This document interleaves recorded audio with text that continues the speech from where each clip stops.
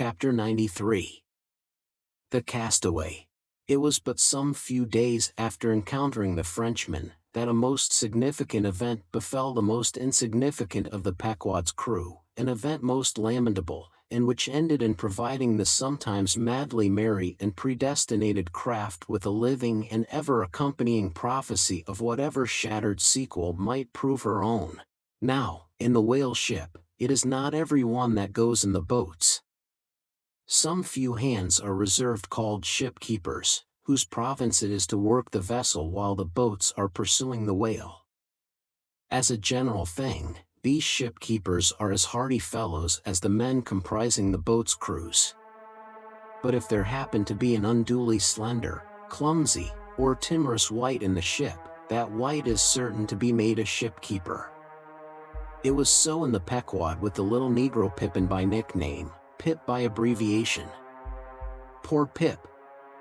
Ye have heard of him before. Ye must remember his tambourine on that dramatic midnight, so gloomy jolly. In outer aspect, Pip and Doughboy made a match, like a black pony and a white one, of equal developments, though of dissimilar color, driven in one eccentric span.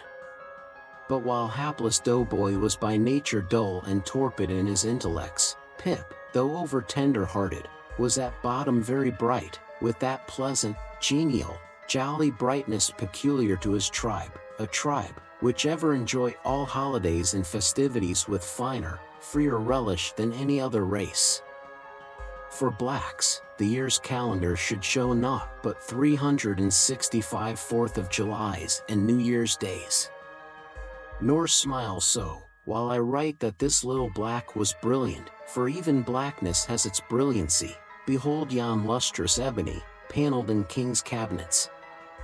But Pip loved life, and all life's peaceable securities, so that the panic-striking business in which he had somehow unaccountably become entrapped, had most sadly blurred his brightness, though, as ere long will be seen, what was thus temporarily subdued in him, in the end was destined to be luridly illumined by strange wild fires, that fictitiously showed him off to 10 times the natural luster with which in his native Tolland County in Connecticut, he had once enlivened many a fiddler.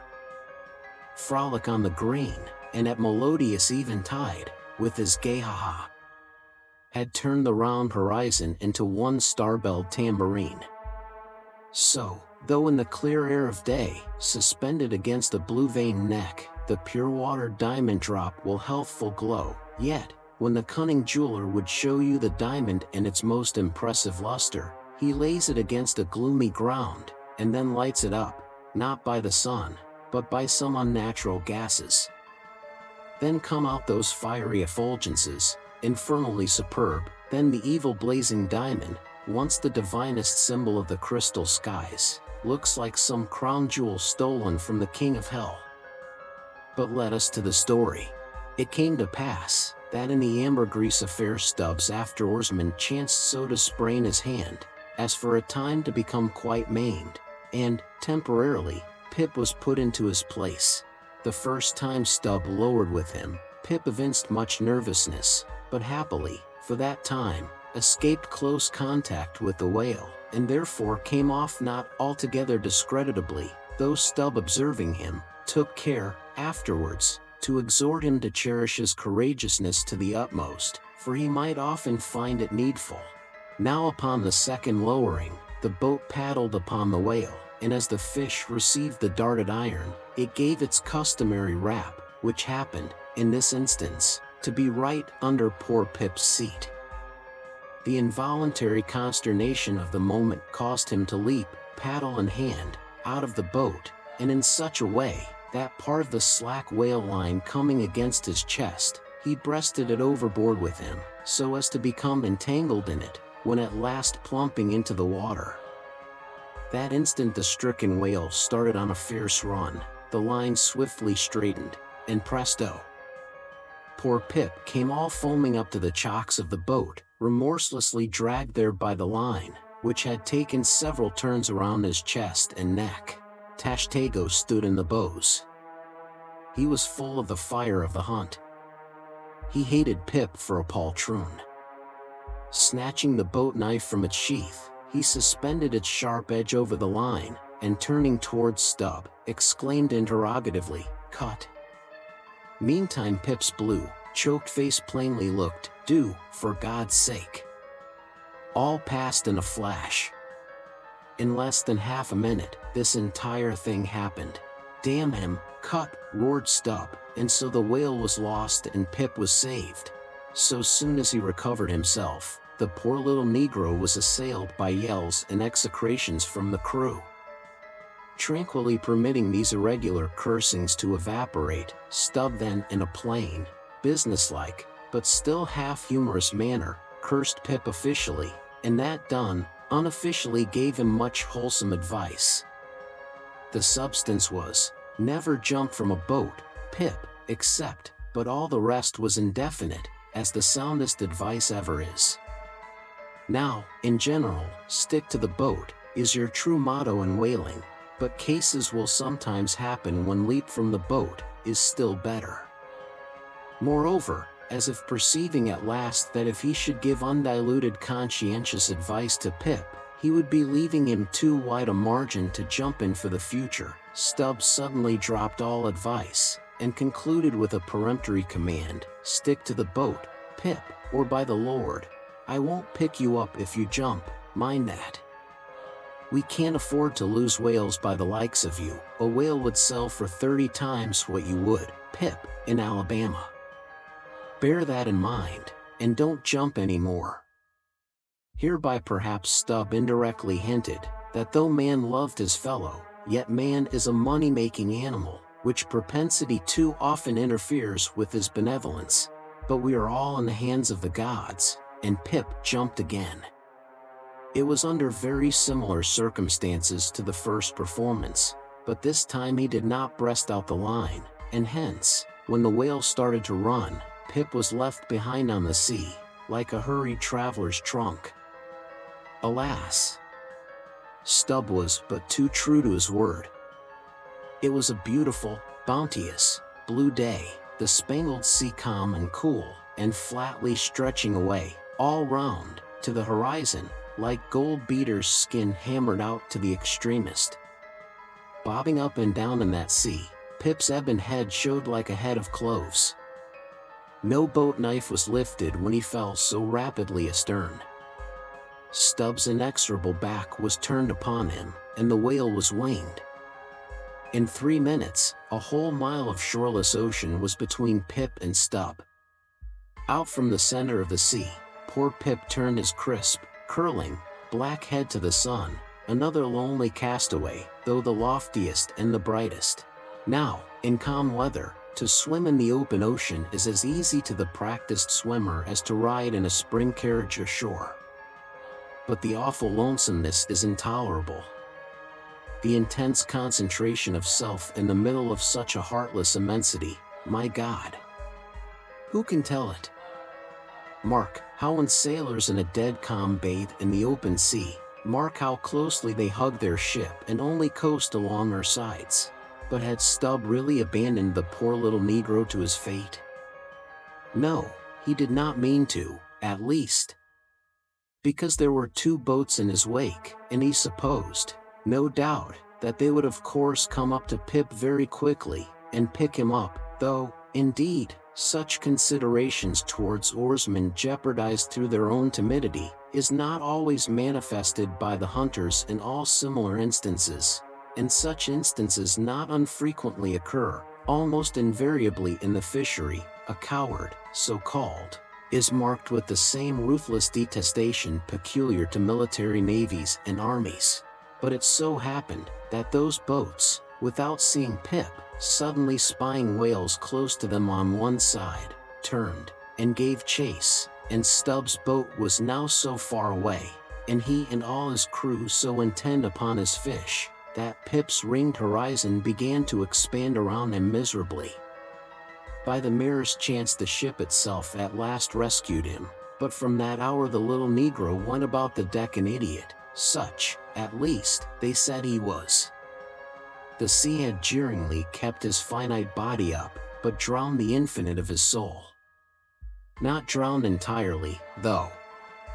rather carried down alive to wondrous depths, where strange shapes of the unwarped primal world glided to and fro before his passive eyes, and the miser merman, wisdom, revealed as hoarded heaps, and among the joyous, heartless, ever-juvenile eternities, Pip saw the multitudinous, God omnipresent, coral insects, that out of the firmament of waters heaved the colossal orbs. He saw God's foot upon the treadle of the loom, and spoke it, and therefore his shipmates called him mad. So man's insanity is heaven's sense, and wandering from all mortal reason, man comes at last to that celestial thought, which, to reason, is absurd and frantic, and weal or woe, feels then uncompromised, indifferent as is God. For the rest, blame not Stubb too hardly. The thing is common in that fishery, and in the sequel of the narrative, it will then be seen what like abandonment befell myself. Chapter 94. A squeeze of the hand. That whale of Stubb's, so dearly purchased, was duly brought to the Pequod's side, where all those cutting and hoisting operations previously detailed were regularly gone through, even to the bailing of the Heidelberg tun, or case. While some were occupied with this latter duty, others were employed in dragging away the larger tubs, so soon as filled with the sperm, and when the proper time arrived, this same sperm was carefully manipulated ere going to the try-works, of which anon.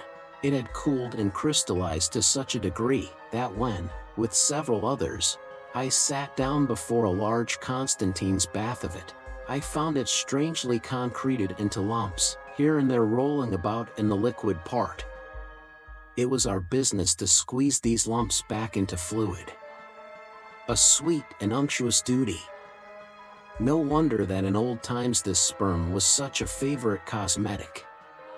Such a clearer. Such a sweetener. Such a softener. Such a delicious mollifier. After having my hands in it for only a few minutes, my fingers felt like eels, and began, as it were, to serpentine and spiralize. As I sat there at my ease, cross-legged on the deck, after the bitter exertion at the windlass, under a blue tranquil sky, the ship under indolent sail, and gliding so serenely along, as I bathed my hands among those soft, gentle globules of infiltrated tissues, woven almost within the hour, as they richly broke to my fingers, and discharged all their opulence, like fully ripe grapes their wine, as I snuffed up that uncontaminated aroma, literally and truly, like the smell of spring violets, I declare to you, that for the time I lived as in a musky meadow, I forgot all about our horrible oath. In that inexpressible sperm, I washed my hands and my heart of it. I almost began to credit the old Paracelsian superstition that sperm is of rare virtue in allaying the heat of anger. While bathing in that bath, I felt divinely free from all ill will, or petulance, or malice, of any sort whatsoever. Squeeze! Squeeze! Squeeze! All the morning long, I squeezed that sperm till I myself almost melted into it. I squeezed that sperm till a strange sort of insanity came over me, and I found myself unwittingly squeezing my co-laborers' hands in it, mistaking their hands for the gentle globules. Such an abounding, affectionate, friendly, loving feeling did this avocation beget, that at last I was continually squeezing their hands, and looking up into their eyes sentimentally, as much as to say, "Oh, my dear fellow beings, why should we longer cherish any social acerbities, or know the slightest ill humor or envy? Come, let us squeeze hands all round, nay, let us all squeeze ourselves into each other, let us squeeze ourselves universally into the very milk and sperm of kindness. Would that I could keep squeezing that sperm forever. For now, since by many prolonged, repeated experiences, I have perceived that in all cases man must eventually lower, or at least shift, his conceit of attainable felicity, not placing it anywhere in the intellect or the fancy, but in the wife, the heart, the bed, the table, the saddle, the fireside, the country. Now that I have perceived all this, I am ready to squeeze case eternally. In thoughts of the visions of the night, I saw long rows of angels in paradise, each with his hands in a jar of spermaceti. Now, while discoursing of sperm, it behooves to speak of other things akin to it, in the business of preparing the sperm whale for the try-works. First comes white horse, so called, which is obtained from the tapering part of the fish, and also from the thicker portions of his flukes. It is tough with congealed tendons, a wad of muscle, but still contains some oil. After being severed from the whale, the white horse is first cut into portable oblongs ere going to the mincer. They look much like blocks of Berkshire marble. Plum pudding is the term bestowed upon certain fragmentary parts of the whale's flesh, here and there adhering to the blanket of blubber, and often participating to a considerable degree in its unctuousness. It is a most refreshing, convivial, beautiful object to behold. As its name imports, it is of an exceedingly rich, mottled tint, with a bestreaked snowy and golden ground, dotted with spots of the deepest crimson and purple. It is plums of rubies, in pictures of citron. Spite of reason, it is hard to keep yourself from eating it. I confess that once I stole behind the foremast to try it.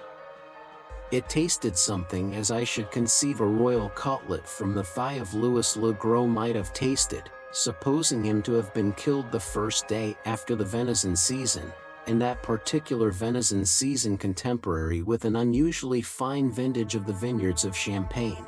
There is another substance, and a very singular one, which turns up in the course of this business, but which I feel it to be very puzzling adequately to describe.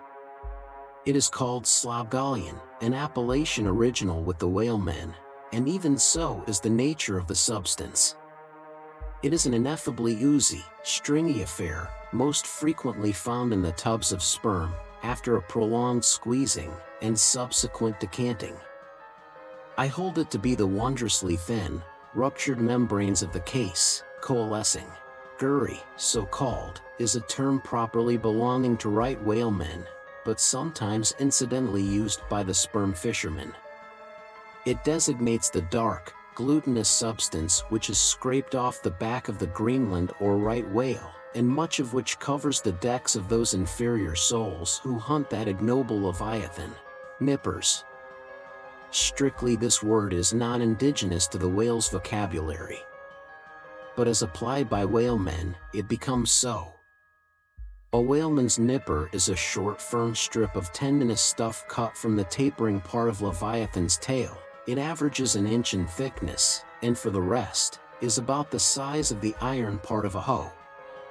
Edgewise moved along the oily deck, it operates like a leathern squilgee, and by nameless blandishments, as of magic, allures along with it all impurities. But to learn all about these recondite matters, your best way is at once to descend into the blubber room, and have a long talk with its inmates. This place has previously been mentioned as the receptacle for the blanket pieces, when stripped and hoisted from the whale. When the proper time arrives for cutting up its contents, this apartment is a scene of terror to all tyros, especially by night. On one side, lit by a dull lantern, a space has been left clear for the workmen. They generally go in pairs, a pike-hand gaffman and a spademan. The whaling pike is similar to a frigate's boarding weapon of the same name. The gaff is something like a boat hook. With his gaff, the gaffman hooks onto a sheet of blubber, and strives to hold it from slipping, as the ship pitches and lurches about. Meanwhile, the spademan stands on the sheet itself, perpendicularly chopping it into the portable horse pieces. This spade is sharp as home can make it. The spademan's feet are shoeless. The thing he stands on will sometimes irresistibly slide away from him, like a sledge. If he cuts off one of his own toes, or one of his assistants, would you be very much astonished? Toes are scarce among veteran blubber-room men. Chapter 95. The cassock. Had you stepped on board the Pequod at a certain juncture of this post-mortemizing of the whale, and had you strolled forward nigh the windlass, pretty sure am I that you would have scanned with no small curiosity a very strange, enigmatical object, which you would have seen there, lying along lengthwise in the lee scuppers. Not the wondrous cistern and the whale's huge head, not the prodigy of his unhinged lower jaw, not the miracle of his symmetrical tail, none of these would so surprise you, as half a glimpse of that unaccountable cone, longer than a Kentuckian is tall, nigh a foot in diameter at the base, and jet black as Yojo, the ebony idol of Queequeg. And an idol, indeed, it is, or, rather, in old times, its likeness was. Such an idol as that found in the secret groves of Queen Macha in Judea, and for worshipping which, King Asa, her son, did depose her, and destroyed the idol, and burned it for an abomination at the brook Kedron, as darkly set forth in the 15th chapter of the first book of Kings. Look at the sailor, called the mincer, who now comes along, and assisted by 2 allies, heavily backs the grandissimus, as the mariners call it, and with bowed shoulders, staggers off with it as if he were a grenadier carrying a dead comrade from the field. Extending it upon the forecastle deck, he now proceeds cylindrically to remove its dark pelt, as an African hunter the pelt of a boa. This done, he turns the pelt inside out, like a pantaloon leg, gives it a good stretching, so as almost to double its diameter, and at last hangs it, well spread, in the rigging, to dry. Ere long, it is taken down, when removing some 3 feet of it, towards the pointed extremity, and then cutting 2 slits for armholes at the other end, he lengthwise slips himself bodily into it. The mincer now stands before you invested in the full canonicals of his calling. Immemorial to all his order, this investiture alone will adequately protect him, while employed in the peculiar functions of his office.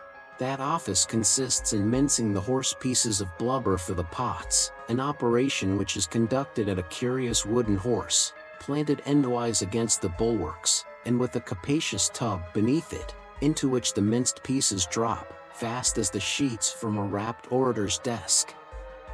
Arrayed in decent black, occupying a conspicuous pulpit, intent on Bible leaves, what a candidate for an archbishopric, what a lad for a pope were this mincer, asterisk.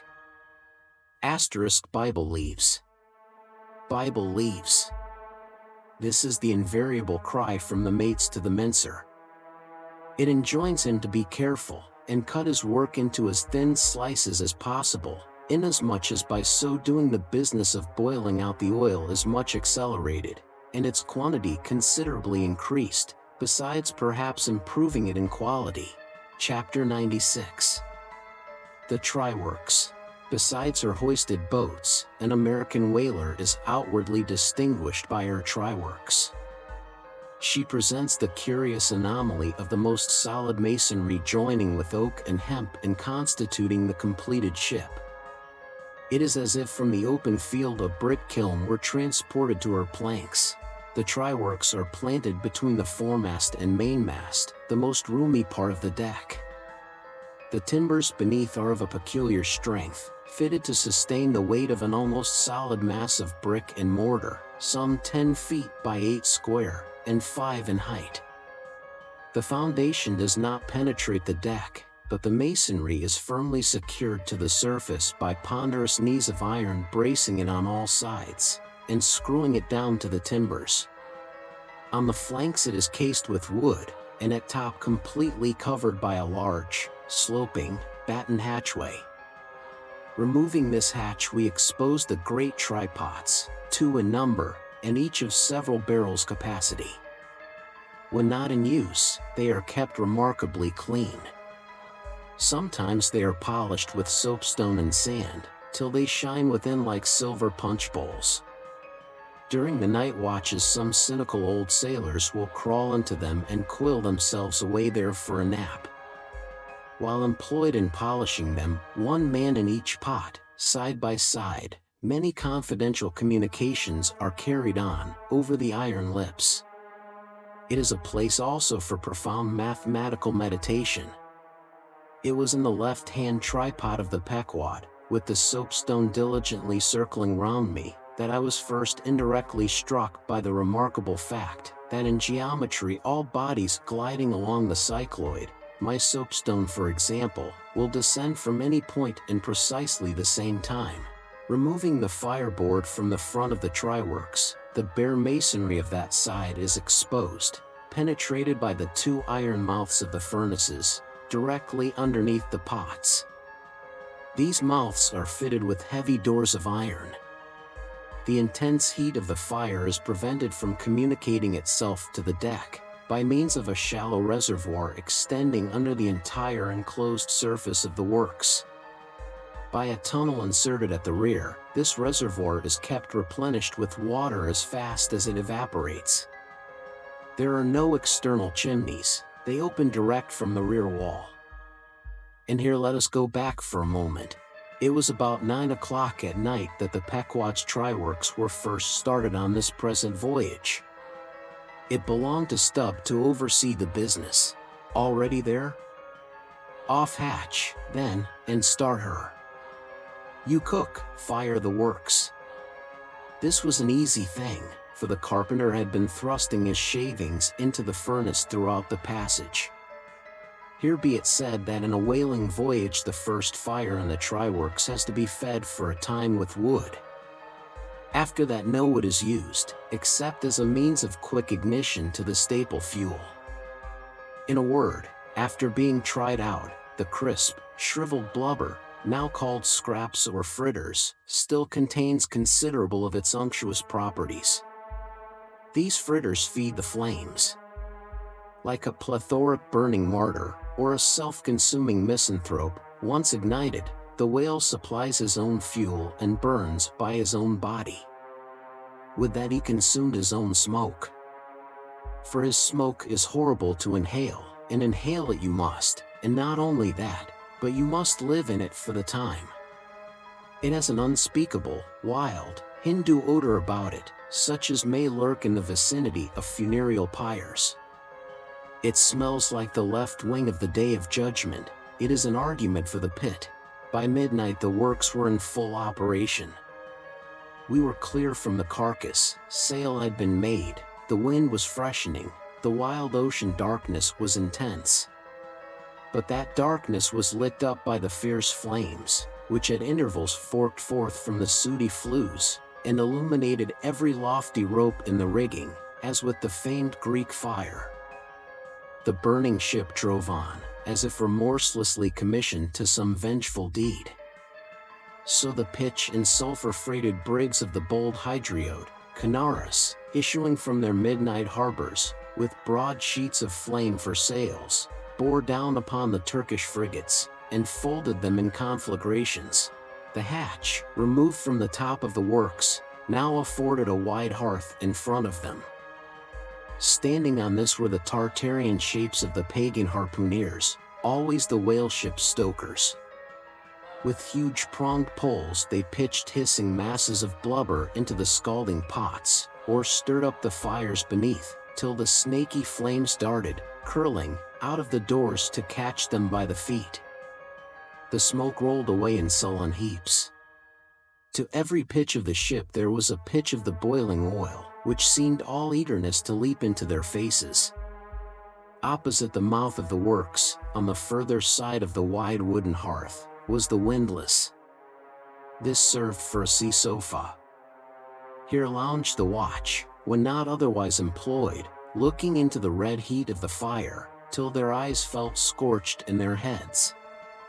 Their tawny features, now all begrimed with smoke and sweat, their matted beards, and the contrasting barbaric brilliancy of their teeth, all these were strangely revealed in the capricious emblazonings of the works.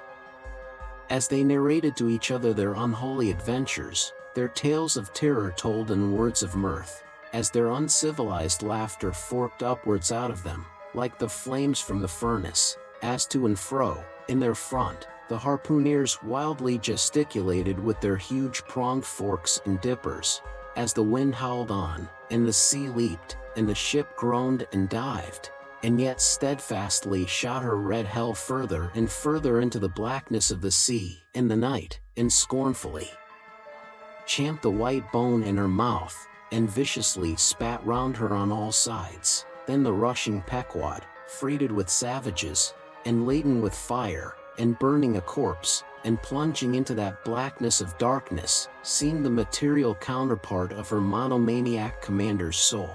So seemed it to me, as I stood at her helm, and for long hours silently guided the way of this fire ship on the sea. Wrapped, for that interval, in darkness myself, I but the better saw the redness, the madness, the ghastliness of others.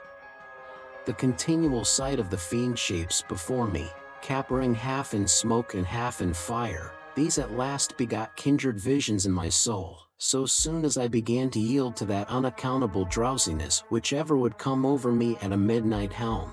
But that night, in particular, a strange, and ever since inexplicable, thing occurred to me. Starting from a brief standing sleep, I was horribly conscious of something fatally wrong.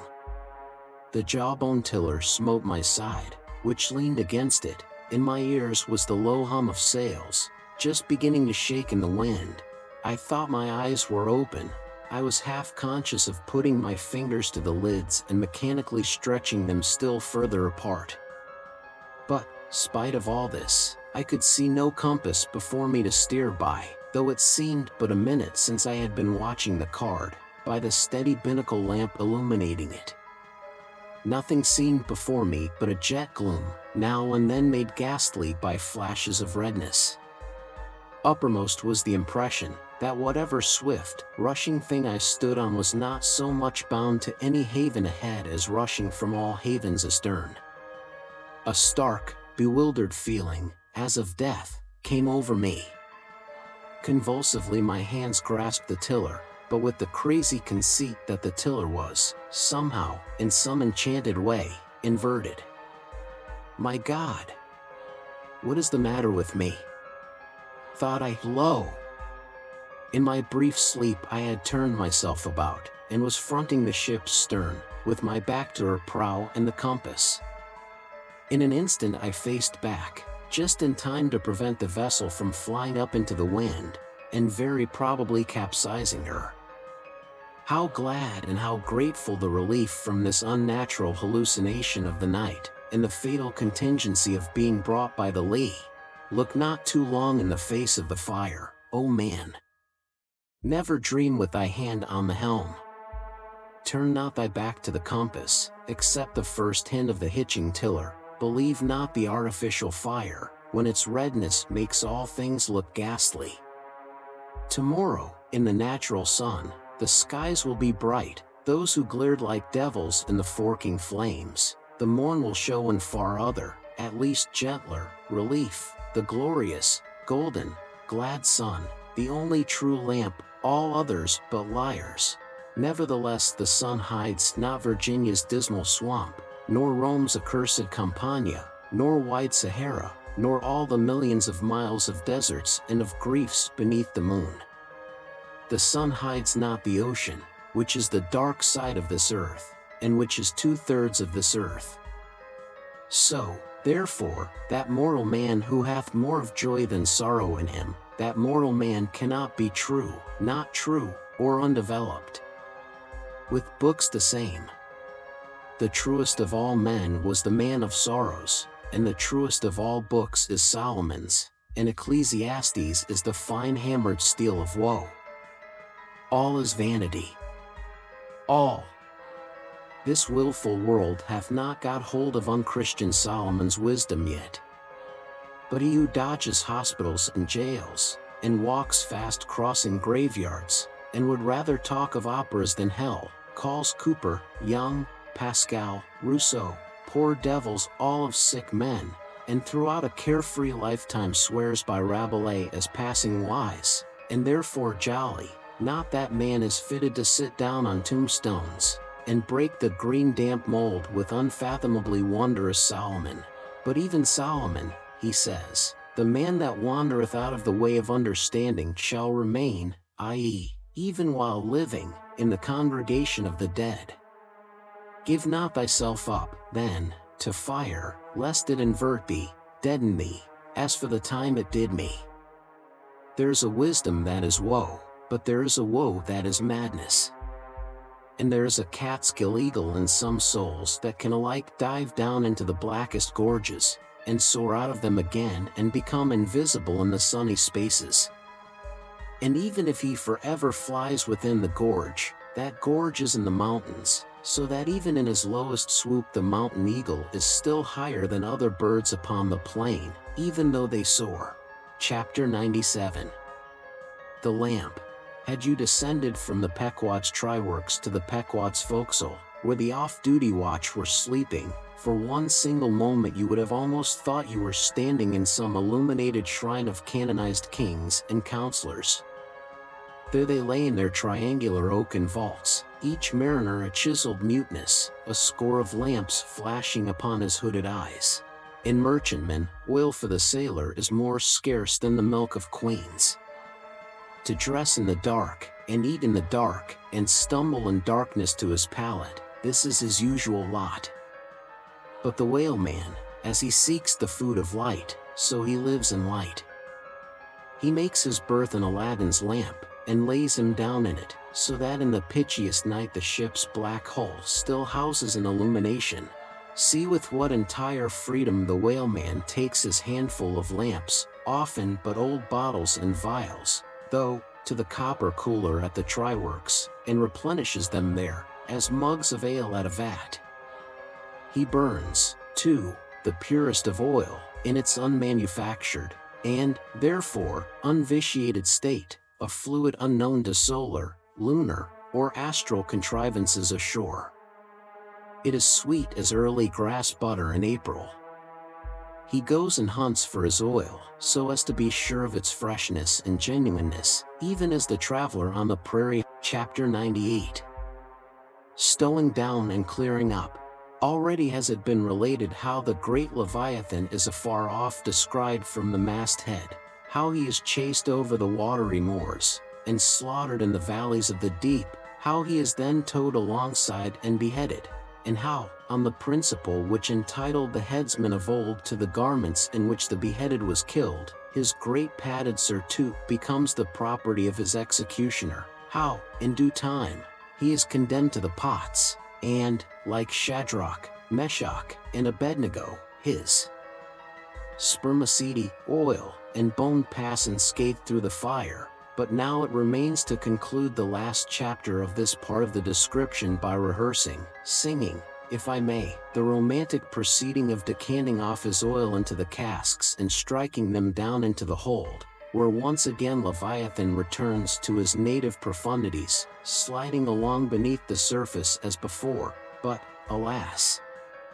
never more to rise and blow.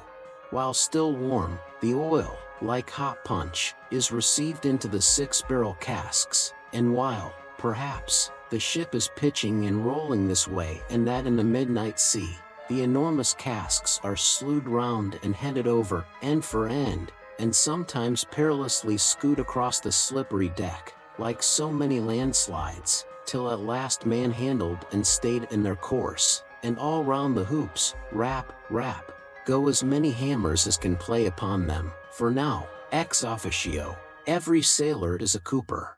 At length, when the last pint is casked, and all is cool, then the great hatchways are unsealed, the bowels of the ship are thrown open, and down go the casks to their final rest in the sea. This done, the hatches are replaced, and hermetically closed, like a closet walled up. In the sperm fishery, this is perhaps one of the most remarkable incidents in all the business of whaling.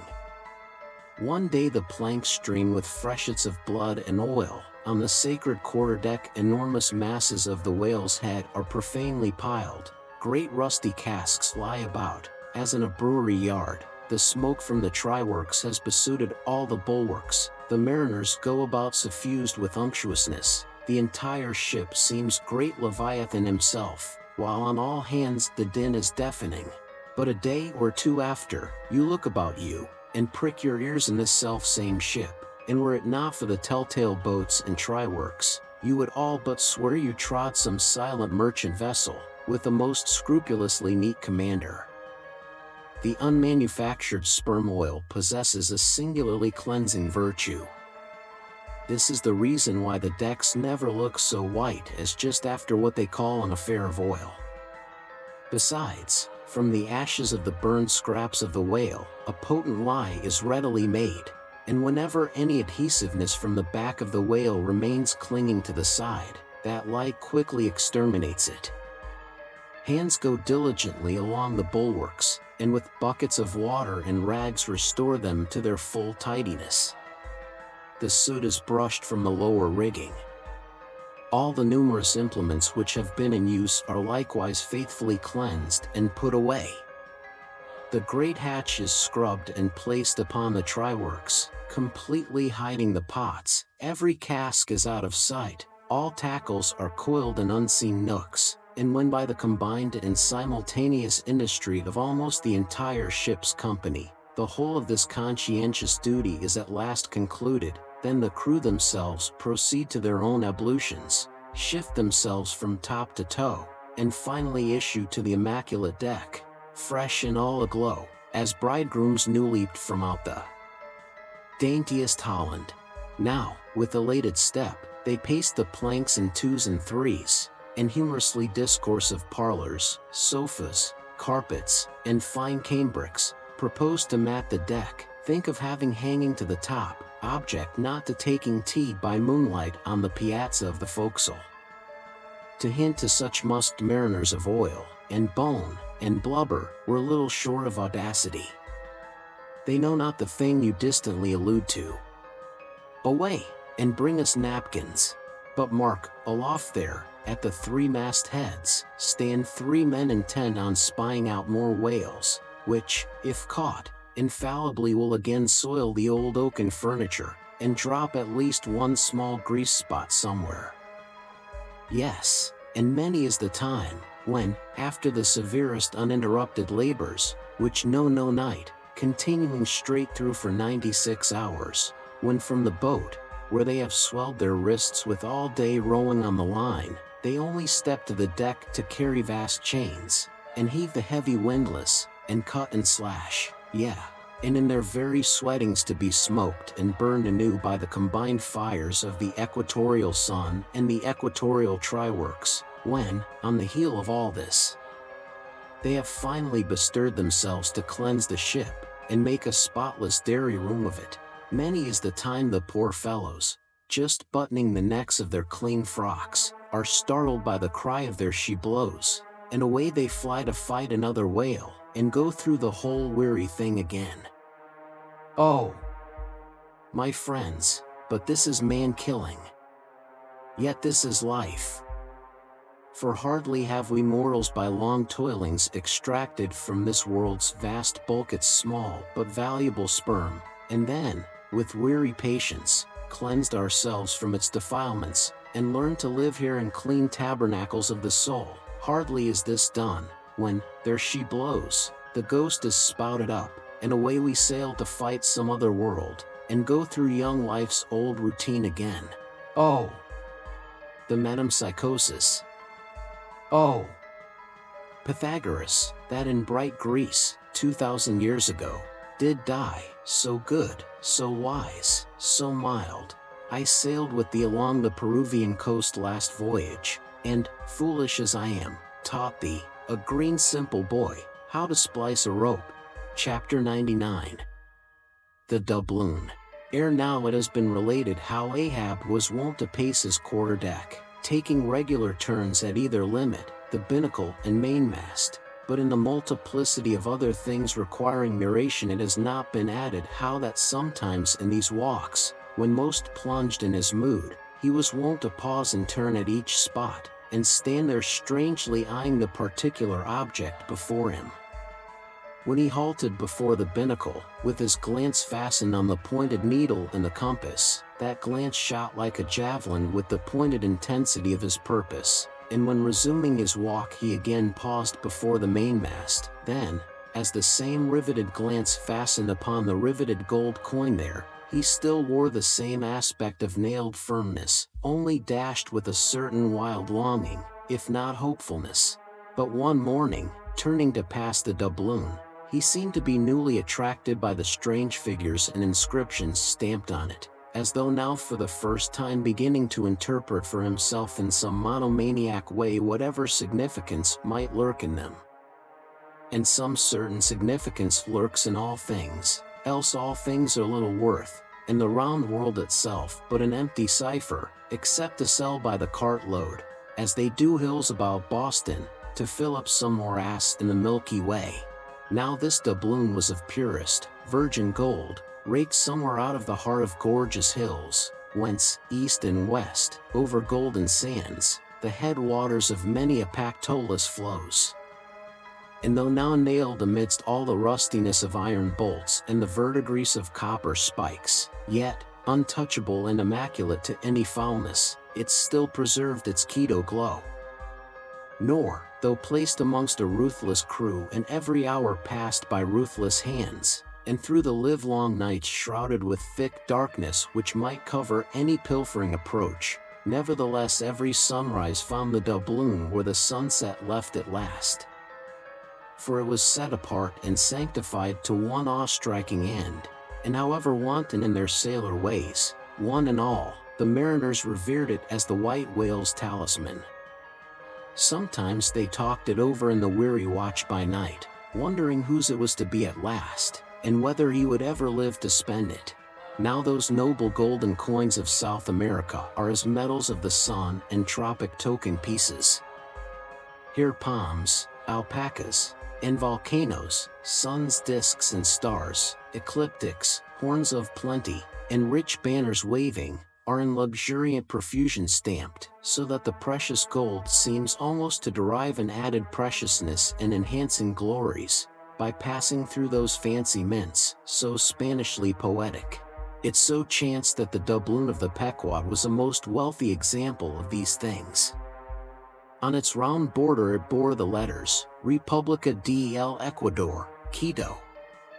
So this bright coin came from a country planted in the middle of the world, and beneath the great equator, and named after it, and it had been cast midway up the Andes, in the unwaning clime that knows no autumn.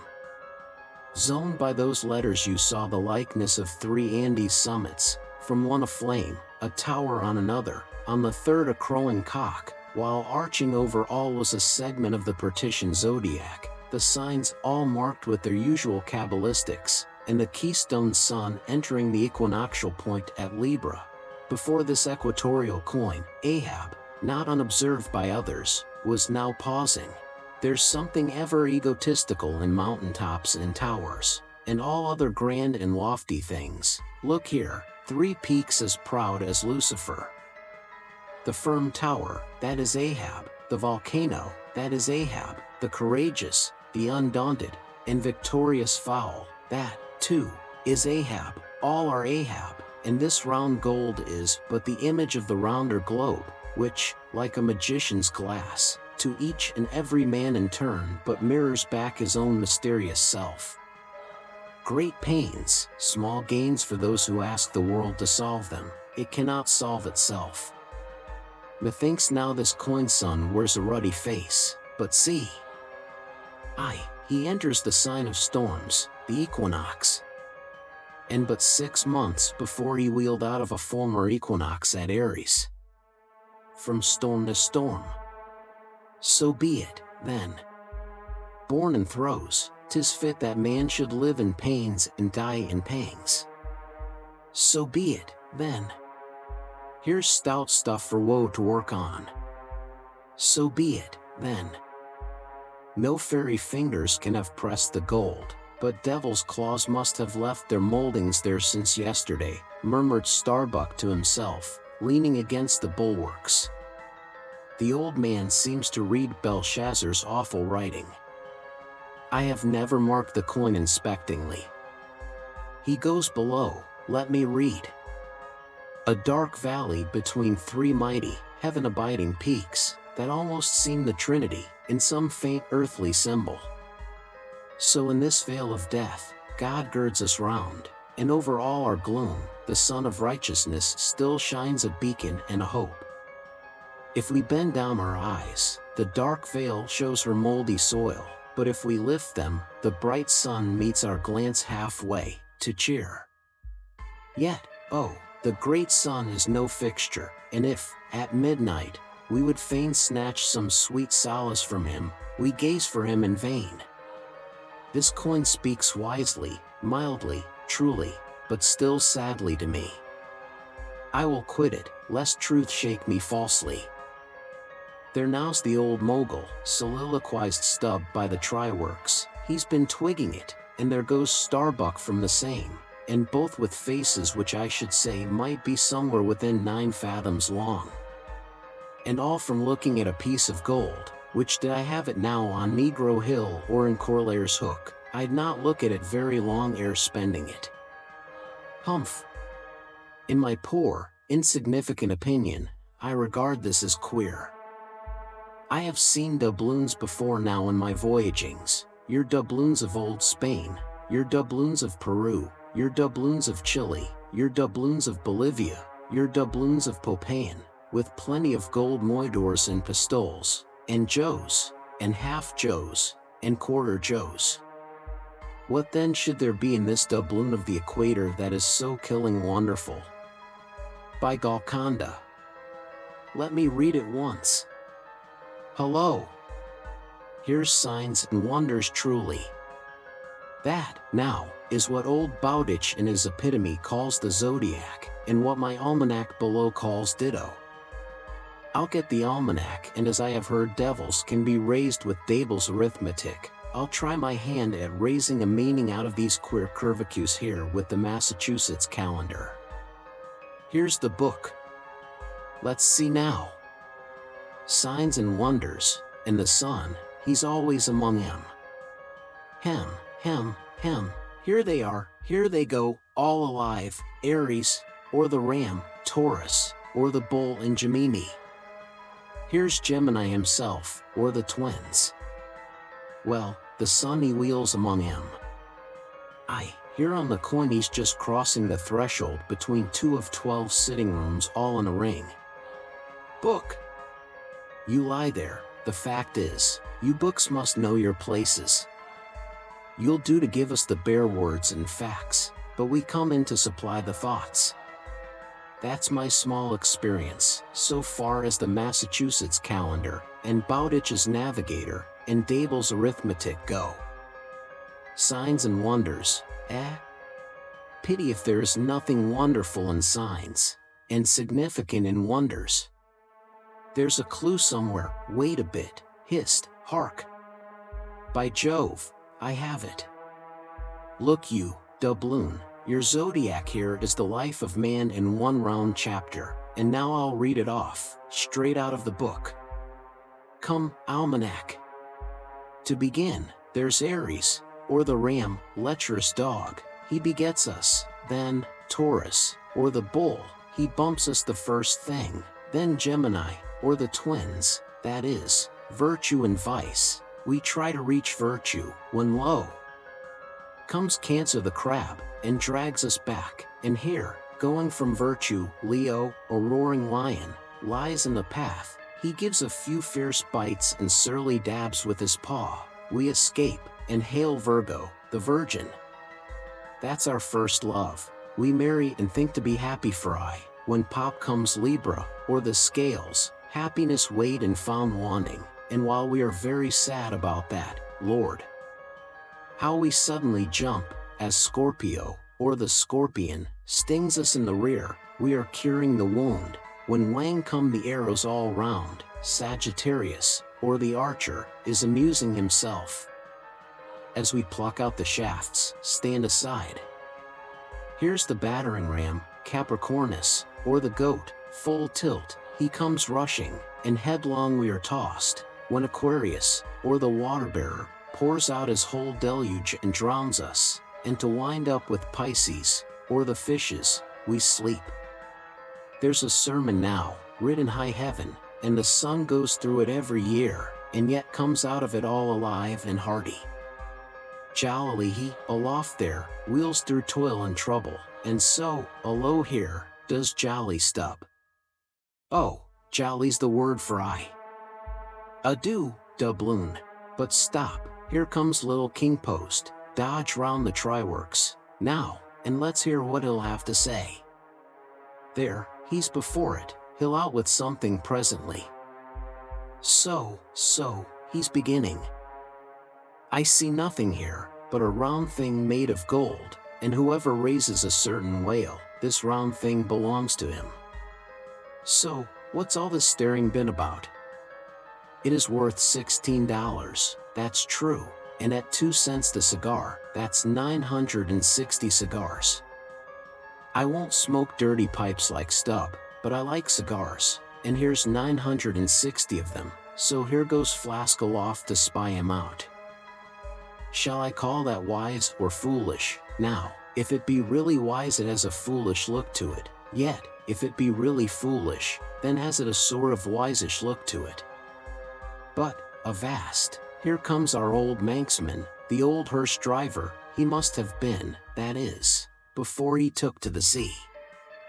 He luffs up before the doubloon, hullo, and goes round on the other side of the mast. Why, there's a horseshoe nailed on that side. And now he's back again. What does that mean? Hark! He's muttering, voice like an old worn-out coffee mill. Prick ears, and listen. If the white whale be raised, it must be in a month and a day, when the sun stands in some one of these signs. I've studied signs, and know their marks, they were taught me 20 years ago, by the old witch in Copenhagen. Now, in what sign will the sun then be? The horseshoe sign, for there it is, right opposite the gold.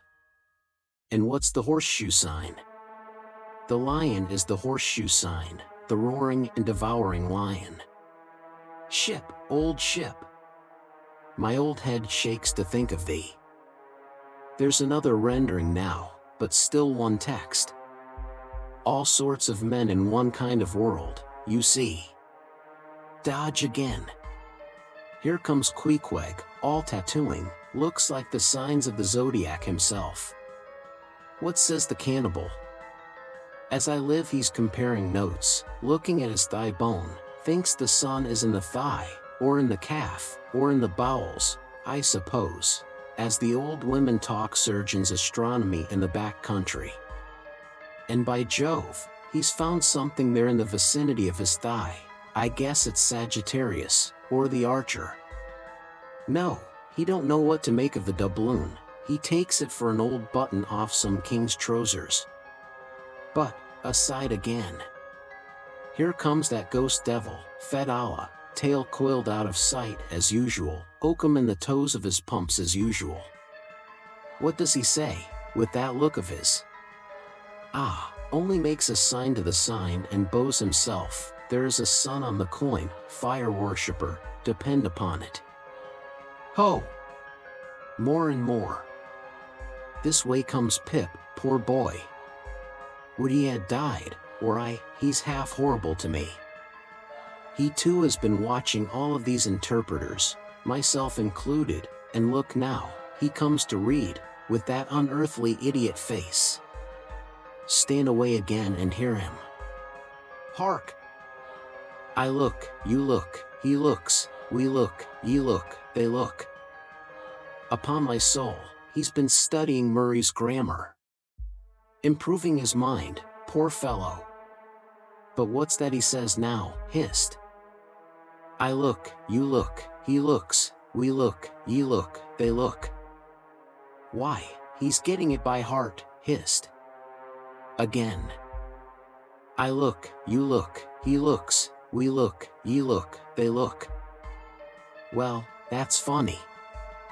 And I, you, and he, and we, ye, and they, are all bats, and I'm a crow, especially when I stand atop of this pine tree here. Caw. Caw. Caw. Caw. Caw. Caw. Ain't I a crow? And where's the scarecrow? There he stands, 2 bones stuck into a pair of old trousers, and 2 more poked into the sleeves of an old jacket. Wonder if he means me, complimentary, poor lad. I could go hang myself. Anyway, for the present, I'll quit Pip's vicinity. I can stand the rest, for they have plain wits, but he's too crazy witty for my sanity. So, I leave him muttering. Here's the ship's navel, this doubloon here, and they are all on fire to unscrew it. But, unscrew your navel, and what's the consequence? Then again, if it stays here, that is ugly, too, for when aught's nailed to the mast it's a sign that things grow desperate. Ha, ha! Old Ahab! The white whale, he'll nail ye. This is a pine tree. My father, in old Talon County, cut down a pine tree once, and found a silver ring grown over in it, some old darky's wedding ring. How did it get there? And so they'll say in the resurrection, when they come to fish up this old mast, and find a doubloon lodged in it, with bedded oysters for the shaggy bark. Oh, the gold! The precious, precious gold! The green miser'll hoard ye soon. Hish! Hish! God goes 'mong the world's blackberrying. Cook! Ho, cook! And cook us. Jenny! Hey, hey, hey, hey, hey, Jenny, Jenny! And get your hoe cake done. Chapter 100. Leg and arm. The Pequod, of Nantucket, meets the Samuel Enderby, of London. Ship, ahoy! Hast seen the white whale? So cried Ahab, once more hailing a ship showing English colors, bearing down under the stern. Trumpet to mouth, the old man was standing in his hoisted quarter-boat, his ivory leg plainly revealed to the stranger captain, who was carelessly reclining in his own boat's bow. He was a darkly tanned, burly, good-natured, fine-looking man, of 60 or thereabouts, dressed in a spacious roundabout that hung round him in festoons of blue pilot cloth, and one empty arm of this jacket streamed behind him like the broidered arm of a hussar's surcoat. Hast seen the white whale? See you this, and withdrawing it from the folds that had hidden it, he held up a white arm of sperm whale bone, terminating in a wooden head like a mallet. Man my boat, cried Ahab, impetuously, and tossing about the oars near him, stand by to lower. In less than a minute, without quitting his little craft, he and his crew were dropped to the water, and were soon alongside of the stranger.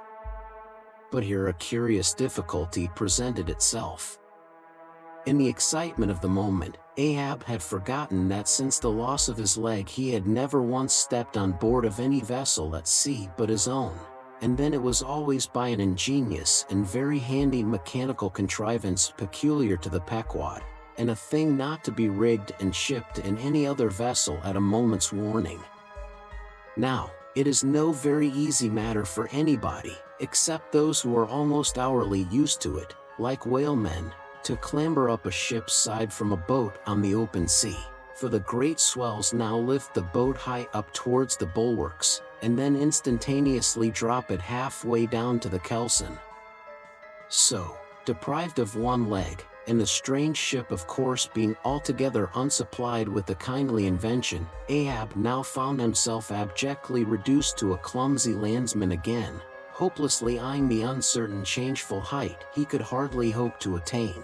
It has before been hinted, perhaps, that every little untoward circumstance that befell him, and which indirectly sprang from his luckless mishap, almost invariably irritated or exasperated Ahab.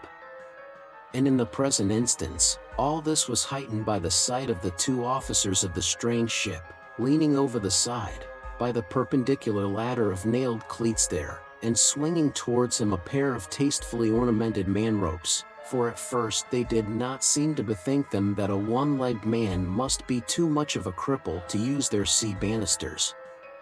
But this awkwardness only lasted a minute, because the strange captain, observing at a glance how affairs stood, cried out, I see, a vast heaving there. Jump, boys, and swing over the cutting tackle." As good luck would have it, they had had a whale alongside a day or two previous, and the great tackles were still aloft, and the massive curved blubber hook, now clean and dry, was still attached to the end. This was quickly lowered to Ahab, who at once comprehending it all, slid his solitary thigh into the curve of the hook. It was like sitting in the fluke of an anchor, or the crotch of an apple tree, and then giving the word, held himself fast, and at the same time also helped to hoist his own weight, by pulling hand over hand upon one of the running parts of the tackle. Soon he was carefully swung inside the high bulwarks, and gently landed upon the capstan head. With his ivory arm frankly thrust forth in welcome, the other captain advanced, and Ahab, putting out his ivory leg, and crossing the ivory arm, like two swordfish blades, cried out in his walrus way, "Aye, hearty! Let us shake bones together, an arm and a leg, an arm that never can shrink, d'ye see, and a leg that never can run. Where didst thou see the white whale, how long ago?" "The white whale," said the Englishman, pointing his ivory arm towards the east, and taking a rueful sight along it, as if it had been a telescope, "there I saw him, on the line, last season." "And he took that arm off, did he?" asked Ahab, now sliding down from the capstan, and resting on the Englishman's shoulder, as he did so. "Aye, he was the cause of it, at least, and that leg, too." "Spin me the yarn," said Ahab. "How was it?" "It was the first time in my life that I ever cruised on the line," began the Englishman. "I was ignorant of the white whale at that time. Well, one day we lowered for a pot of 4 or 5 whales, and my boat fastened to one of them, a regular circus horse he was, too, that went milling and milling round so, that my boat's crew could only trim dish, by sitting all their sterns on the outer gunwale. Presently up breaches from the bottom of the sea a bouncing great whale, with a milky white head and hump, all crow's feet and wrinkles." It was he, cried Ahab, suddenly letting out his suspended breath, and harpoons sticking in near his starboard fin. Aye, they were mine, my irons," cried Ahab, exultingly, "but on." "Give me a chance, then," said the Englishman, good-humoredly. "Well, this old great-grandfather, with the white head and hump, runs all afoam into the pod, and goes to snapping furiously at my fast line. I see, wanted to part it, free the fast fish, an old trick, I know him." "How it was exactly," continued the one-armed commander, "I do not know, but in biting the line, it got foul of his teeth, caught there somehow, but we didn't know it then, so that when we afterwards pulled on the line, bounce we came plump onto his hump. Instead of the other whales, that went off to windward, all fluking." Seeing how matters stood, and what a noble great whale it was, the noblest and biggest I ever saw, sir, in my life, I resolved to capture him, spite of the boiling rage he seemed to be in. And thinking the haphazard line would get loose, or the tooth it was tangled to might draw, for I have a devil of a boat's crew for a pull on a whale line, seeing all this, I jumped into my first mate's boat, Mr. Mounttop's here, by the way, Captain, Mounttop, the captain, as I was saying, I jumped into Mounttop's boat, which, d'ye see, was gunwale and gunwale with mine, then, and snatching the first harpoon, let this old great-grandfather have it. But, Lord, look you, sir, hearts and souls alive, man, the next instant, in a jiff, I was blind as a bat, both eyes out, all befogged and bedeadened with black foam, the whale's tail looming straight up out of it, perpendicular in the air, like a marble steeple. No use sterning all, then, but as I was groping at midday, with the blinding sun, all crown jewels, as I was groping, I say, after the second iron, to toss it overboard, down comes the tail like a Lima tower, cutting my boat in two, leaving each half in splinters. And, flukes first, the white hump back through the wreck, as though it was all chips. We all struck out. To escape his terrible flailings, I seized hold of my harpoon pole sticking in him, and for a moment clung to that like a sucking fish. But a combing sea dashed me off, and at the same instant, the fish, taking one good dart forwards, went down like a flash, and the barb of that cursed second iron towing along near me caught me here, clapping his hand just below his shoulder. Yes, caught me just here, I say, and bore me down the hell's flames. I was thinking, when, all of a sudden, thank the good God, the barb ripped its way along the flesh, clear along the whole length of my arm, came out nigh my wrist, and up I floated. And that gentleman there will tell you the rest. By the way, Captain, Dr. Bunger, ship's surgeon. Bunger, my lad, the captain. Now, Bunger boy, spin your part of the yarn. The professional gentleman thus familiarly pointed out, had been all the time standing near them, with nothing specific visible, to denote his gentlemanly rank on board. His face was an exceedingly round but sober one. He was dressed in a faded blue woolen frock or shirt, and patched trousers, and had thus far been dividing his attention between a marling spike he held in one hand, and a pillbox held in the other, occasionally casting a critical glance at the ivory limbs of the two crippled captains. But, at his superior's introduction of him to Ahab, he politely bowed, and straightway went on to do his captain's bidding. It was a shocking bad wound, began the whale surgeon, and, taking my advice, Captain Boomer here, stood our old Sammy. Samuel Enderby is the name of my ship, interrupted the one-armed captain, addressing Ahab. Go on, boy. Stood our old Sammy off to the northward, to get out of the blazing hot weather there on the line. But it was no use. I did all I could, sat up with him nights, was very severe with him in the matter of diet.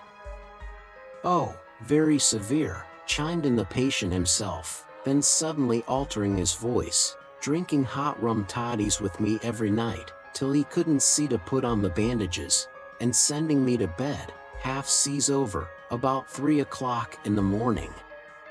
Oh, ye stars! He sat up with me indeed, and was very severe in my diet. Oh! A great watcher, and very dietetically severe, is Dr. Bunger. Bunger, you dog, laugh out. Why don't ye? You know you're a precious jolly rascal. But, heave ahead, boy, I'd rather be killed by you than kept alive by any other man. My captain, you must have ere this perceived, respected sir, said the imperturbable godly-looking Bunger, slightly bowing to Ahab, is apt to be facetious at times. He spins us many clever things of that sort. But I may as well say, en passant, as the French remark, that I myself, that is to say, Jack Bunger, late of the reverend clergy, am a strict total abstinence man. I never drink water, cried the captain.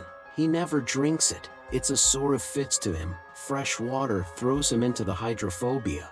But go on with the arm story. Yes, I may as well, said the surgeon, coolly. I was about observing, sir, before Captain Boomer's facetious interruption, that spite of my best and severest endeavors, the wound kept getting worse and worse. The truth was, sir, it was as ugly gaping wound as surgeon ever saw, more than 2 feet and several inches long. I measured it with the lead line. In short, it grew black. I knew it was threatened, and off it came. But I had no hand in shipping that ivory arm there. That thing is against all rule, pointing at it with the marling spike. That is the captain's work, not mine.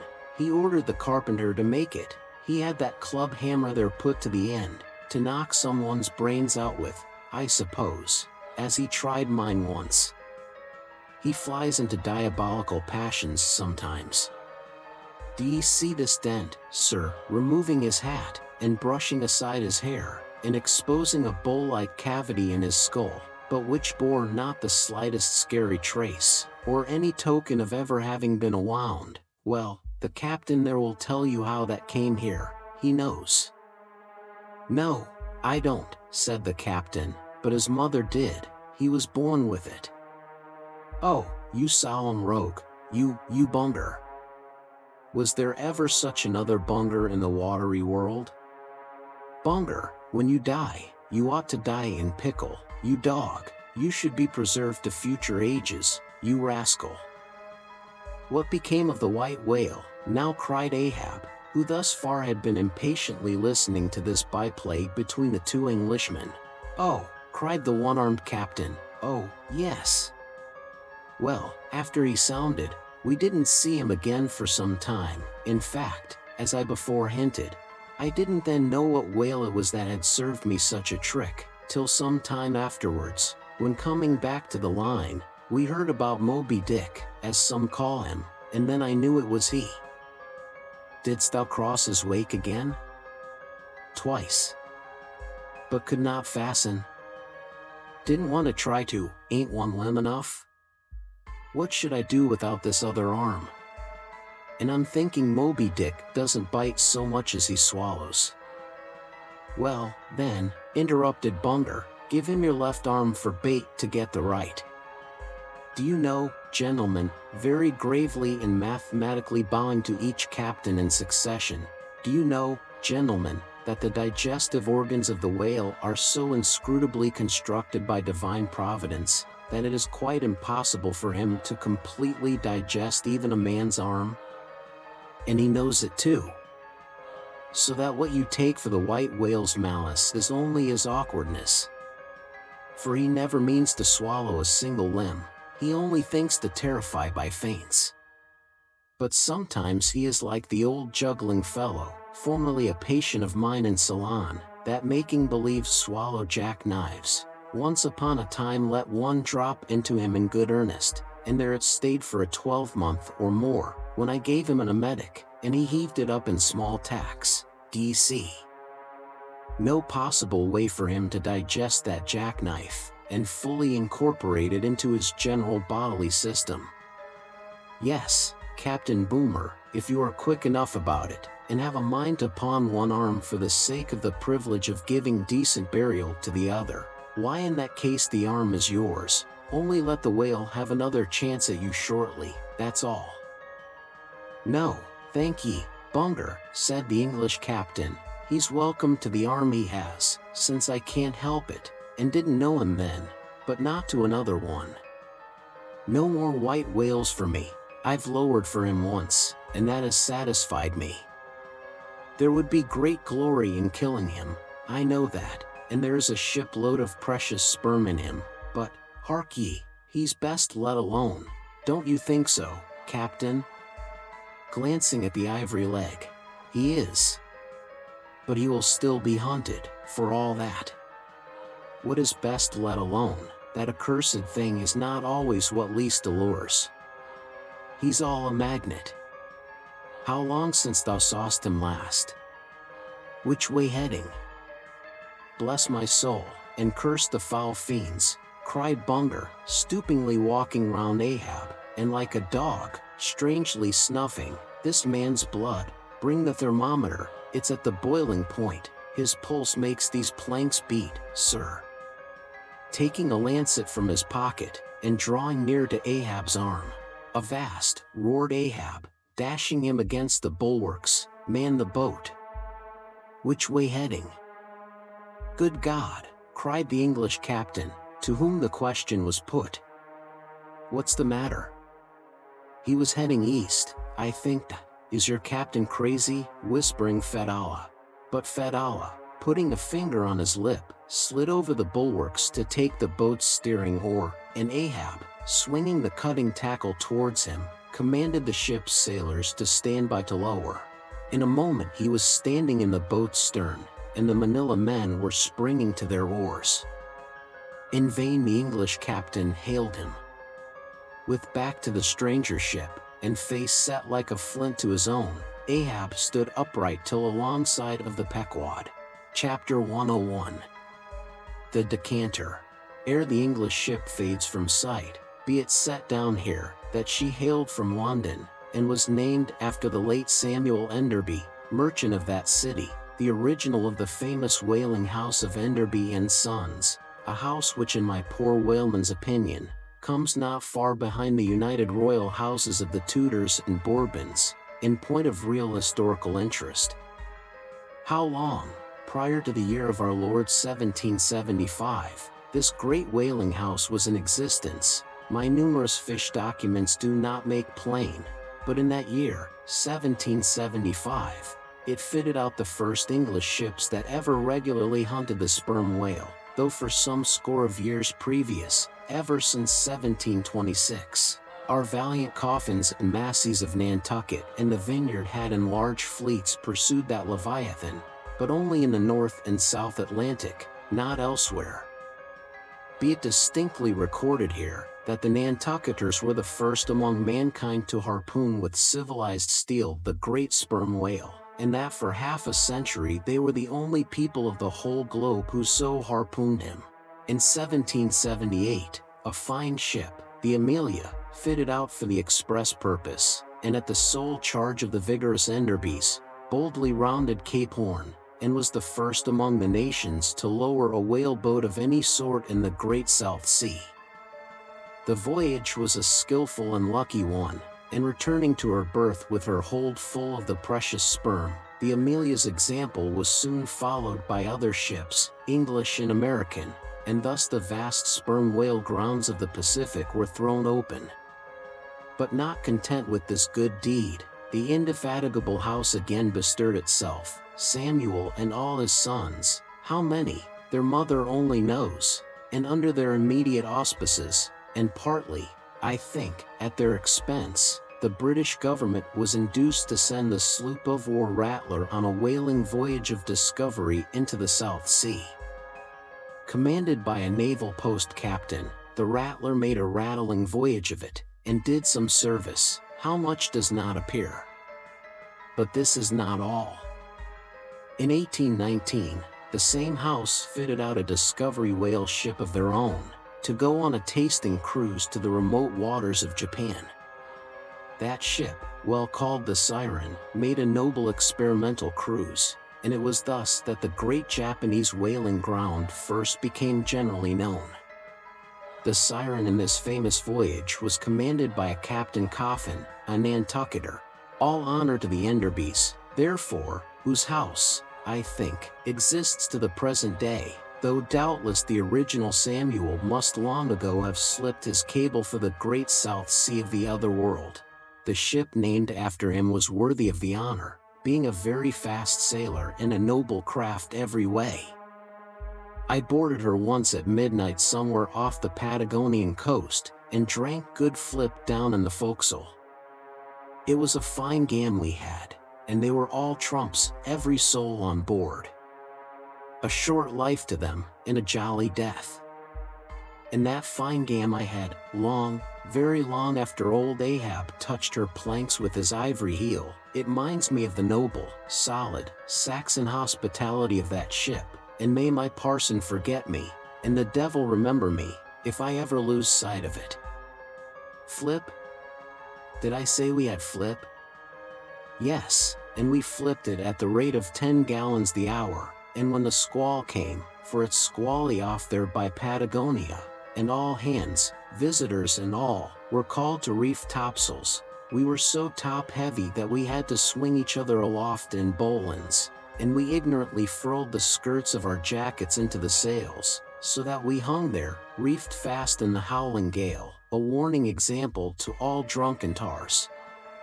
However, the masts did not go overboard, and by we scrambled down, so sober that we had to pass the flip again, though the savage salt spray bursting down the forecastle scuttle, rather too much diluted and pickled it to my taste. The beef was fine, tough, but with body in it. They said it was bull beef, others, that it was dromedary beef, but I do not know, for certain, how that was. They had dumplings too, small, but substantial, symmetrically globular, and indestructible dumplings. I fancied that you could feel them, and roll them about in you after they were swallowed. If you stooped over too far forward, you risked their pitching out of you like billiard balls. The bread, but that couldn't be helped. Besides, it was an anti-scorbutic. In short, the bread contained the only fresh fare they had. But the forecastle was not very light, and it was very easy to step over into a dark corner when you ate it. But all in all, taking her from truck to helm, considering the dimensions of the cook's boilers, including his own live parchment boilers, fore and aft, I say, the Samuel Enderby was a jolly ship, of good fare and plenty, fine flip and strong, crack fellows all, and capital from boot heels to hat band. But why was it, think ye, that the Samuel Enderby, and some other English whalers I know of, not all though, were such famous, hospitable ships, that passed round the beef, and the bread, and the can, and the joke, and were not soon weary of eating, and drinking, and laughing? I will tell you. The abounding good cheer of these English whalers is matter for historical research. Nor have I been at all sparing of historical whale research, when it has seemed needed. The English were preceded in the whale fishery by the Hollanders, Zealanders, and Danes, from whom they derived many terms still extant in the fishery, and what is yet more, their fat old fashions, touching plenty to eat and drink. For, as a general thing, the English merchant ship scrimps her crew, but not so the English whaler. Hence, in the English, this thing of whaling good cheer is not normal and natural, but incidental and particular, and, therefore, must have some special origin, which is here pointed out, and will be still further elucidated. During my researches in the Leviathanic histories, I stumbled upon an ancient Dutch volume, which, by the musty whaling smell of it, I knew must be about whalers. The title was Dan Koopman, wherefore I concluded that this must be the invaluable memoirs of some Amsterdam cooper in the fishery, as every whale ship must carry its cooper. I was reinforced in this opinion by seeing that it was the production of one Fitz Swackhammer.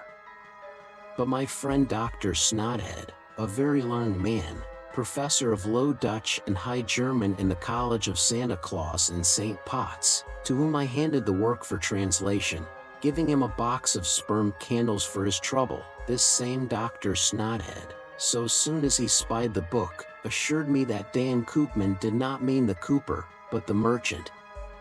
In short, this ancient and learned Low Dutch book treated of the commerce of Holland, and, among other subjects, contained a very interesting account of its whale fishery. And in this chapter it was, headed, Smear, or Fat, that I found a long detailed list of the outfits for the larders and cellars of 180 sail of Dutch whalemen, from which list, as translated by Dr. Snothead, I transcribe the following.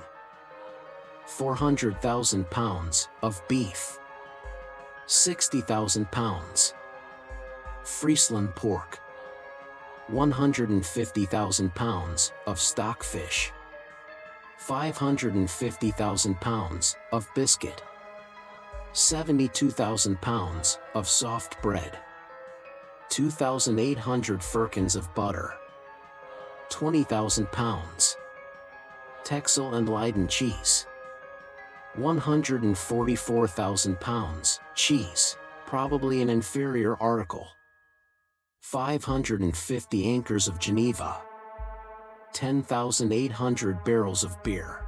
Most statistical tables are parchingly dry in the reading, not so in the present case, however, where the reader is flooded with whole pipes, barrels, quarts, and gills of good gin and good cheer.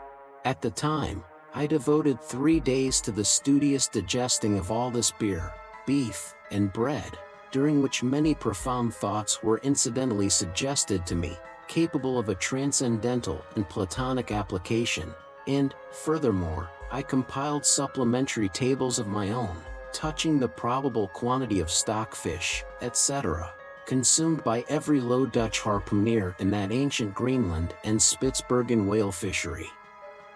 In the first place, the amount of butter, and Texel and Leyden cheese consumed seems amazing. I impute it, though, to their naturally unctuous natures, being rendered still more unctuous by the nature of their vocation, and especially by their pursuing their game in those frigid polar seas, on the very coasts of that Eskimo country where the convivial natives pledge each other in bumpers of train oil. The quantity of beer, too, is very large, 10,800 barrels. Now, as those polar fisheries could only be prosecuted in the short summer of that climate, so that the whole cruise of one of these Dutch whalemen, including the short voyage to and from the Spitsbergen Sea, did not much exceed 3 months, say, and reckoning 30 men to each of their fleet of 180 sail, we have 5,400 Low Dutch seamen in all. Therefore, I say, we have precisely 2 barrels of beer per man, for a 12 weeks allowance, exclusive of his fair proportion of that 550 anchors of gin. Now, whether these gin and beer harpooneers, so fuddled as one might fancy them to have been, were the right sort of men to stand up in a boat's head, and take good aim at flying whales, this would seem somewhat improbable. Yet they did aim at them, and hit them too. But this was very far north, be it remembered, where beer agrees well with the constitution. Upon the equator, in our southern fishery, beer would be apt to make the harpooner sleepy at the masthead and boozy in his boat, and grievous loss might ensue to Nantucket and New Bedford. But no more. Enough has been said to show that the old Dutch whalers of 2 or 3 centuries ago were high livers, and that the English whalers have not neglected so excellent an example. For, say they, when cruising in an empty ship, if you can get nothing better out of the world, get a good dinner out of it, at least. And this empties the decanter. Chapter 102. A Bower in the Arsacides. Hitherto, in descriptively treating of the sperm whale, I have chiefly dwelt upon the marvels of his outer aspect, or separately and in detail upon some few interior structural features.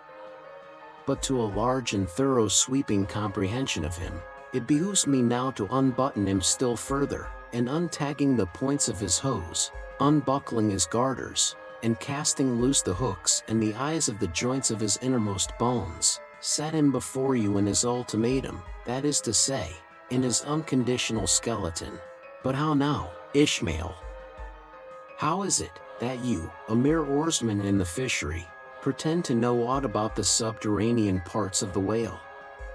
Did erudite Stubb, mounted upon your capstan, deliver lectures on the anatomy of the cetacea, and by help of the windlass, hold up a specimen rib for exhibition? Explain thyself, Ishmael. Can you land a full-grown whale on your deck for examination, as a cook dishes a roast pig? Surely not. A veritable witness have you hitherto been, Ishmael, but have a care how you seize the privilege of Jonah alone, the privilege of discoursing upon the joists and beams, the rafters, ridgepole, sleepers, and underpinnings, making up the framework of Leviathan, and belike of the tallow vats, dairy rooms, butteries, and cheeseries in his bowels. I confess, that since Jonah, few whalemen have penetrated very far beneath the skin of the adult whale. Nevertheless, I have been blessed with an opportunity to dissect him in miniature. In a ship I belonged to, a small cub sperm whale was once bodily hoisted to the deck for his poke or bag, to make sheaths for the barbs of the harpoons, and for the heads of the lances.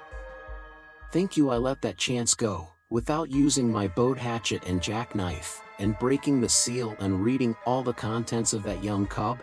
And as for my exact knowledge of the bones of the Leviathan and their gigantic, full-grown development, for that rare knowledge I am indebted to my late royal friend Tranquo, King of Tranquet, one of the Arsacides.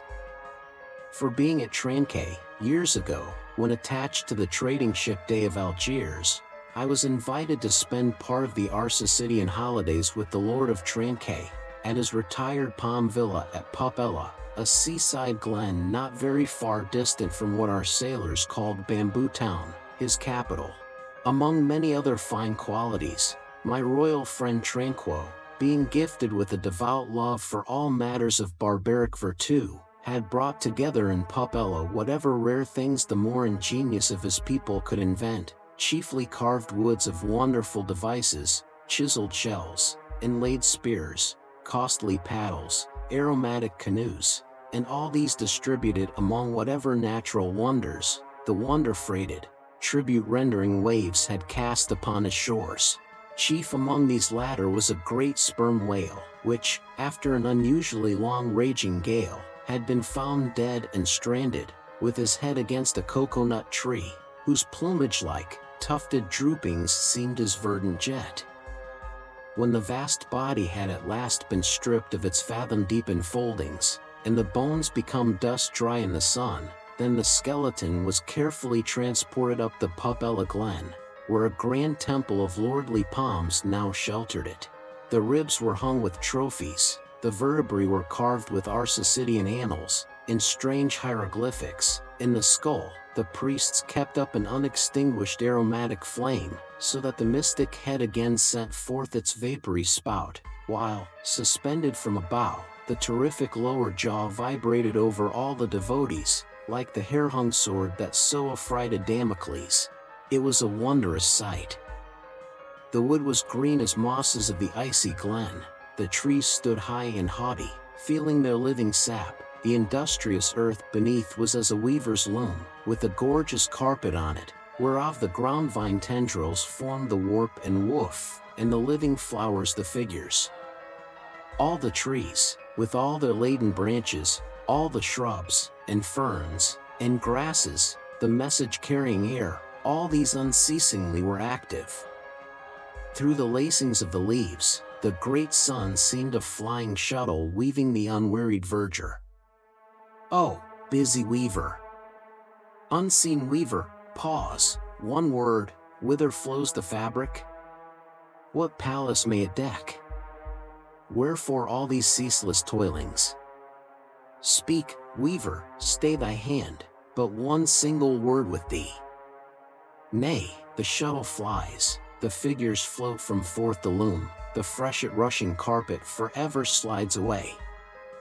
The weaver god, he weaves, and by that weaving is he deafened, that he hears no mortal voice, and by that humming, we, too, who look on the loom are deafened, and only when we escape it shall we hear the thousand voices that speak through it.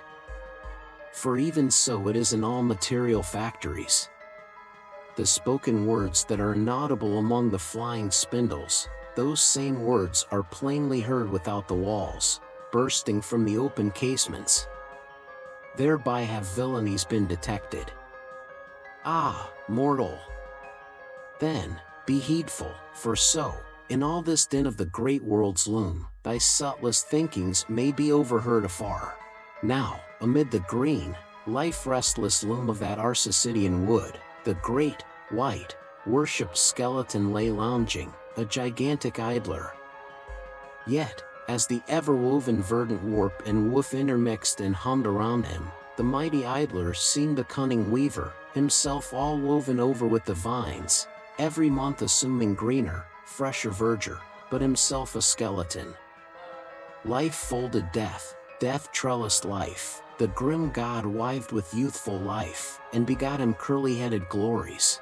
Now, when with royal Tranquo I visited this wondrous whale, and saw the skull and altar, and the artificial smoke ascending from where the real jet had issued, I marveled that the king should regard a chapel as an object of virtue.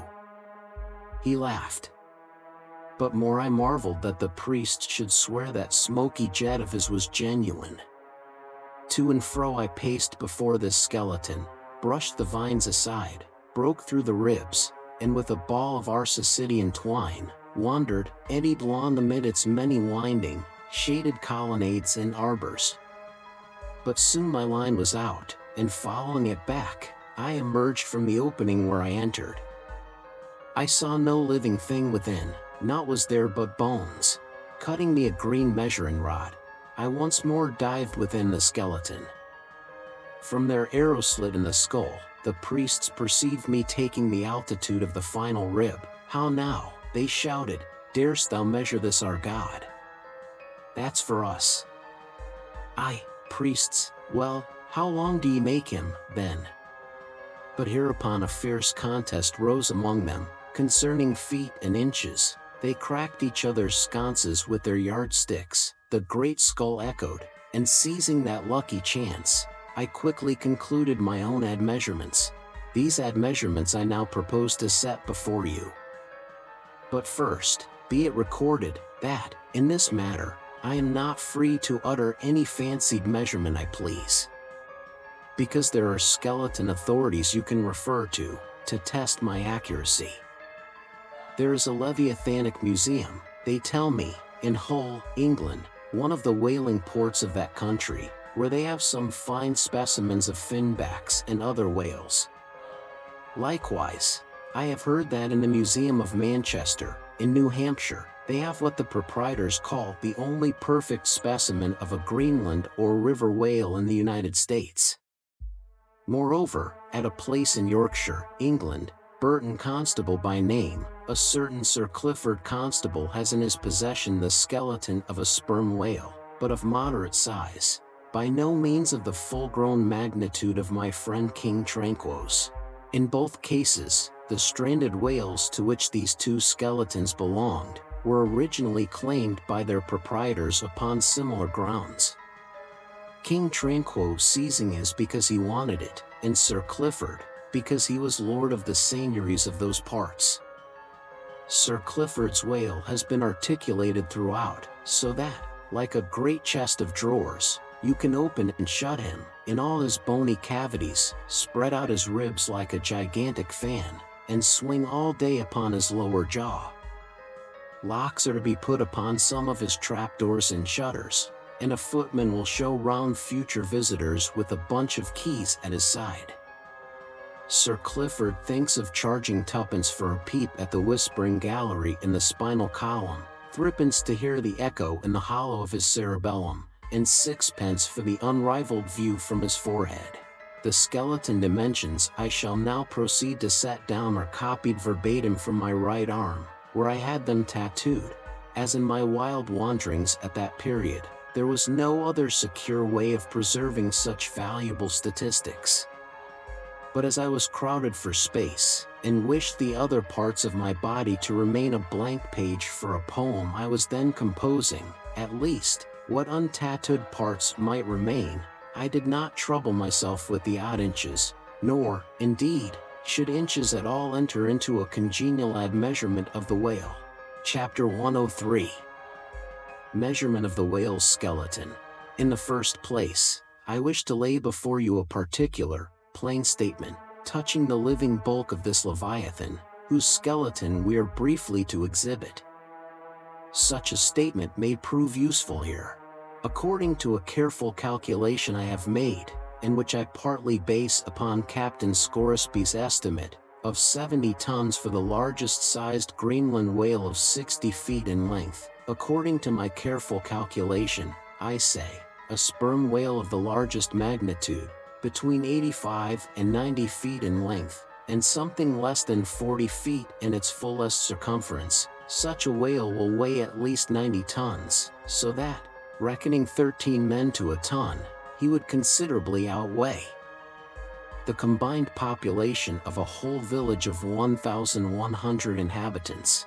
Think you not then that brains, like yoked cattle, should be put to this Leviathan, to make him at all budge to any landsman's imagination?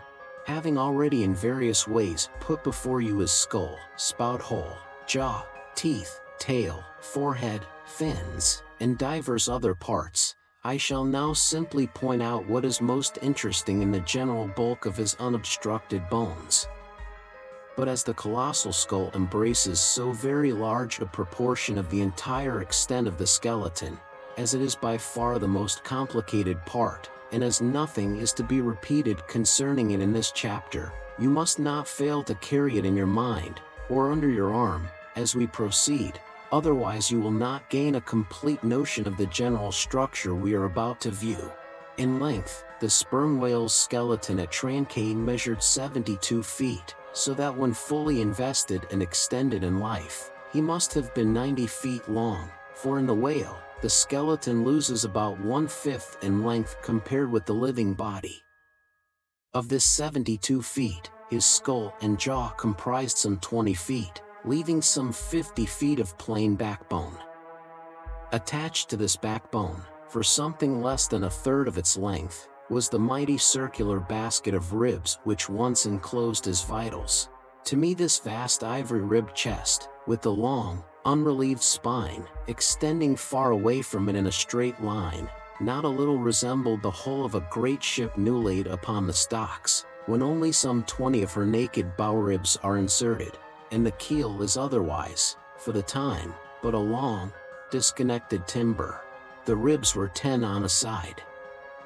The first, to begin from the neck, was nearly 6 feet long. The second, third, and fourth were each successively longer, till you came to the climax of the fifth, or one of the middle ribs, which measured 8 feet and some inches.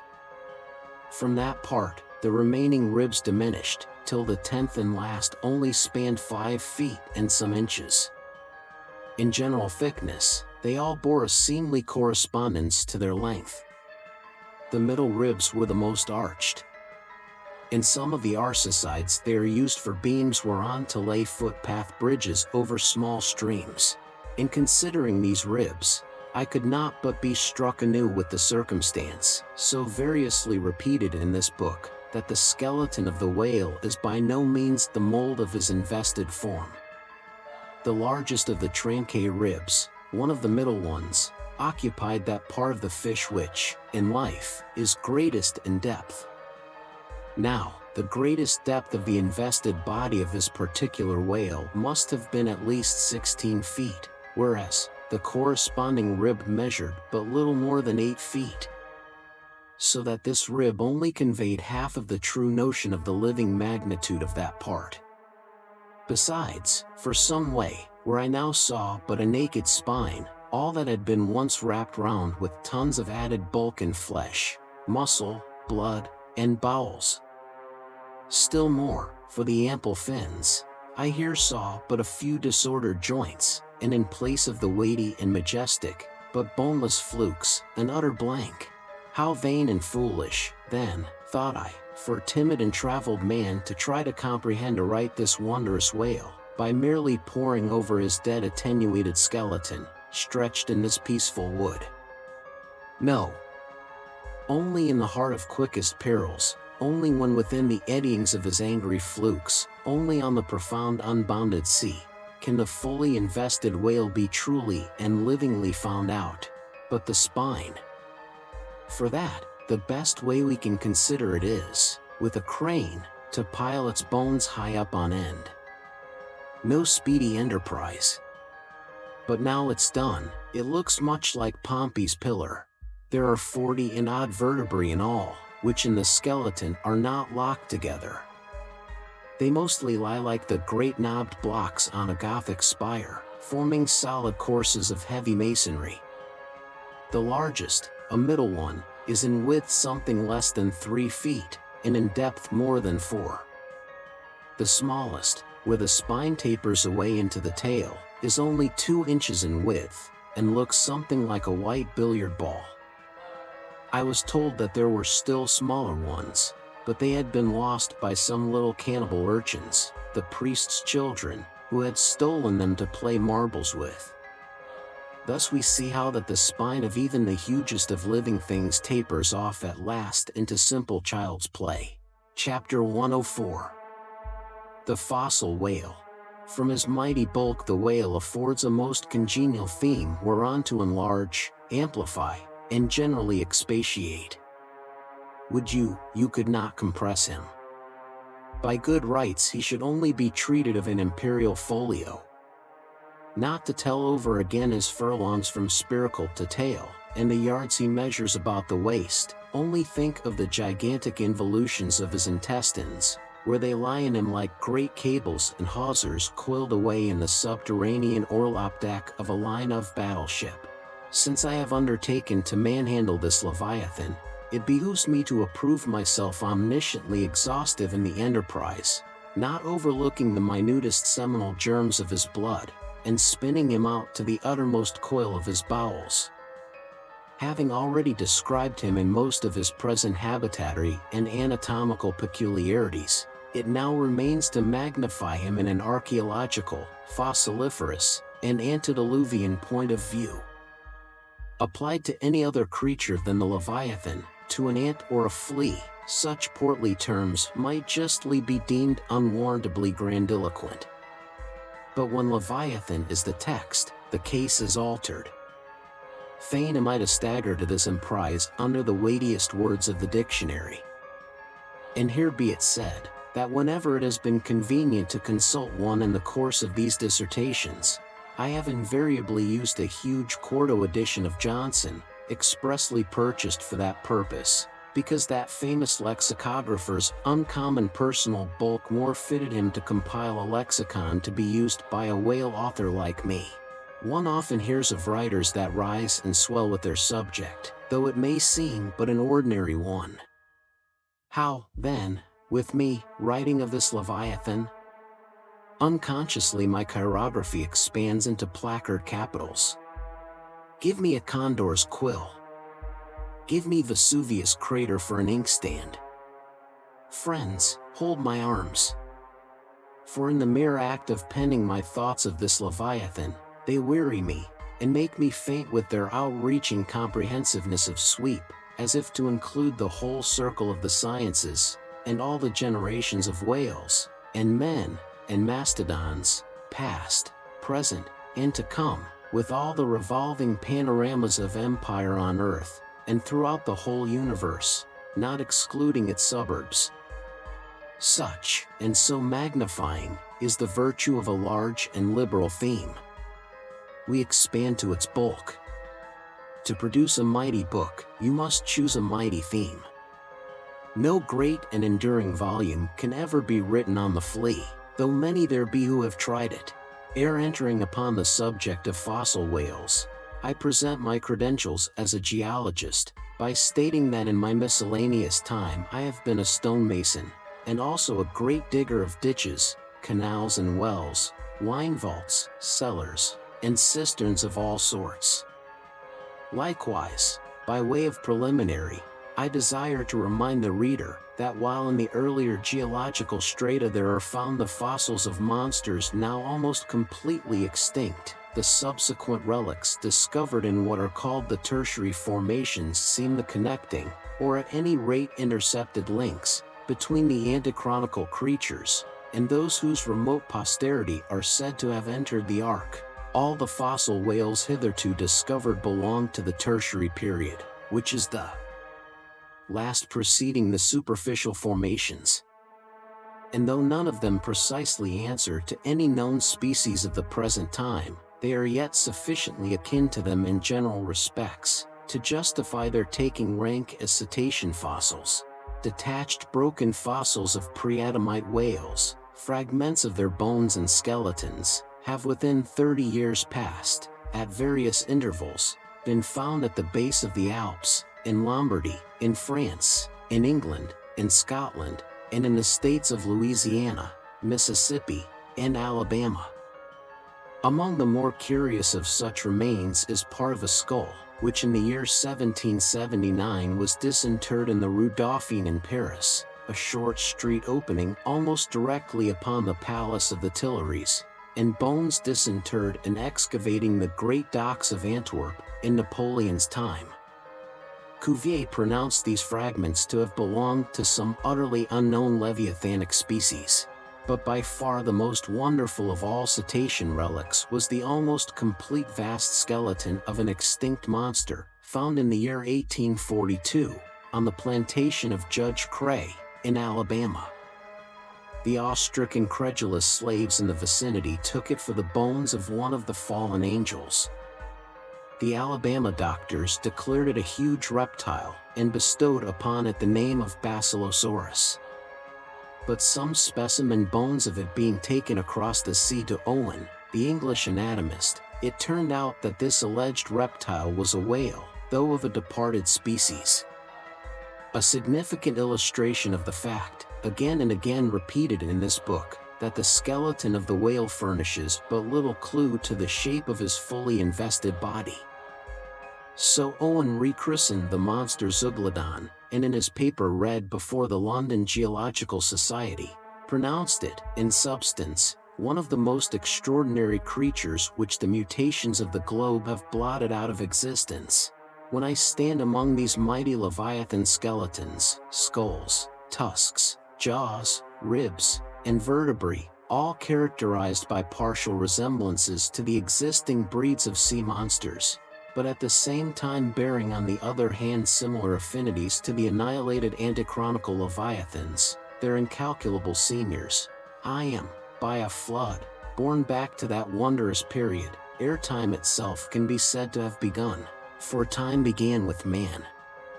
Here Saturn's gray chaos rolls over me, and I obtain dim, shuddering glimpses into those polar eternities, when wedged bastions of ice pressed hard upon what are now the tropics, and in all the 25,000 miles of this world's circumference, not an inhabitable hand's breadth of land was visible. Then the whole world was the whale's, and, king of creation, he left his wake along the present lines of the Andes and the Himalayas. Who can show a pedigree like Leviathan? Ahab's harpoon had shed older blood than the pharaoh's. Methuselah seems a schoolboy. I look round to shake hands with Shem. I am horror-struck at this anti-Mosaic, unsourced existence of the unspeakable terrors of the whale, which, having been before all time, must needs exist after all humane ages are over.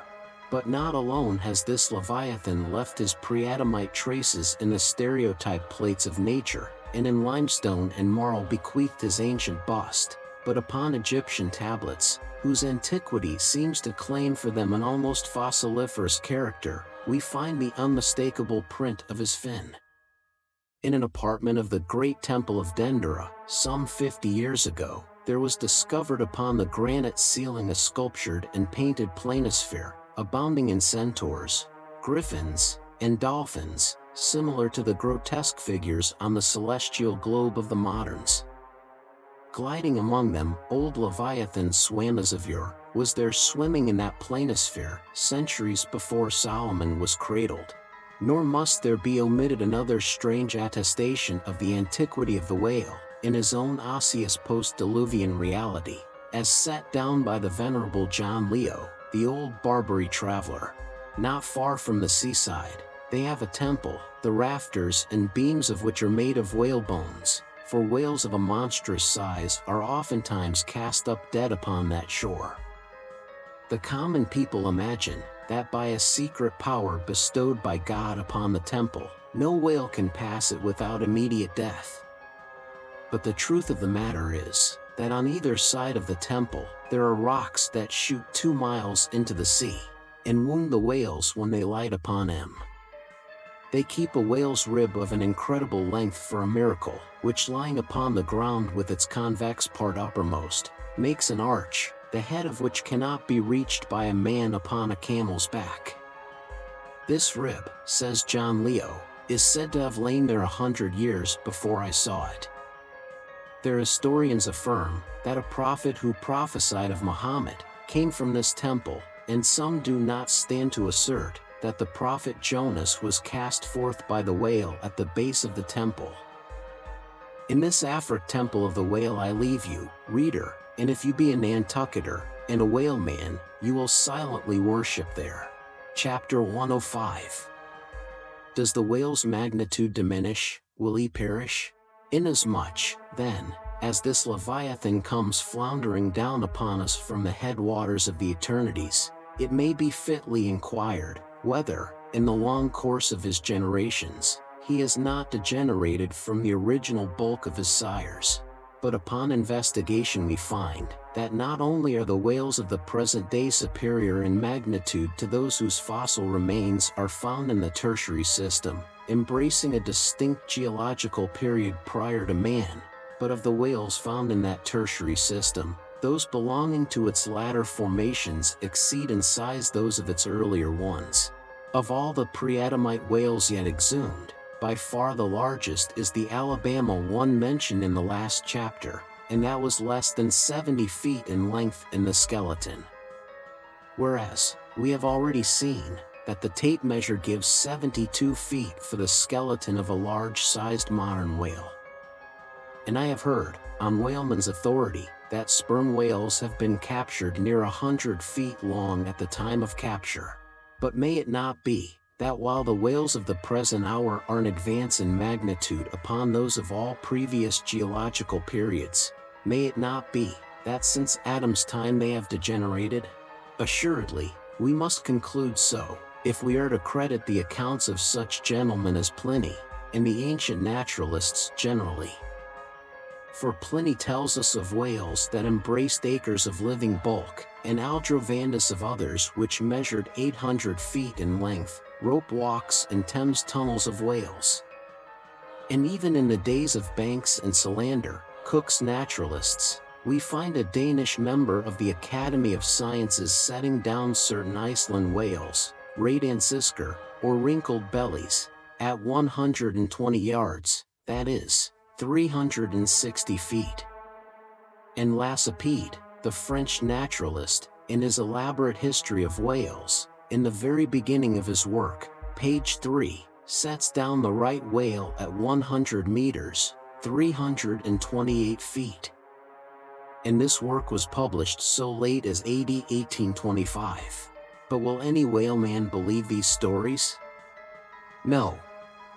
The whale of today is as big as his ancestors in Pliny's time. And if ever I go where Pliny is, I, a whaleman, more than he was, will make bold to tell him so. Because I cannot understand how it is that while the Egyptian mummies that were buried thousands of years before even Pliny was born, do not measure so much in their coffins as a modern Kentuckian in his socks, and while the cattle and other animals sculptured on the oldest Egyptian and Nineveh tablets, by the relative proportions in which they are drawn, just as plainly prove that the high-bred, stall-fed, prize cattle of Smithfield, not only equal, but far exceed in magnitude the fattest of Pharaoh's fat kine. In the face of all this, I will not admit that of all animals the whale alone should have degenerated. But still another inquiry remains, one often agitated by the more recondite Nantucketers.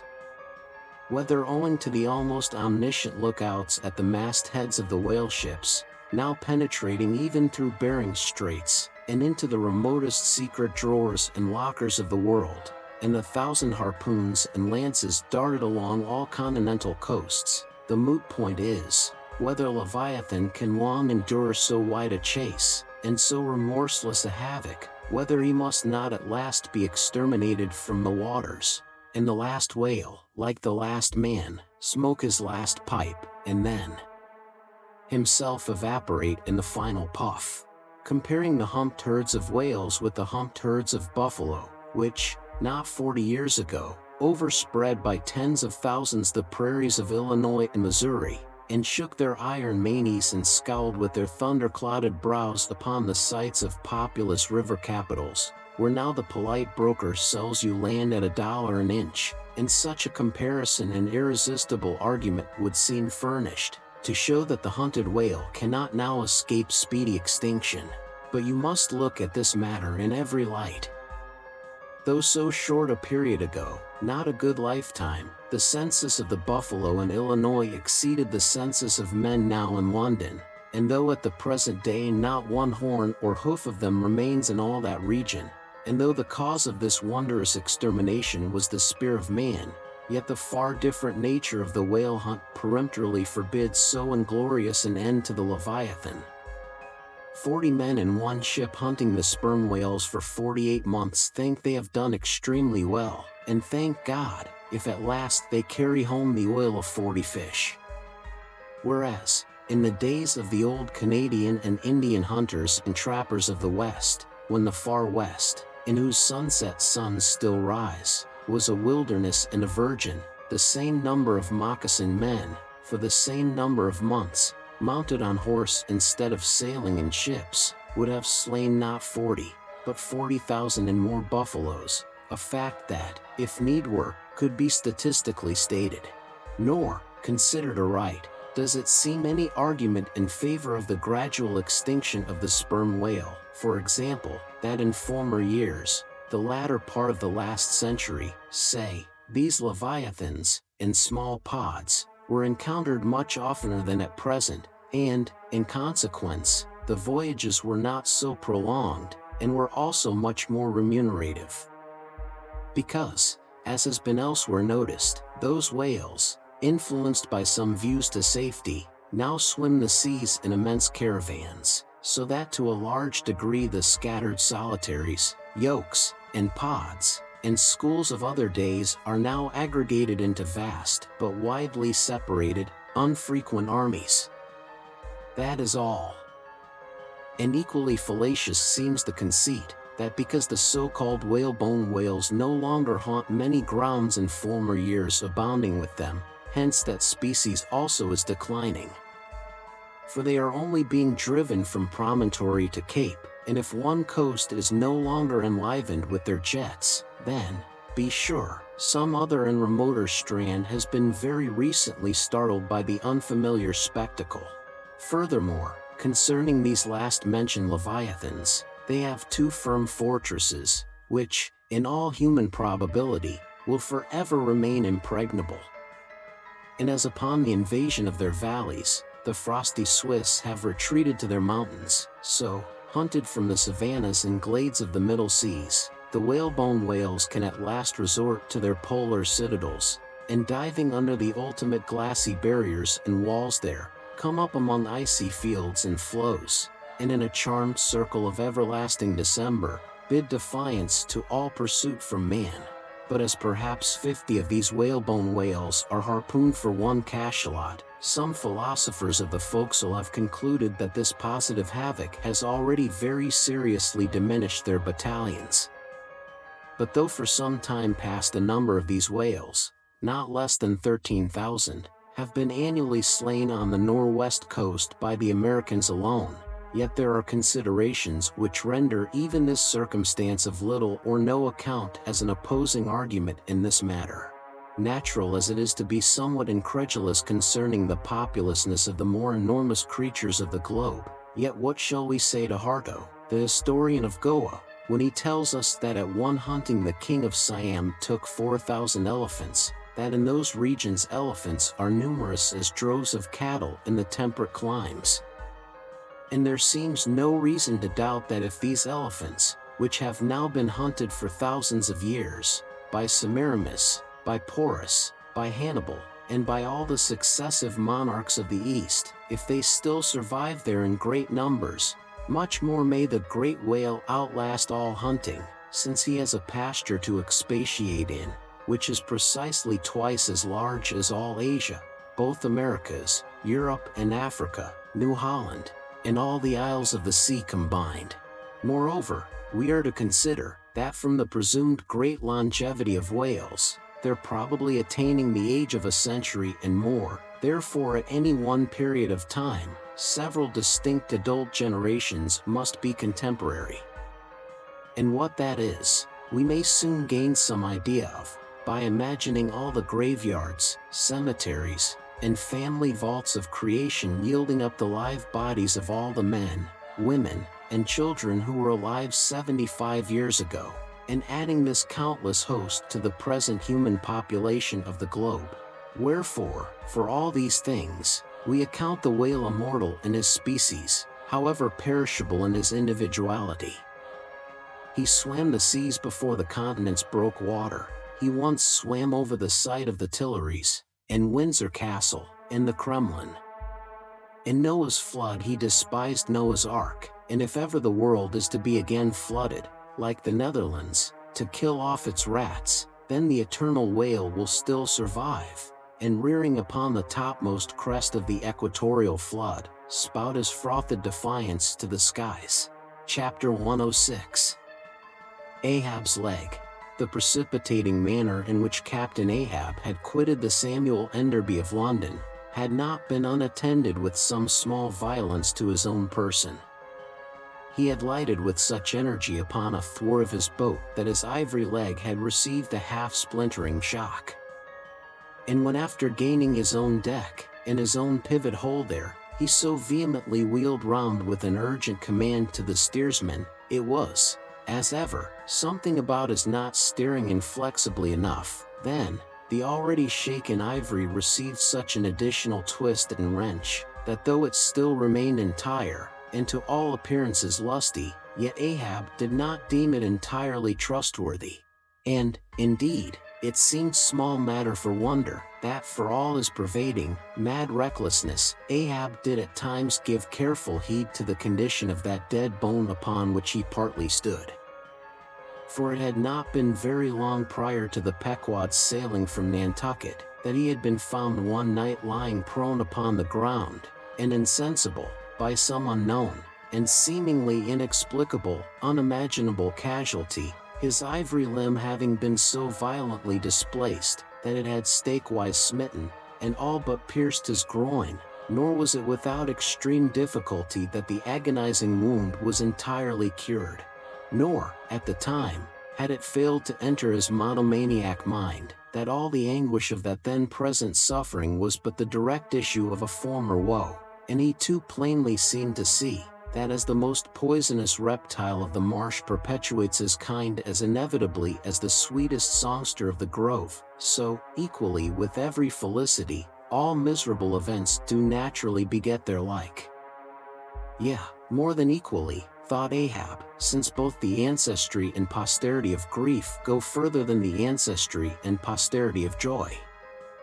For, not to hint of this, that it is an inference from certain canonic teachings, that while some natural enjoyments here shall have no children born to them for the other world, but, on the contrary, shall be followed by the joy childlessness of all hell's despair, whereas, some guilty moral miseries shall still fertily beget to themselves an eternally progressive progeny of griefs beyond the grave.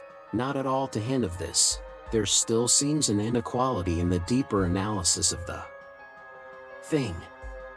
For, thought Ahab, while even the highest earthly felicities ever have a certain unsignifying pettiness lurking in them, but, at bottom, all heart woes, a mystic significance, and, in some men, an archangelic grandeur, so do their diligent tracings out not belie the obvious deduction. To trail the genealogies of these high moral miseries, carries us at last among the sourceless primogenitures of the gods, so that, in the face of all the glad, haymaking suns, and soft cymbaling, round harvest moons, we must needs give in to this, that the gods themselves are not forever glad. The ineffaceable, sad birthmark in the brow of man, is but the stamp of sorrow in the signers. Unwittingly here a secret has been divulged, which perhaps might more properly, in set way, have been disclosed before. With many other particulars concerning Ahab, always had it remained a mystery to some, why it was, that for a certain period, both before and after the sailing of the Pequod, he had hidden himself away with such grand llama-like exclusiveness, and, for that one interval, sought speechless refuge, as it were, among the marble senate of the dead. Captain Peleg's bruited reason for this thing appeared by no means adequate, though, indeed, as touching all Ahab's deeper part, every revelation partook more of significant darkness than of explanatory light. But, in the end, it all came out, this one matter did, at least.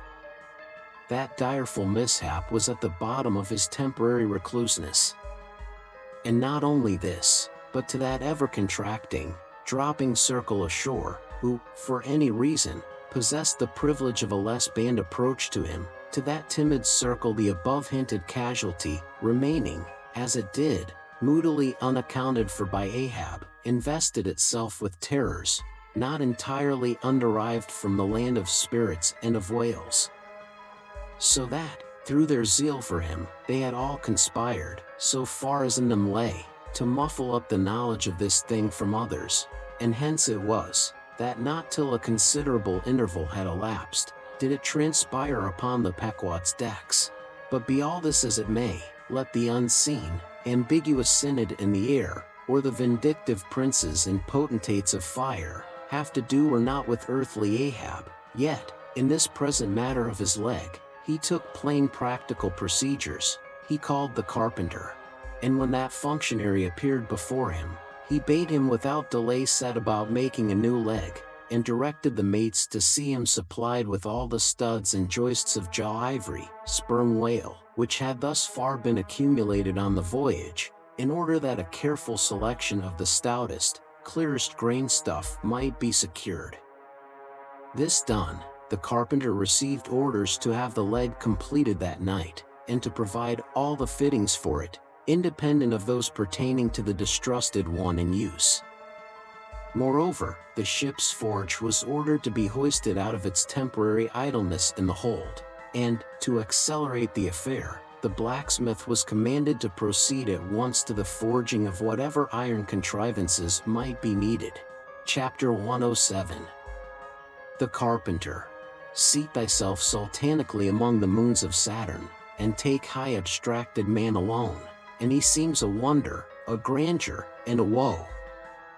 But from the same point, take mankind in mass, and for the most part, they seem a mob of unnecessary duplicates, both contemporary and hereditary.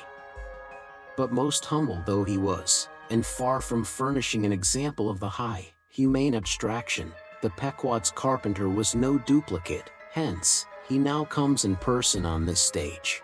Like all seagoing ship carpenters, and more especially those belonging to whaling vessels, he was, to a certain off-handed, practical extent, alike experienced in numerous trades and callings collateral to his own, the carpenter's pursuit being the ancient and outbranching trunk of all those numerous handicrafts which more or less have to do with wood as an auxiliary material.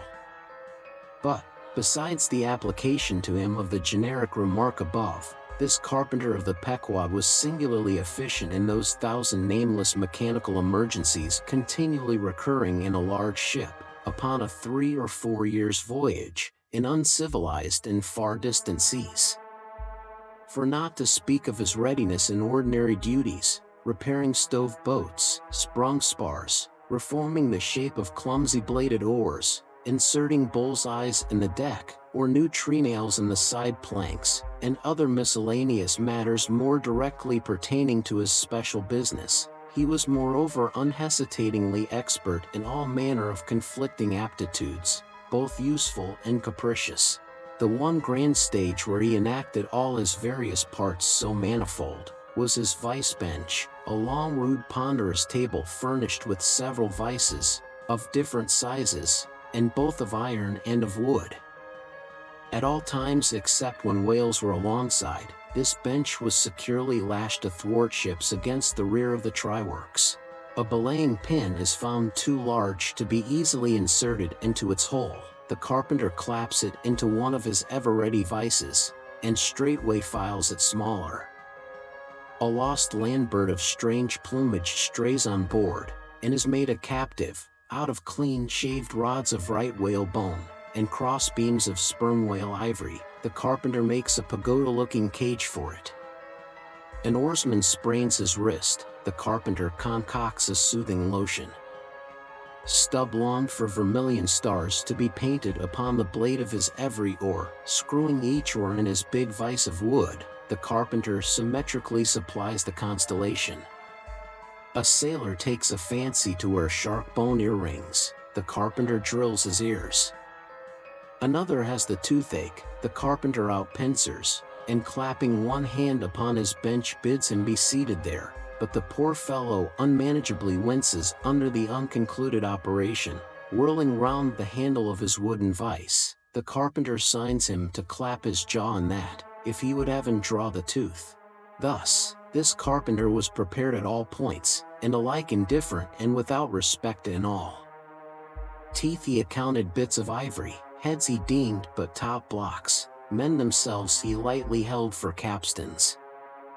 But while now upon so wide a field thus variously accomplished and with such liveliness of expertness in him, too, all this would seem to argue some uncommon vivacity of intelligence. But not precisely so. For nothing was this man more remarkable than for a certain impersonal stolidity, as it were, impersonal, I say, for it so shaded off into the surrounding infinite of things, that it seemed one with the general stolidity discernible in the whole visible world, which while pauselessly active in uncounted modes, still eternally holds its peace, and ignores you, though you dig foundations for cathedrals. Yet was this half-horrible stolidity in him, involving, too, as it appeared, an all-ramifying heartlessness, yet was it oddly dashed at times, with an old, crutch-like, antediluvian, wheezing humorousness, not unstreaked now and then with a certain grizzled wittiness, such as might have served to pass the time during the midnight watch on the bearded forecastle of Noah's Ark. Was it that this old carpenter had been a lifelong wanderer, whose much rolling, to and fro, not only had gathered no moss, but what is more, had rubbed off whatever small outward clingings might have originally pertained to him? He was a stripped abstract, an unfractioned integral, uncompromised as a newborn babe, living without premeditated reference to this world or the next. You might almost say that this strange uncompromisedness in him involved a sort of unintelligence, for in his numerous trades, he did not seem to work so much by reason or by instinct, or simply because he had been tutored to it, or by any intermixture of all these, even or uneven, but merely by a kind of deaf and dumb, spontaneous literal process. He was a pure manipulator. His brain, if he had ever had one, must have early oozed along into the muscles of his fingers. He was like one of those unreasoning but still highly useful, multum in parvo, Sheffield contrivances, assuming the exterior, though a little swelled, of a common pocket knife, but containing, not only blades of various sizes, but also screwdrivers, corkscrews, tweezers, awls, pens, rulers, nail filers, countersinkers. So, if his superiors wanted to use the carpenter for a screwdriver, all they had to do was to open that part of him, and the screw was fast, or if for tweezers, take him up by the legs, and there they were. Yet, as previously hinted, this omnitold, open and shut carpenter, was, after all, no mere machine of an automaton. If he did not have a common soul in him, he had a subtle something that somehow anomalously did its duty. What that was, whether essence of quicksilver, or a few drops of hartshorn, there is no telling. But there it was, and there it had abided for now some 60 years or more. And this it was, this same unaccountable, cunning life principle in him, this it was, that kept him a great part of the time soliloquizing, but only like an unreasoning wheel, which also hummingly soliloquizes, or rather, his body was a sentry box and this soliloquizer on guard there, and talking all the time to keep himself awake. Chapter 108. Ahab and the Carpenter. The deck, first night watch. Carpenter standing before his vice bench, and by the light of 2 lanterns busily filing the ivory joist for the leg, which joist is firmly fixed in the vice. Slabs of ivory, leather straps, pads, screws, and various tools of all sorts lying about the bench. Forward, the red flame of the forge is seen, where the blacksmith is at work. Drat the file, and drat the bone. That is hard which should be soft, and that is soft which should be hard. So we go, who file old jaws and shin bones. Let's try another.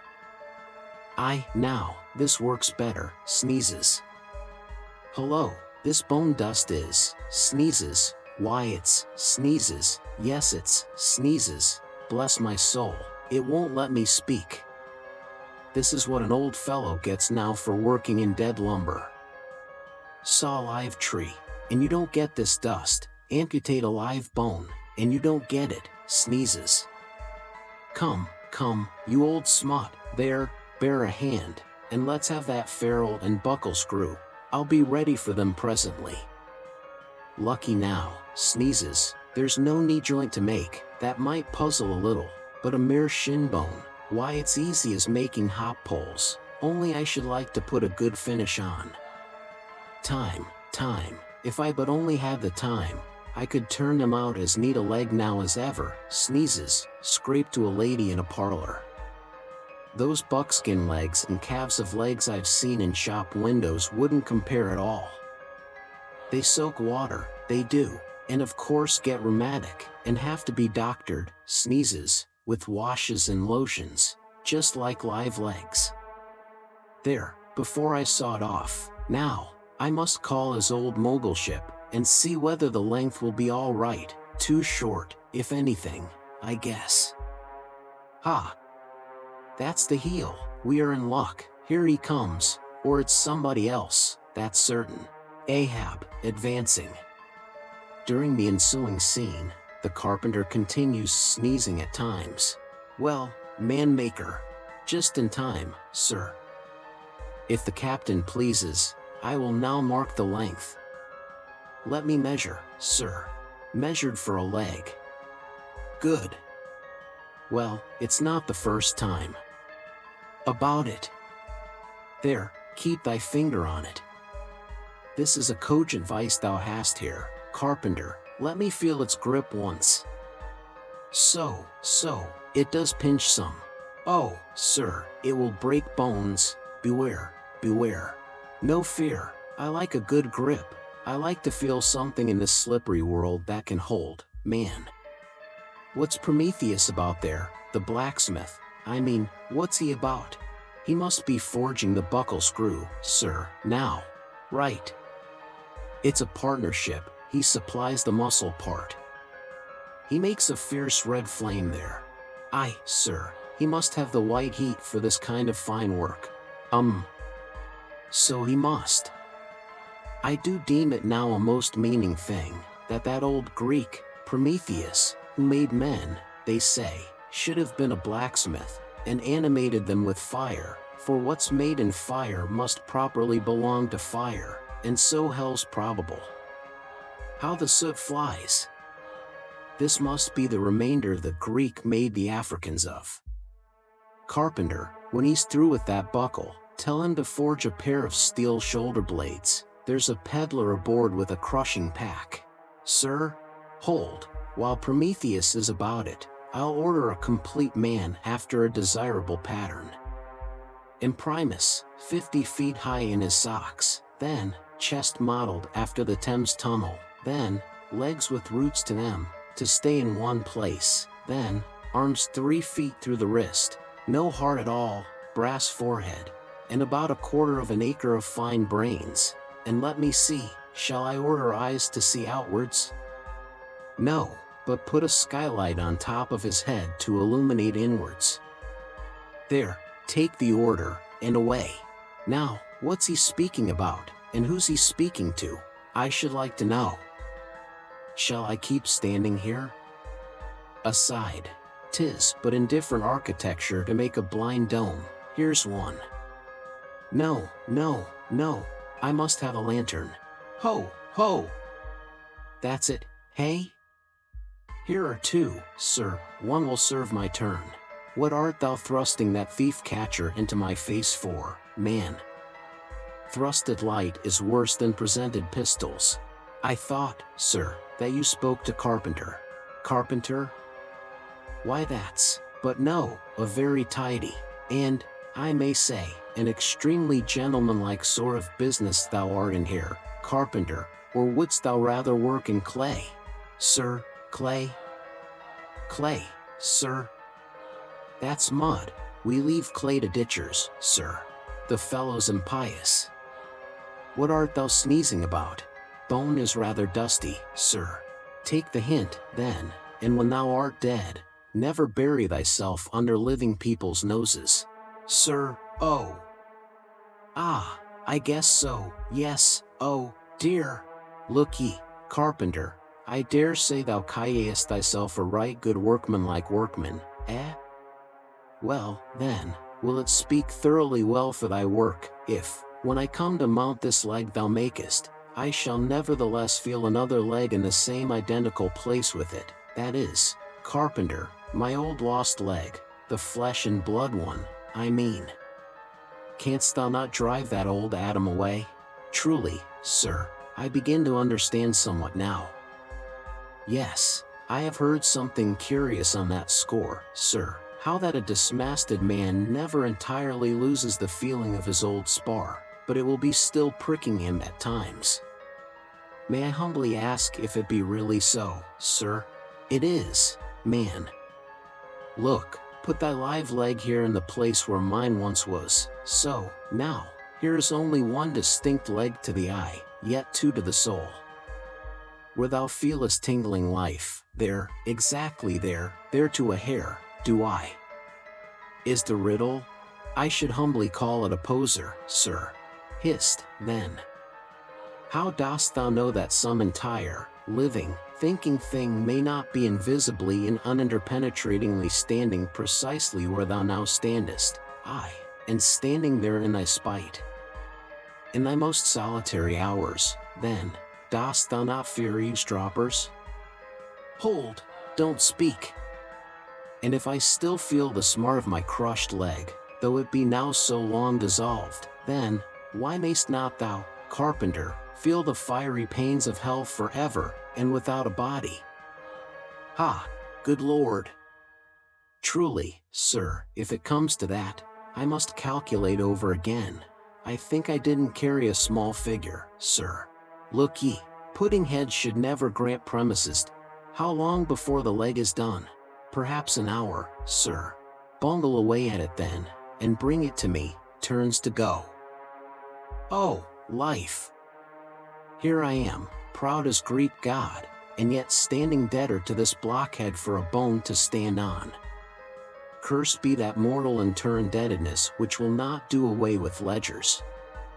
I would be free as air, and I'm down in the whole world's books. I am so rich, I could have given bid for bid with the wealthiest praetorians at the auction of the Roman Empire, which was the world's, and yet I owe for the flesh and the tongue I brag with. By heavens! I'll get a crucible, and into it, and dissolve myself down to one small, compendious vertebra. So, carpenter, resuming his work, well, Stubb knows him best of all, and Stubb always says he's queer, says nothing but that one sufficient little word queer. He's queer, says Stubb, he's queer, and keeps dinning it into Mr. Starbuck all the time, queer, sir, queer, very queer. And here's his leg. Yes, now that I think of it, here's his bedfellow.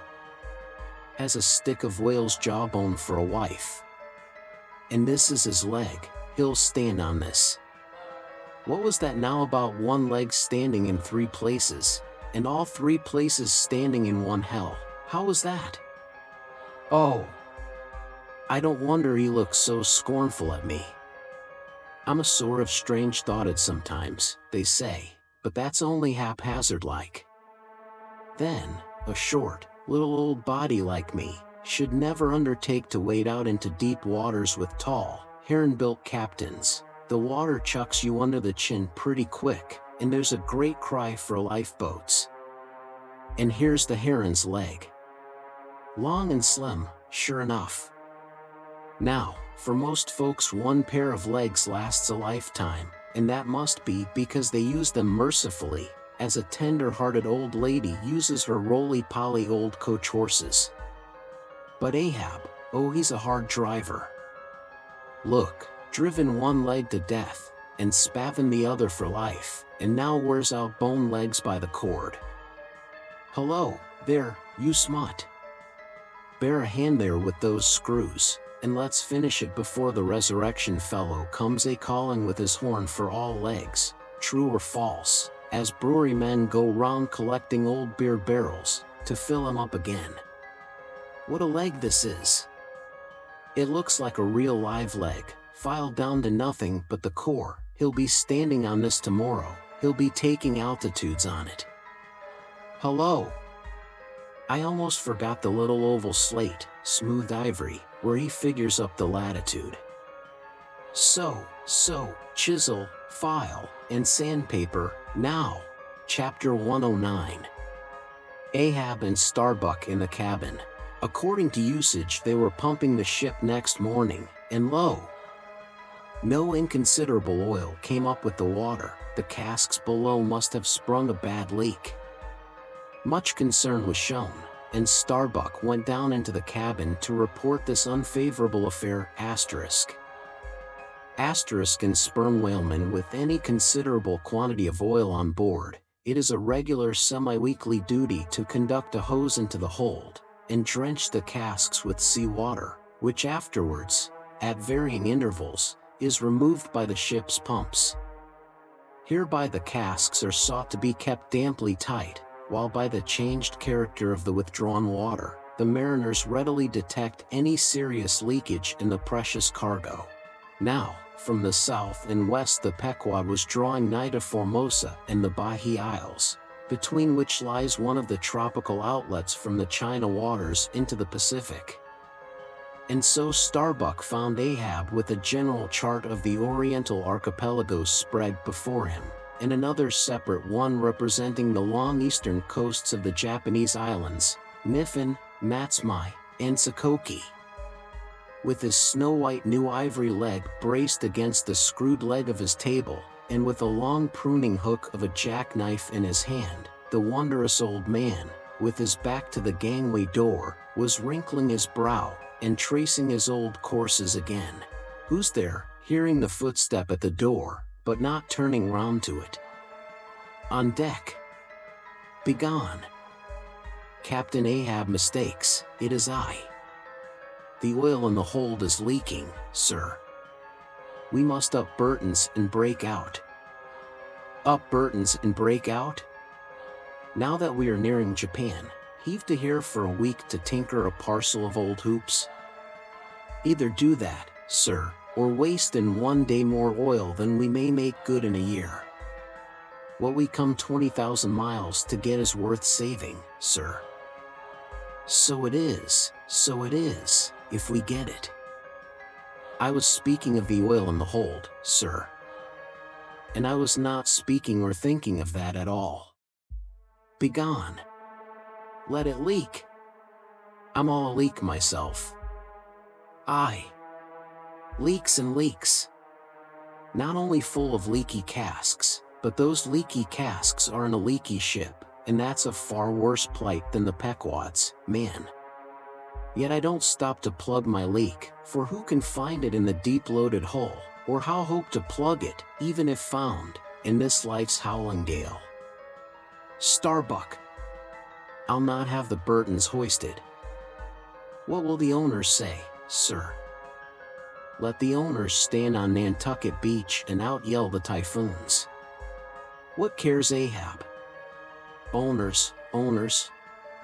Thou art always prating to me, Starbuck, about those miserly owners, as if the owners were my conscience. But look ye, the only real owner of anything is its commander, and hark ye, my conscience is in this ship's keeled, on deck. Captain Ahab, said the reddening mate, moving further into the cabin, with a daring so strangely respectful and cautious that it almost seemed not only every way seeking to avoid the slightest outward manifestation of itself, but within also seemed more than half distrustful of itself, a better man than I might well pass over in what he would quickly enough resent in a younger man, aye, and in a happier, Captain Ahab. Devils! Dost thou then so much as dare to critically think of me, on deck? Nay, sir, not yet, I do entreat. And I do dare, sir, to be forbearing. Shall we not understand each other better than hitherto, Captain Ahab? Ahab seized a loaded musket from the rack, forming part of most South Sea men's cabin furniture, and pointing it towards Starbuck, exclaimed, There is one God that is Lord over the earth, and one Captain that is Lord over the Pequod, on deck. For an instant in the flashing eyes of the mate, in his fiery cheeks, you would have almost thought that he had really received the blaze of the leveled tube. But, mastering his emotion, he half calmly rose, and as he quitted the cabin, paused for an instant and said, "Thou hast outraged, not insulted me, sir, but for that I asked thee not to beware of Starbuck, thou wouldst but laugh, but let Ahab beware of Ahab, beware of thyself, old man. He waxes brave, but nevertheless obeys, most careful bravery that," murmured Ahab, as Starbuck disappeared. "What's that?" he said. "Ahab, beware of Ahab, there's something there." Then unconsciously using the musket for a staff, with an iron brow he paced to and fro in the little cabin, but presently the thick plates of his forehead relaxed, and returning the gun to the rack, he went to the deck. "Thou art but too good a fellow, Starbuck," he said lowly to the mate, then raising his voice to the crew, "Furl the t'gallant sails, and close-reef the topsails, fore and aft, back the main yard, up Burton, and break out in the main hold." It were perhaps vain to surmise exactly why it was, that as respecting Starbuck, Ahab thus acted. It may have been a flash of honesty in him, or mere prudential policy which, under the circumstance, imperiously forbade the slightest symptom of open disaffection, however transient, in the important chief officer of his ship. However it was, his orders were executed, and the Burtons were hoisted. Chapter 110. Queequeg in his coffin. Upon searching, it was found that the casks last struck into the hold were perfectly sound, and that the leak must be further off. So, it being calm weather, they broke out deeper and deeper, disturbing the slumbers of the huge ground tier butts, and from that black midnight sending those gigantic moles into the daylight above. So deep did they go, and so ancient, and corroded, and weedy the aspect of the lowermost puncheons, that you almost looked next for some moldy cornerstone cask containing coins of Captain Noah, with copies of the posted placards, vainly warning the infatuated old world from the flood. Tierce after tierce, too, of water, and bread, and beef, and shooks of staves, and iron bundles of hoops, were hoisted out, till at last the piled decks were hard to get about, and the hollow hull echoed underfoot, as if you were treading over empty catacombs, and reeled and rolled in the sea like an air-freighted demijohn. Top-heavy was the ship as a dinnerless student with all Aristotle in his head. Well was it that the typhoons did not visit them then. Now, at this time it was that my poor pagan companion, and fast bosom friend, Queequeg, was seized with a fever, which brought him nigh to his endless end. Be it said, that in this vocation of whaling, sinecures are unknown, dignity and danger go hand in hand, till you get to be captain, the higher you rise the harder you toil. So with poor Queequeg, who, as harpooner, must not only face all the rage of the living whale, but, as we have elsewhere seen, mount his dead back in a rolling sea, and finally descend into the gloom of the hold, and bitterly sweating all day in that subterraneous confinement, resolutely manhandle the clumsiest casks and see to their stowage. To be short, among whalemen, the harpooneers are the holders, so called. Poor Queequeg. When the ship was about half disemboweled, you should have stooped over the hatchway, and peered down upon him there, where, stripped to his woolen drawers, the tattooed savage was crawling about amid that dampness and slime, like a green-spotted lizard at the bottom of a well. And a well, or an ice house, it somehow proved to him, poor pagan, where, strange to say, for all the heat of his sweatings, he caught a terrible chill which lapsed into a fever, and at last, after some days' suffering, laid him in his hammock, close to the very sill of the door of death. How he wasted and wasted away in those few long lingering days, till there seemed but little left of him but his frame and tattooing. But as all else in him thinned, and his cheekbones grew sharper, his eyes, nevertheless, seemed growing fuller and fuller. They became of a strange softness of luster, and mildly but deeply looked out at you there from his sickness, a wondrous testimony to that immortal health in him which could not die, or be weakened. And like circles on the water, which, as they grow fainter, expand, so his eyes seemed rounding and rounding, like the rings of eternity. An awe that cannot be named would steal over you as you sat by the side of this waning savage, and saw as strange things in his face, as any beheld who were bystanders when Zoroaster died. For whatever is truly wondrous and fearful in man, never yet was put into words or books. And the drawing near of death, which alike levels all, alike impresses all with a last revelation, which only an author from the dead could adequately tell.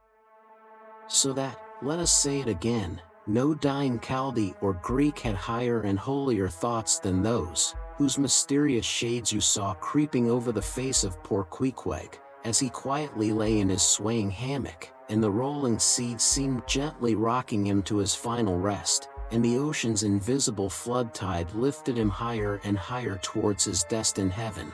Not a man of the crew but gave him up, and, as for Queequeg himself, what he thought of his case was forcibly shown by a curious favor he asked.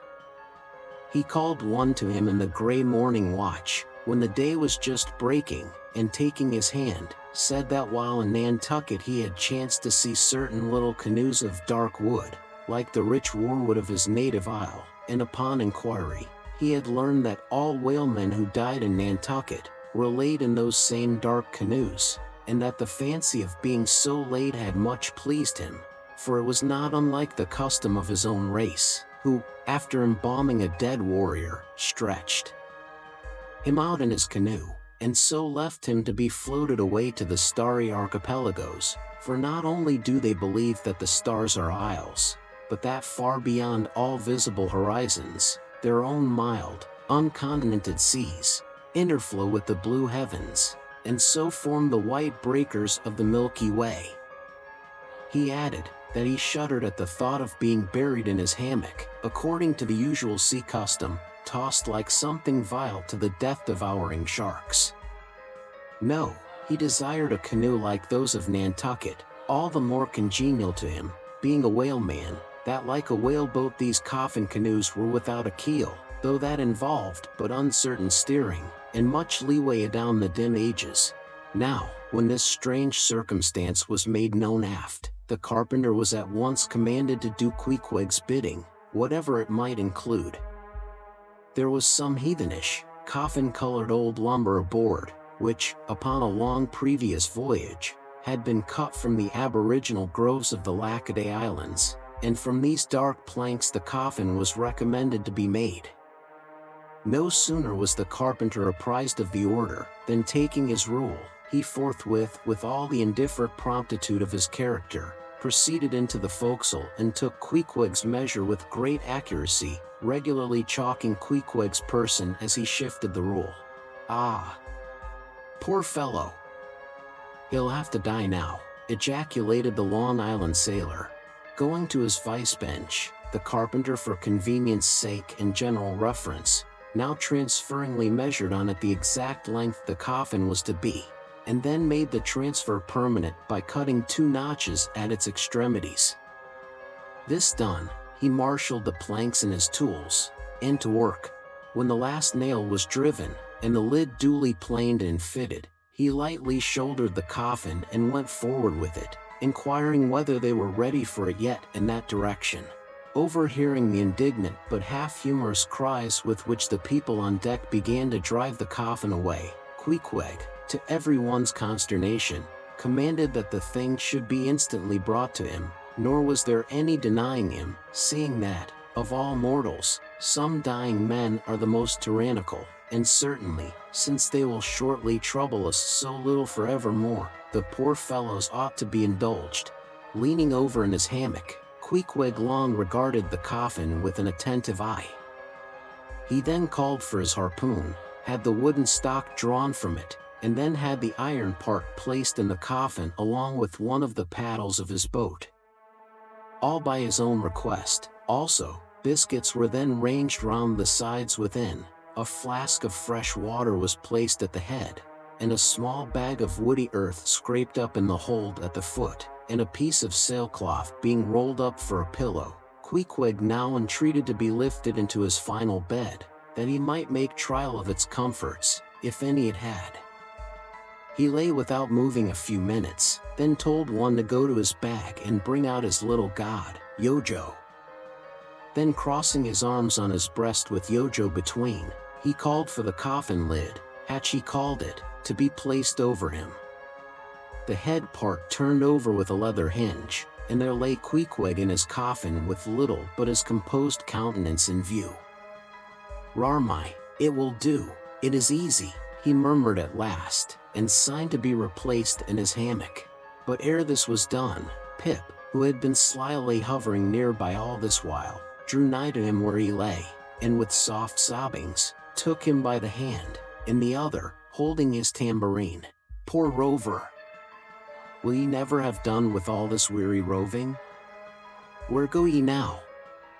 But if the currents carry ye to those sweet Antilles where the beaches are only beat with water lilies, will ye do one little errand for me? Seek out one Pip, who's now been missing long. I think he's in those far Antilles. If ye find him, then comfort him, for he must be very sad, for look, he's left his tambourine behind. I found it. Rig-a-dig, dig, dig. Now, Queequeg, die, and I'll beat ye your dying march." "I have heard," murmured Starbuck, gazing down the scuttle, "that in violent fevers, men, all ignorance, have talked in ancient tongues, and that when the mystery is probed, it turns out always that in their wholly forgotten childhood those ancient tongues had been really spoken in their hearing by some lofty scholars. So, to my fond faith, poor Pip, in this strange sweetness of his lunacy, brings heavenly vouchers of all our heavenly homes. Where learned ye that? But there, hark! He speaks again, but more wildly now. Form 2 and 2. Let's make a general of him. Ho, where's his harpoon? Lay it across here. Rig-a-dig, dig, dig. Huzzah! Oh, for a gamecock now to sit upon his head and crow. Queequeg dies game, mind ye that. Queequeg dies game, take ye good heed of that. Queequeg dies game. I say, game, game, game. But base little Pip, he died a coward, died all a shiver, out upon Pip. Hark ye, if ye find Pip, tell all the Antilles he's a runaway, a coward, a coward, a coward. Tell them he jumped from a whaleboat. I'd never beat my tambourine over base Pip, and hail him general, if he were once more dying here. No, no! Shame upon all cowards, shame upon them. Let him go drown like Pip, that jumped from a whaleboat. Shame! Shame! During all this, Queequeg lay with closed eyes, as if in a dream. Pip was led away, and the sick man was replaced in his hammock. But now that he had apparently made every preparation for death, now that his coffin was proved a good fit, Queequeg suddenly rallied. Soon there seemed no need of the carpenter's box, and thereupon, when some expressed their delighted surprise, he, in substance, said that the cause of his sudden convalescence was this: at a critical moment, he had just recalled a little duty ashore, which he was leaving undone, and therefore had changed his mind about dying. He could not die yet, he averred. They asked him, then, whether to live or die was a matter of his own sovereign will and pleasure. He answered, certainly. In a word, it was Queequeg's conceit, that if a man made up his mind to live, mere sickness could not kill him, nothing but a whale, or a gale, or some violent, ungovernable, unintelligent destroyer of that sort. Now, there is this noteworthy difference between savage and civilized, that while a sick, civilized man may be 6 months convalescing, generally speaking, a sick savage is almost half well again in a day. So, in good time my Queequeg gained strength, and at length, after sitting on the windlass for a few indolent days, but eating with a vigorous appetite, he suddenly leaped to his feet, threw out his arms and legs, gave himself a good stretching, yawned a little bit, and then springing into the head of his hoisted boat, and poising a harpoon, pronounced himself fit for a fight. With a wild whimsiness, he now used his coffin for a sea chest, and emptying into it his canvas bag of clothes, set them in order there. Many spare hours he spent in carving the lid with all manner of grotesque figures and drawings, and it seemed that hereby he was striving, in his rude way, to copy parts of the twisted tattooing on his body. And this tattooing had been the work of a departed prophet and seer of his island, who, by those hieroglyphic marks, had written out on his body a complete theory of the heavens and the earth, and a mystical treatise on the art of attaining truth, so that Pequod in his own proper person was a riddle to unfold, a wondrous work in one volume, but whose mysteries not even himself could read, though his own live heart beat against them, and these mysteries were therefore destined in the end to moulder away with the living parchment whereon they were inscribed, and so be unsolved to the last. And this thought it must have been which suggested to Ahab that wild exclamation of his, when one morning turning away from surveying poor Pequod, "Oh, devilish tantalization of the gods!" Chapter 111. The Pacific. When gliding by the Bahia Isles we emerged at last upon the great South Sea. Were it not for other things, I could have greeted my dear Pacific with uncounted thanks, for now the long supplication of my youth was answered. That serene ocean rolled eastwards from me 1,000 leagues of blue. There is, one knows not what sweet mystery about this sea, whose gently awful stirrings seem to speak of some hidden soul beneath, like those fabled undulations of the Ephesian sod over the buried evangelist St. John. And meet it is, that over these sea pastures, wide-rolling watery prairies and potters' fields of all four continents, the waves should rise and fall, and ebb and flow unceasingly, for here, millions of mixed shades and shadows, drowned dreams, somnambulisms, reveries, all that we call lives and souls, lie dreaming, still, tossing like slumberers in their beds, the ever-rolling waves but made so by their restlessness.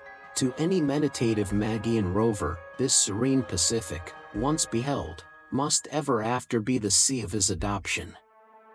It rolls the midmost waters of the world, the Indian Ocean and Atlantic being but its arms. The same waves wash the moles of the new-built Californian towns, but yesterday planted by the recentest race of men, and lave the faded but still gorgeous skirts of Asiatic lands, older than Abraham, while all between float milky ways of coral isles, and low-lying, endless, unknown archipelagos, and impenetrable Japans. Thus this mysterious, divine Pacific zones the world's whole bulk about, makes all coasts one bay to it, seems the tide-beating heart of earth. Lifted by those eternal swells, you needs must own the seductive god, bowing your head to Pan. But few thoughts of Pan stirred Ahab's brain, as standing like an iron statue at his accustomed place beside the mizzen rigging, with one nostril he unthinkingly snuffed the sugary musk from the Bahia Isles, in whose sweet woods mild lovers must be walking, and with the other consciously inhaled the salt breath of the new-found sea, that sea in which the hated white whale must even then be swimming. Launched at length upon these almost final waters, and gliding towards the Japanese cruising ground, the old man's purpose intensified itself. His firm lips met like the lips of a vice, the delta of his forehead's veins swelled like overladen brooks, in his very sleep, his ringing cry ran through the vaulted hull, "Stern all! The white whale spouts thick blood." Chapter 112. The Blacksmith. Availing himself of the mild, summer-cool weather that now reigned in these latitudes, and in preparation for the peculiarly active pursuits shortly to be anticipated, Perth, the begrimed, blistered old blacksmith, had not removed his portable forge to the hold again, after concluding his contributory work for Ahab's leg, but still retained it on deck, fast lashed to ringbolts by the foremast, being now almost incessantly invoked by the headsmen, and harpooneers, and bowsmen to do some little job for them, altering, or repairing, or new shaping their various weapons and boat furniture. Often he would be surrounded by an eager circle, all waiting to be served, holding boat spades, pike heads, harpoons, and lances, and jealously watching his every sooty movement, as he toiled. Nevertheless, this old man's was a patient hammer wielded by a patient arm. No murmur, no impatience, no petulance did come from him. Silent, slow, and solemn, bowing over still further his chronically broken back, he toiled away, as if toil were life itself, and the heavy beating of his hammer the heavy beating of his heart. And so it was most miserable, a peculiar walk in this old man, a certain slight but painful appearing yawing in his gait, had at an early period of the voyage excited the curiosity of the mariners. And to the importunity of their persistent questionings he had finally given in, and so it came to pass that every one now knew the shameful story of his wretched fate. Belated, and not innocently, one bitter winter's midnight, on the road running between two country towns, the blacksmith half stupidly felt the deadly numbness stealing over him, and sought refuge in a leaning, dilapidated barn.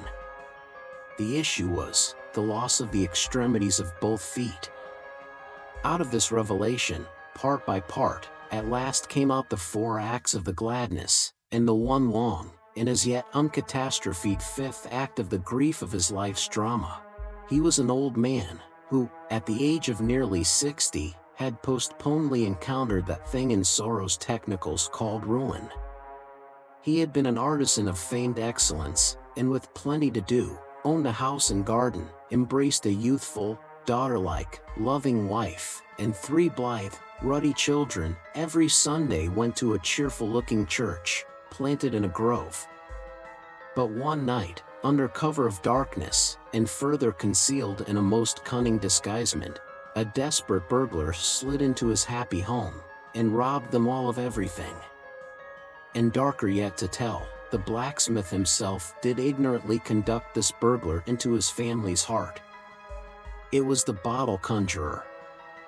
Upon the opening of that fatal cork, forth flew the fiend, and shriveled up his home.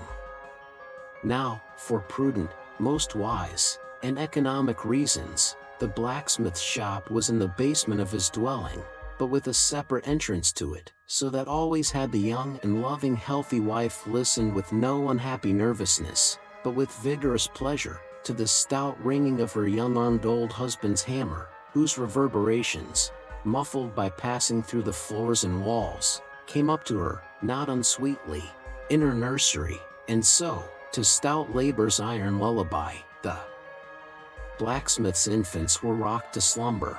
Oh, woe on woe! Oh, death, why canst thou not sometimes be timely? Hadst thou taken this old blacksmith to thyself ere his full ruin came upon him, then had the young widow had a delicious grief, and her orphans a truly venerable, legendary sire to dream of in their after years, and all of them a care-killing competency. But death plucked down some virtuous elder brother, on whose whistling daily toil solely hung the responsibilities of some other family, and left the worse than useless old man standing, till the hideous rot of life should make him easier to harvest. Why tell the whole? The blows of the basement hammer every day grew more and more between, and each blow every day grew fainter than the last. The wife sat frozen at the window, with tearless eyes, glitteringly gazing into the weeping faces of her children. The bellows fell, the forge choked up with cinders, the house was sold, the mother dived down into the long churchyard grass, her children twice followed her thither, and the houseless, familyless old man staggered off a vagabond in crape, his every woe unreverenced, his gray head a scorn to flaxen curls. Death seems the only desirable sequel for a career like this, But death is only a launching into the region of the strange untried. It is but the first salutation to the possibilities of the immense remote, the wild, the watery, the unshored. Therefore, to the death-longing eyes of such men, who still have left in them some interior compunctions against suicide, does the all-contributed and all-receptive ocean alluringly spread forth his whole plain of unimaginable, taking terrors, and wonderful, new life adventures, and from the hearts of infinite Pacifics, the thousand mermaids sing to them, "Come hither, broken-hearted, here is another life without the guilt of intermediate death, here are wonders supernatural, without dying for them. Come hither. Bury thyself in a life which, to your now equally abhorred and abhorring, landed world, is more oblivious than death. Come hither. Put up thy gravestone, too, within the churchyard, and come hither, till we marry thee." Hearkening to these voices, east and west, by early sunrise, and by fall of eve, the blacksmith's soul responded, I come. And so Perth went a-wailing. Chapter 113. The forge. With matted beard, and swathed in a bristling sharkskin apron, about midday, Perth was standing between his forge and anvil, the latter placed upon an ironwood log, with one hand holding a pikehead in the coals, and with the other at his forge's lungs, when Captain Ahab came along, carrying in his hand a small rusty-looking leathern bag. While yet a little distance from the forge, moody Ahab paused, till at last, Perth, withdrawing his iron from the fire, began hammering it upon the anvil, the red mass sending off the sparks in thick hovering flights, some of which flew close to Ahab. "Are these thy mother Carrie's chickens, Perth? They are always flying in thy wake, birds of good omen, too, but not to all. Look here, they burned, but thou livest among them without a scorch." "Because I am scorched all over, Captain Ahab," answered Perth, resting for a moment on his hammer. "I am past scorching. Not easily canst thou scorch a scar." Well, no more. Thy shrunk voice sounds too calmly, sanely woeful to me. In no paradise myself, I am impatient of all misery in others that is not mad. Thou shouldst go mad, blacksmith, say, why dost thou not go mad? How canst thou endure without being mad? Do the heavens yet hate thee, that thou canst not go mad? What wert thou making there? Welding an old pikehead, sir, there were seams and dents in it. And canst thou make it all smooth again, blacksmith, after such hard usage as it had? I think so, sir. And I suppose thou canst smooth almost any seams and dents, never mind how hard the metal, blacksmith? Aye, sir, I think I can, all seams and dents but one.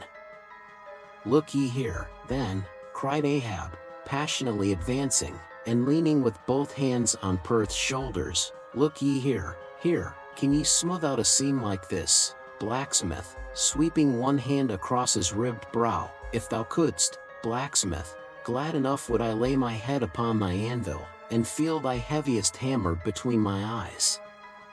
Answer. Canst thou smooth the seam? Oh, that is the one, sir.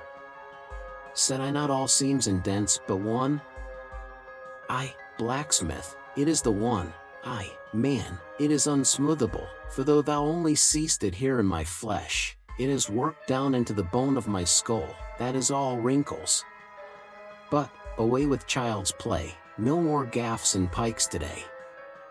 Look ye here, jingling the leathern bag, as if it were full of gold coins. I, too, want a harpoon made, one that 1,000 yoke of fiends could not part, Perth, something that will stick in a whale like his own fin bone. There's the stuff, flinging the pouch upon the anvil. Look ye, blacksmith, these are the gathered nail stubs of the steel shoes of racing horses. Horseshoe stubs, sir? Why, Captain Ahab, thou hast here, then, the best and stubbornest stuff we blacksmiths ever work. "I know it, old man. These stubs will weld together like glue from the melted bones of murderers. Quick! Forge me the harpoon. And forge me first 12 rods for its shank, then wind, and twist, and hammer these 12 together like the yarns and strands of a tow line.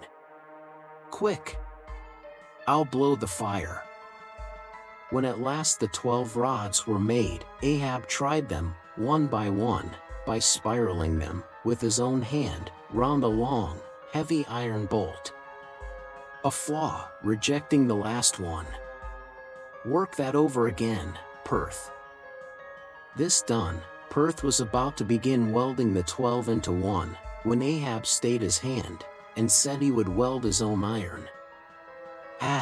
Then, with regular, gasping hems, he hammered on the anvil, Perth passing to him the glowing rods, one after the other, and the hard-pressed forge shooting up its intense straight flame. The Parsee passed silently, and bowing over his head towards the fire, seemed invoking some curse or some blessing on the toil. But, as Ahab looked up, he slid aside. "What's that bunch of Lucifers dodging about there for?" muttered Stubb, looking on from the forecastle. "That Parsee smells fire like a fusee, and smells of it himself, like a hot musket's powder pan." At last the shank, in one complete rod, received its final heat, and as Perth, to temper it, plunged it all hissing into the cask of water nearby, the scalding steam shot up into Ahab's bent face. "Wouldst thou brand me, Perth?" Wincing for a moment with the pain. "Have I been but forging my own branding iron, then? Pray God, not that, yet I fear something, Captain Ahab. Is not this harpoon for the white whale? For the white fiend? But now for the barbs, thou must make them thyself, man. Here are my razors, the best of steel, here, and make the barbs sharp as the needle sleet of the icy sea." For a moment, the old blacksmith eyed the razors as though he would fain not use them. "Take them, man, I have no need for them, for I now neither shave, sup, nor pray till, but here, to work."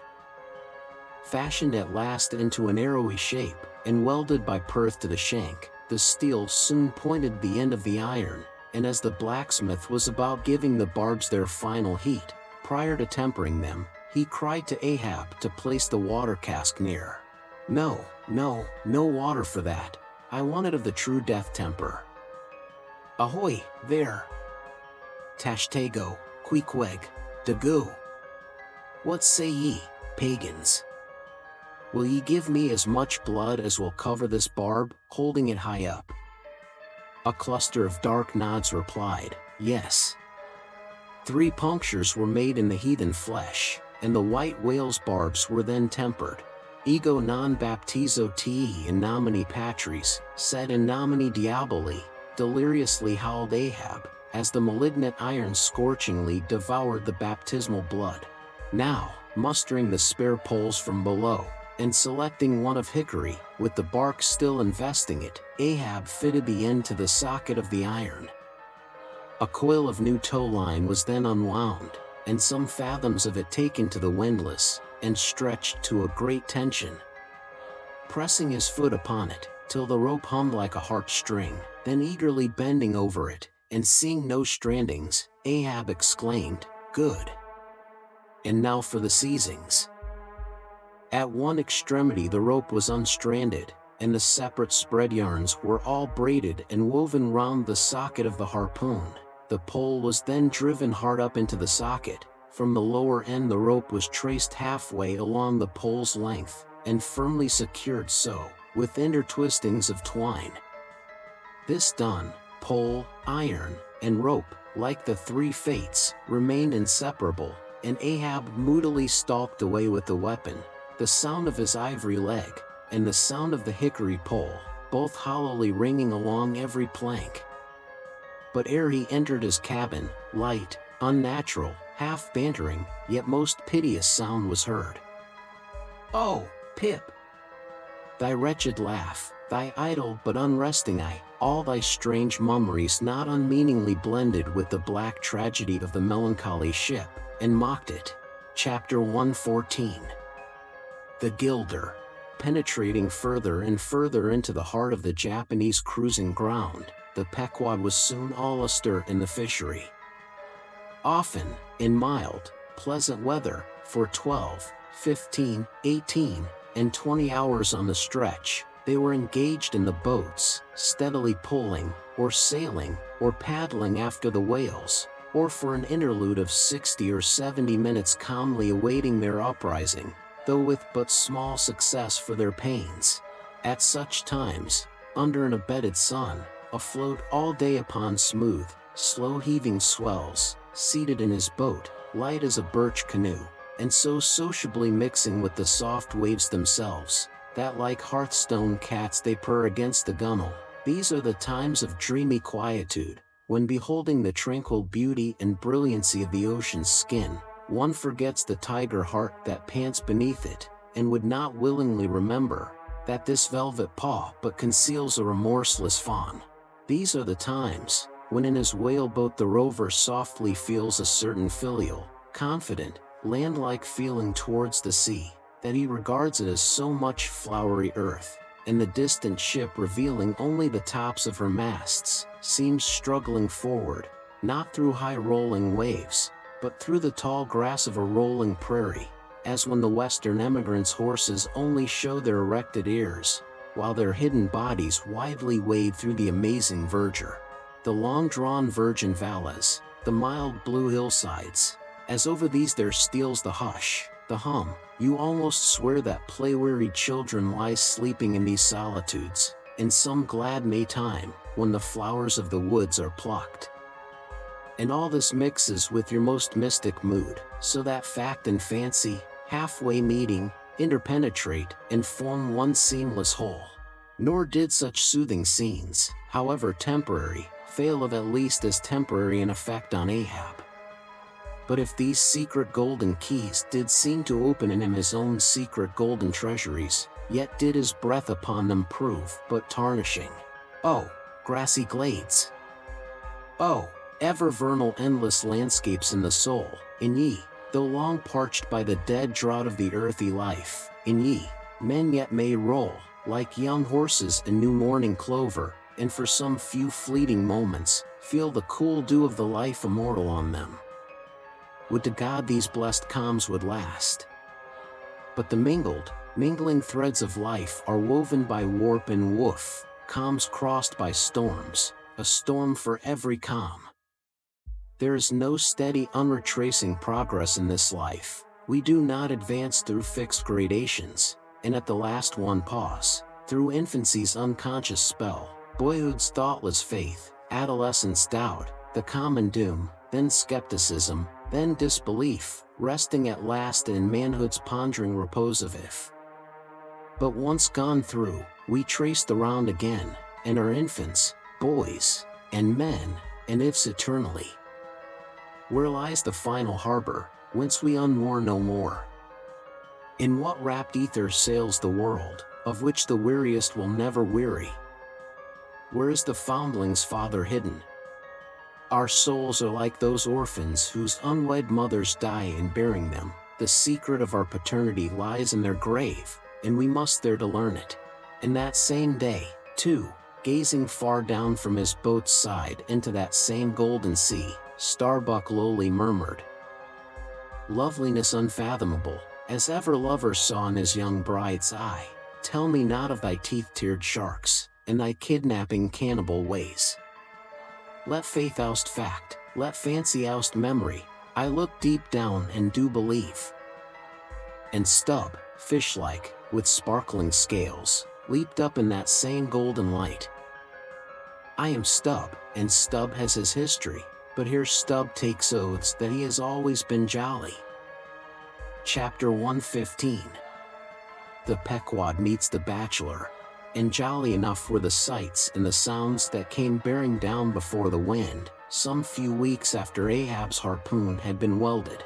It was a Nantucket ship, the Bachelor, which had just wedged in her last cask of oil, and bolted down her bursting hatches, and now, in glad holiday apparel, was joyously, though somewhat vaingloriously, sailing round among the widely separated ships on the ground, previous to pointing her prow for home. The 3 men at her masthead wore long streamers of narrow red bunting at their hats. From the stern, a whaleboat was suspended, bottom down, and hanging captive from the bowsprit was seen the long lower jaw of the last whale they had slain. Signals, ensigns, and jacks of all colors were flying from her rigging, on every side. Sideways lashed in each of her 3 basket tops were 2 barrels of sperm, above which, in her topmast crosstrees, you saw slender breakers of the same precious fluid, and nailed to her main truck was a brazen lamp. As was afterwards learned, the bachelor had met with the most surprising success, all the more wonderful, for that while cruising in the same seas numerous other vessels had gone entire months without securing a single fish. Not only had barrels of beef and bread been given away to make room for the far more valuable sperm, but additional supplemental casks had been bartered for, from the ships she had met, and these were stowed along the deck, and in the captain's and officers' staterooms. Even the cabin table itself had been knocked into kindling wood, and the cabin mess dined off the broad head of an oil butt, lashed down to the floor for a centerpiece. In the forecastle, the sailors had actually caulked and pitched their chests, and filled them. It was humorously added that the cook had clapped a head on his largest boiler, and filled it, that the steward had plugged his spare coffee pot and filled it, that the harpooneers had headed the sockets of their irons and filled them, that indeed everything was filled with sperm, except the captain's pantaloons pockets, and those he reserved to thrust his hands into, in self-complacent testimony of his entire satisfaction. As this glad ship of good luck bore down upon the moody Pequod, the barbarian sound of enormous drums came from her forecastle, and drawing still nearer, a crowd of her men were seen standing round her huge trypots, which, covered with the parchment-like poke or stomach skin of the black fish, gave forth a loud roar to every stroke of the clenched hands of the crew.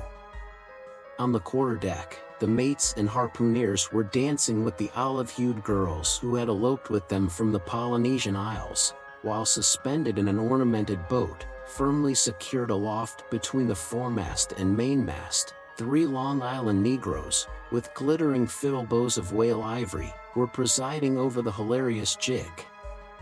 Meanwhile, others of the ship's company were tumultuously busy at the masonry of the tryworks, from which the huge pots had been removed. You would have almost thought they were pulling down the cursed Bastille, such wild cries they raised, as the now useless brick and mortar were being hurled into the sea. Lord and master over all this scene, the captain stood erect on the ship's elevated quarterdeck, so that the whole rejoicing drama was full before him, and seemed merely contrived for his own individual diversion. And Ahab, he too was standing on his quarterdeck, shaggy and black, with a stubborn gloom, and as the 2 ships crossed each other's wakes, one all jubilations for things past, the other all forebodings as to things to come, their 2 captains and themselves impersonated the whole striking contrast of the scene. Come aboard, cried the gay bachelor's commander, lifting a glass and a bottle in the air. Hast seen the white whale? Gritted Ahab in reply. No, only heard of him, but don't believe in him at all, said the other good-humoredly. Come aboard. Thou art too damn jolly. Sail on. Hast lost any men? Not enough to speak of, 2 islanders, that's all, but come aboard, old hearty, come along. I'll soon take that black from your brow. Come along, will ye, merry's the play, a full ship and homeward bound. How wondrous familiar is a fool, muttered Ahab, then aloud, thou art a full ship and homeward bound, thou say'st, well, then, call me an empty ship, and outward bound. So go thy ways, and I will mine. Forward there. Set all sail, and keep her to the wind. And thus, while the one ship went cheerily before the breeze, The others stubbornly fought against it, and so the two vessels parted, the crew of the Pequod looking with grave, lingering glances towards the receding bachelor, but the bachelor's men never heeding their gaze for the lively revelry they were in. And as Ahab, leaning over the taffrail, eyed the homeward-bound craft, he took from his pocket a small vial of sand, and then looking from the ship to the vial, seemed thereby bringing two remote associations together, for that vial was filled with Nantucket soundings. Chapter 116. The Dying Whale. Not seldom in this life, when, on the right side, fortune's favorites sail close by us, we, though all adroit before, catch somewhat of the rushing breeze, and joyfully feel our bagging sails fill out. So seemed it with the Pequod. For next day after encountering the gay bachelor, whales were seen and 4 were slain, and one of them by Ahab.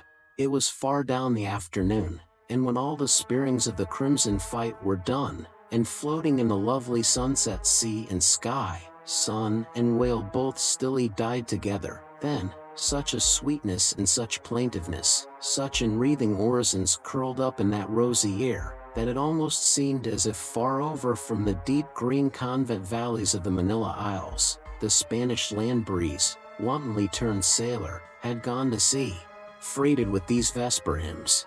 Soothed again, but only soothed a deeper gloom. Ahab, who had sterned off from the whale, sat intently watching his final wanings from the now tranquil boat. For that strange spectacle observable in all sperm whales dying, the turning sunwards of the head, and so expiring, that strange spectacle, beheld of such a placid evening, somehow to Ahab conveyed a wondrousness unknown before. He turns and turns him to it, how slowly, but how steadfastly, his homage rendering and invoking brow, with his last dying motions. He too worships fire, most faithful, broad, baronial vassal of the sun. Oh, that these two favoring eyes should see these two favoring sights. Look! Here, far waterlocked, beyond all hum of human weal or woe, in these most candid and impartial seas, where to traditions no rocks furnish tablets, where for long Chinese ages, the billows have still rolled on speechless and unspoken to, as stars that shine upon the Niger's unknown source. Here, too, life dies songwards full of faith, but see!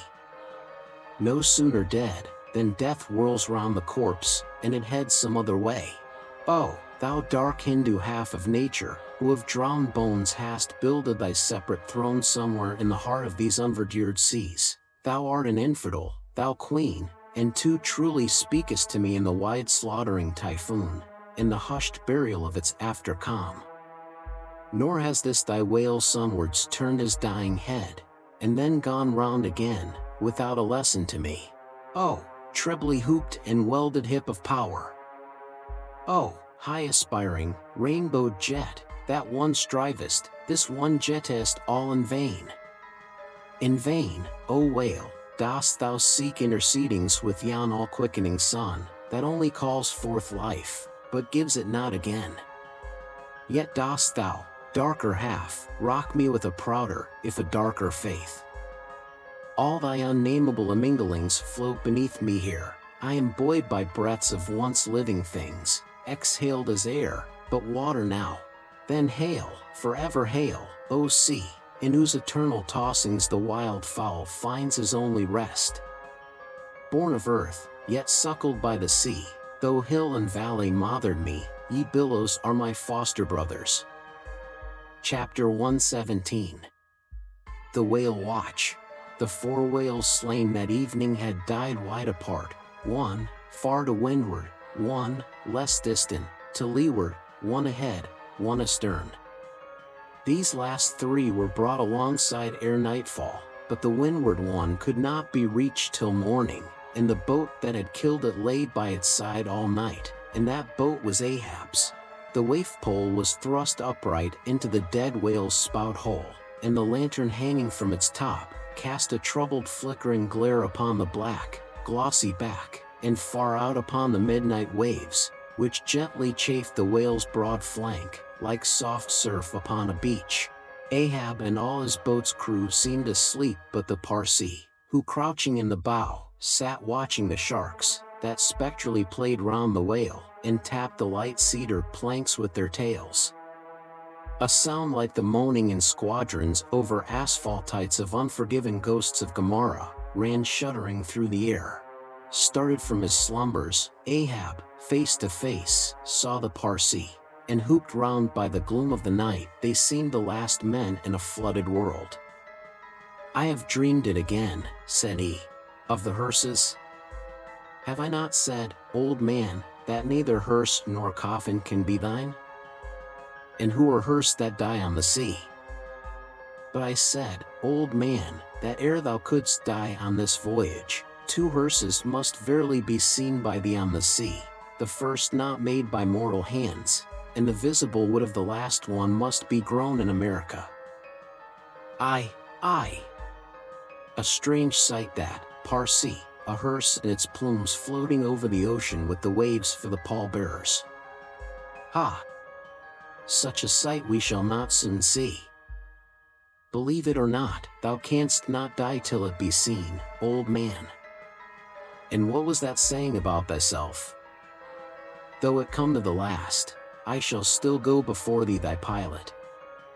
And when thou art so gone before, if that ever befall, then ere I can follow, thou must still appear to me, to pilot me still, was it not so? Well, then, did I believe all ye say, O my pilot? I have here 2 pledges that I shall yet slay Moby Dick and survive it. Take another pledge, old man, said the Parsee, as his eyes lighted up like fireflies in the gloom. Hemp only can kill thee. The gallows, ye mean? I am immortal then, on land and on sea, cried Ahab, with a laugh of derision, immortal on land and on sea. Both were silent again, as one man. The gray dawn came on, and the slumbering crew arose from the boat's bottom, and ere noon the dead whale was brought to the ship. Chapter 118. The Quadrant. The season for the line at length drew near, and every day when Ahab, coming from his cabin, cast his eyes aloft, the vigilant helmsman would ostentatiously handle his spokes, and the eager mariners quickly run to the braces, and would stand there with all their eyes centrally fixed on the nailed doubloon, impatient for the order to point the ship's prow for the equator. In good time the order came. It was hard upon high noon, and Ahab, seated in the bows of his high-hoisted boat, was about taking his wonted daily observation of the sun to determine his latitude. Now, in that Japanese sea, the days in summer are as freshets of effulgences. That unblinkingly vivid Japanese sun seems the blazing focus of the glassy ocean's immeasurable burning glass. The sky looks lacquered, clouds there are none, the horizon floats, and this nakedness of unrelieved radiance is as the insufferable splendors of God's throne. Well, that Ahab's quadrant was furnished with colored glasses, through which to take sight of that solar fire. So, swinging his seated form to the roll of the ship, and with his astrological-looking instrument placed to his eye, he remained in that posture for some moments to catch the precise instant when the sun should gain its precise meridian. Meantime, while his whole attention was absorbed, the Parsee was kneeling beneath him on the ship's deck, and with face thrown up like Ahab's, was eyeing the same sun with him, only the lids of his eyes half hooded their orbs, and his wild face was subdued to an earthly passionlessness. At length the desired observation was taken, and with his pencil upon his ivory leg, Ahab soon calculated what his latitude must be at that precise instant. Then, falling into a moment's reverie, he again looked up towards the sun and murmured to himself, "Thou sea mark! Thou high and mighty pilot! Thou tellest me truly where I am, but canst thou cast the least hint where I shall be? Or canst thou tell where some other thing besides me is this moment living? Where is Moby Dick? This instant thou must be eyeing him. These eyes of mine look into the very eye that is even now beholding him, and into the eye that is even now equally beholding the objects on the unknown, thither side of thee, thou sun. Then gazing at his quadrant, and handling, one after the other, its numerous cabalistical contrivances, he pondered again, and muttered, foolish toy! Baby's plaything of haughty admirals, and commodores, and captains, the world brags of thee, of thy cunning and might, but what after all canst thou do, but tell the poor, pitiful point, where thou thyself happenest to be on this wide planet, and the hand that holds thee, no! Not one jot more. Thou canst not tell where one drop of water or one grain of sand will be tomorrow noon, and yet with thy impotence thou insultest the sun. Science. Curse thee, thou vain toy, and cursed be all the things that cast man's eyes aloft to that heaven, whose live vividness but scorches him, as these old eyes are even now scorched with thy light, O sun. Level by nature to this earth's horizon are the glances of man's eyes, not shot from the crown of his head, as if God had meant him to gaze on his firmament. Curse thee, thou quadrant, dashing it to the deck, no longer will I guide my earthly way by thee, the level ship's compass, and the level dead reckoning, by log and by line, these shall conduct me, and show me my place on the sea. I, lighting from the boat to the deck, thus I trample on thee, thou paltry thing that feebly pointest on high, thus I split and destroy thee. As the frantic old man thus spoke and thus trampled with his live and dead feet, a sneering triumph that seemed meant for Ahab, and a fatalistic despair that seemed meant for himself, these passed over the mute, motionless Parsi's face. Unobserved he rose and glided away, while, awestruck by the aspect of their commander, the seamen clustered together on the forecastle, till Ahab, troubledly pacing the deck, shouted out, to the braces, "Up helm, square in!" In an instant the yards swung round, and as the ship half-wheeled upon her heel, her three firm-seated graceful masts erectly poised upon her long, ribbed hull, seemed as the three Horatii pirouetting on one sufficient steed. Standing between the knightheads, Starbuck watched the Pequod's tumultuous way, and Ahab's also, as he went lurching along the deck. I have sat before the dense coal fire and watched it all aglow, full of its tormented flaming life, and I have seen it wane at last, down, down, to dumbest dust. Old man of oceans! Of all this fiery life of thine, what will at length remain but one little heap of ashes? "Aye," cried Stubb, "but sea coal ashes, mind ye that, Mr. Starbuck, sea coal, not your common charcoal." Well, well, I heard Ahab mutter, "Here some one thrusts these cards into these old hands of mine, swears that I must play them, and no others. And damn me, Ahab, but thou actest right, live in the game, and die in it." Chapter 119. The candles. Warmest climes but nurse the cruelest fangs, the tiger of Bengal crouches in spiced groves of ceaseless verdure. Skies the most effulgent but basket the deadliest thunders, gorgeous Cuba knows tornadoes that never swept tame northern lands. So, too, it is, that in these resplendent Japanese seas the mariner encounters the direst of all storms, the typhoon. It will sometimes burst from out that cloudless sky, like an exploding bomb upon a dazed and sleepy town. Towards evening of that day, the Pequod was torn of her canvas, and bare-poled was left to fight a typhoon which had struck her directly ahead. When darkness came on, sky and sea roared and split with the thunder, and blazed with the lightning, that showed the disabled masts fluttering here and there with the rags which the first fury of the tempest had left for its after sport.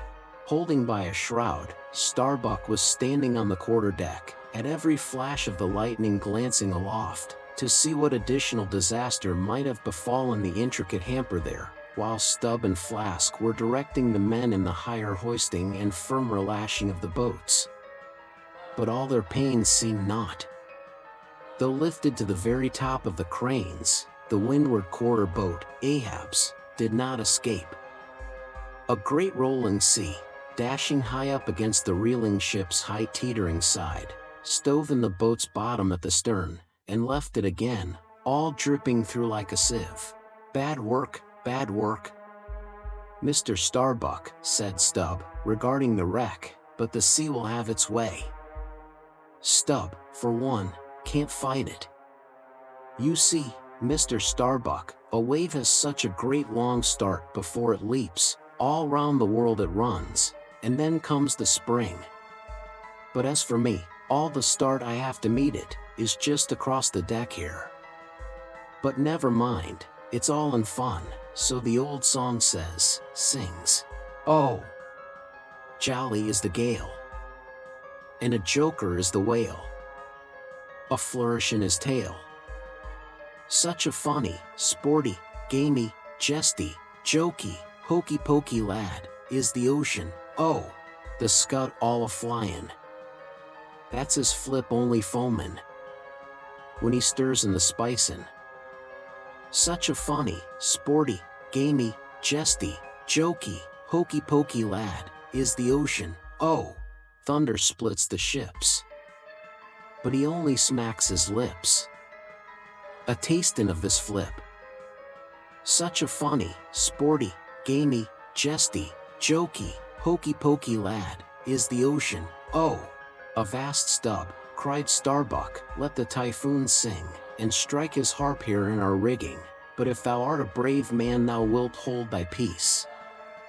But I am not a brave man, never said I was a brave man, I am a coward, and I sing to keep up my spirits. And I tell you what it is, Mr. Starbuck, there's no way to stop my singing in this world but to cut my throat. And when that's done, 10 to 1 I sing thee the doxology for a wind-up. Madman, look through my eyes if thou hast none of thine own. What? How can you see better of a dark night than anybody else, never mind how foolish? Here, cried Starbuck, seizing Stubb by the shoulder, and pointing his hand towards the weather bow, markest thou not that the gale comes from the eastward, the very course Ahab is to run from Moby Dick? The very course he swung to this day noon? Now mark his boat there, where is that stove? In the stern sheets, man, where he is wont to stand, his standpoint is stove, man. Now jump overboard, and sing away, if thou must. I don't half understand ye, what's in the wind? Yes, yes, round the Cape of Good Hope is the shortest way to Nantucket, soliloquized Starbuck suddenly, heedless of Stubb's question. The gale that now hammers at us to stave us, we can turn it into a fair wind that will drive us towards home. Yonder, to windward, all is blackness of doom, but to leeward, homeward, I see it lightens up there, but not with the lightning. At that moment, in one of the intervals of profound darkness, following the flashes, a voice was heard at his side, and almost at the same instant a volley of thunder peals rolled overhead. Who's there? Old Thunder, said Ahab, groping his way along the bulwarks to his pivot hole, but suddenly finding his path made plain to him by elbowed lances of fire. Now, as the lightning rod to a spire on shore is intended to carry off the perilous fluid into the soil, so the kindred rod which at sea some ships carry to each mast, is intended to conduct it into the water.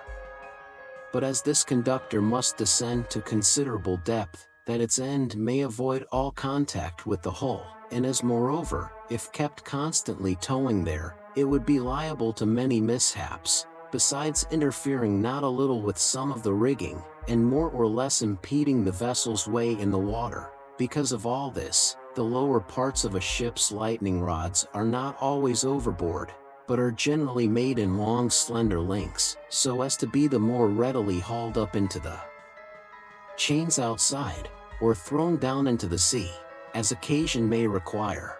The rods! The rods! Cried Starbuck to the crew, suddenly admonished to vigilance by the vivid lightning that had just been darting flambeaux, to light Ahab to his post. Are they overboard? Drop them over, fore and aft. Quick! "Avast!" cried Ahab. "Let's have fair play here, though we be the weaker side. Yet I'll contribute to raise rods on the Himalayas and Andes, that all the world may be secured, but out on privileges. Let them be, sir." "Look aloft!" cried Starbuck. "The Corpus ants! The Corpus ants!"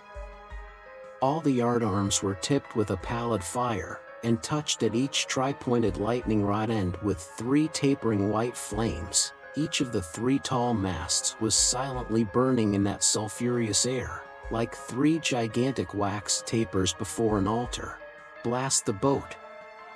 "Let it go!" cried Stubb at this instant, as a swashing sea heaved up under his own little craft, so that its gunwale violently jammed his hand, as he was passing a lashing. "Blast it!" But slipping backward on the deck, his uplifted eyes caught the flames, and immediately shifting his tone he cried, "The Corpus ants have mercy on us all." To sailors, oaths are household words. They will swear in the trance of the calm, and in the teeth of the tempest, they will imprecate curses from the topsail yard arms, when most they teeter over to a seething sea. But in all my voyagings, seldom have I heard a common oath when God's burning finger has been laid on the ship, when his mean tekel a parson has been woven into the shrouds and the cordage. While this pallidness was burning aloft, few words were heard from the enchanted crew, who in one thick cluster stood on the forecastle, all their eyes gleaming in that pale phosphorescence, like a faraway constellation of stars. Relieved against the ghostly light, the gigantic jet negro, Daggoo, loomed up to thrice his real stature, and seemed the black cloud from which the thunder had come. The parted mouth of Tashtego revealed his shark-white teeth, which strangely gleamed as if they too had been tipped by Corpus ants, while lit up by the preternatural light. Queequeg's tattooing burned like satanic blue flames on his body. The tableau all waned at last with the pallidness aloft, and once more the Pequod and every soul on her decks were wrapped in a pall. A moment or 2 passed, when Starbuck, going forward, pushed against someone. It was Stubb. "What thinkest thou now, man? I heard thy cry. It was not the same in the song." No, it wasn't. I said the Corpus ants have mercy on us all, and I hope they will, still. But do they only have mercy on long faces? Have they no bowels for a laugh? And look ye, Mr. Starbuck, but it's too dark to look. Hear me, then. I take that masthead flame we saw for a sign of good luck, for those masts are rooted in a hole that is going to be chock-a-block with sperm oil, d'ye see? And so, all that sperm will work up into the masts, like sap in a tree. Yes, our 3 masts will yet be as 3 spermaceti candles. That's the good promise we saw. At that moment Starbuck caught sight of Stubb's face slowly beginning to glimmer into sight. Glancing upwards, he cried, "See! See!" And once more the high tapering flames were beheld with what seemed redoubled supernaturalness in their pallor. "The Corpus ants have mercy on us all," cried Stubb, again. At the base of the mainmast, full beneath the doubloon in the flame, the Parsee was kneeling in Ahab's front, but with his head bowed away from him, while nearby, from the arched and overhanging rigging, where they had just been engaged securing a spar, a number of the seamen, arrested by the glare, now cohered together, and hung pendulous, like a knot of numbed wasps from a drooping, orchard twig. In various enchanted attitudes, like the standing, or stepping, or running skeletons in Herculaneum, others remained rooted to the deck, but all their eyes upcast. Aye, men," cried Ahab. "Look up at it, mark it well, the white flame but lights the way to the white whale. Hand me those mainmast links there, I would fain feel this pulse, and let mine beat against it, blood against fire. So." Then turning, the last link held fast in his left hand, he put his foot upon the Parsee, and with fixed upward eye, and high-flung right arm, he stood erect before the lofty tri-pointed trinity of flames. Oh, thou clear spirit of clear fire, whom on these seas I as Persian once did worship, till in the sacramental act so burned by thee, that to this hour I bear the scar, I now know thee, thou clear spirit, and I now know that thy right worship is defiance. To neither love nor reverence wilt thou be kind, and e'en for hate thou canst but kill, and all are killed. No fearless fool now fronts thee. I own thy speechless, placeless power, but to the last gasp of my earthquake life will dispute its unconditional, unintegral mastery in me. In the midst of the personified impersonal, a personality stands here. Though but a point at best, whencesoe'er I came, wheresoe'er I go, yet while I earthly live, the queenly personality lives in me, and feels her royal rights. But war is pain, and hate is woe.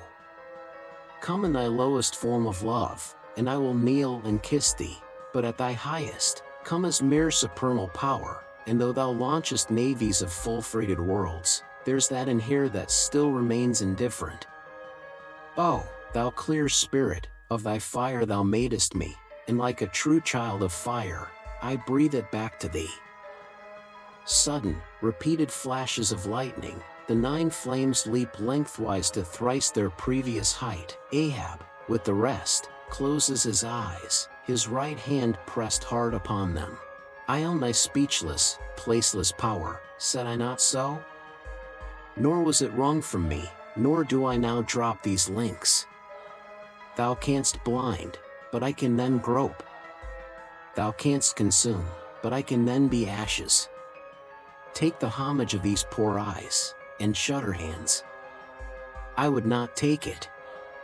The lightning flashes through my skull, mine eyeballs ache and ache, my whole beaten brain seems as beheaded, and rolling on some stunning ground. Oh, oh! Yet blindfold, yet will I talk to thee. Light though thou be, thou leapest out of darkness, but I am darkness leaping out of light, leaping out of thee. The javelins cease, open eyes, see, or not. There burn the flames. Oh, thou magnanimous! Now I do glory in my genealogy. But thou art but my fiery father, my sweet mother, I know not. Oh, cruel! What hast thou done with her? There lies my puzzle, but thine is greater. Thou knowest not how came ye, hence callest thyself unbegun, certainly knowest not thy beginning, hence callest thyself unbegun. I know that of me, which thou knowest not of thyself, O thou omnipotent. There is some unsuffusing thing beyond thee, thou clear spirit, to whom all thy eternity is but time, all thy creativeness mechanical. Through thee, thy flaming self, my scorched eyes do dimly see it. Oh, thou foundling fire, thou hermit immemorial, thou too hast thy incommunicable riddle, thy unparticipated grief. Here again with haughty agony, I read my sire. Leap! Leap up, and lick the sky. I leap with thee, I burn with thee, would fain be welded with thee, defyingly I worship thee. The boat! The boat! Cried Starbuck, look at thy boat, old man. Ahab's harpoon, the one forged at Perth's fire, remained firmly lashed in its conspicuous crotch, so that it projected beyond his whaleboat's bow, but the sea that had stove its bottom had caused the loose leather sheath to drop off, and from the keen steel barb there now came a leveled flame of pale, forked fire. As the silent harpoon burned there like a serpent's tongue, Starbuck grasped Ahab by the arm. God, God is against thee, old man, forbear, 'tis an ill voyage.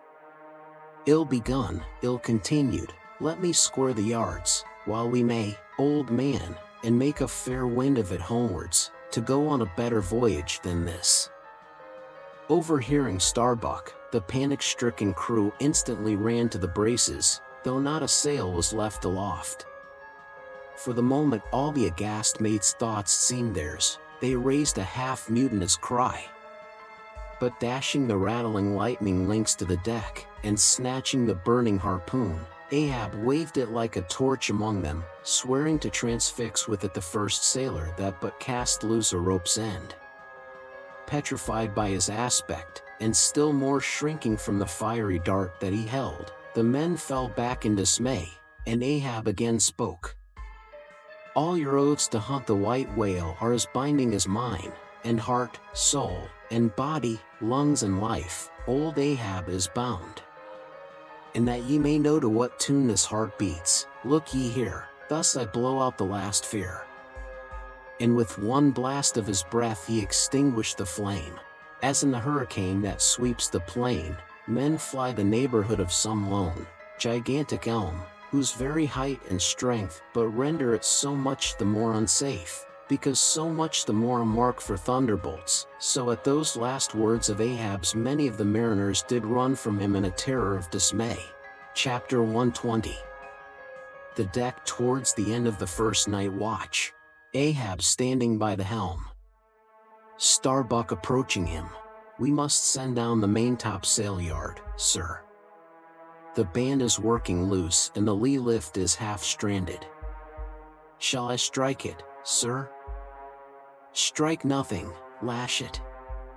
If I had skysail poles, I'd sway them up now." "Sir, in God's name, sir."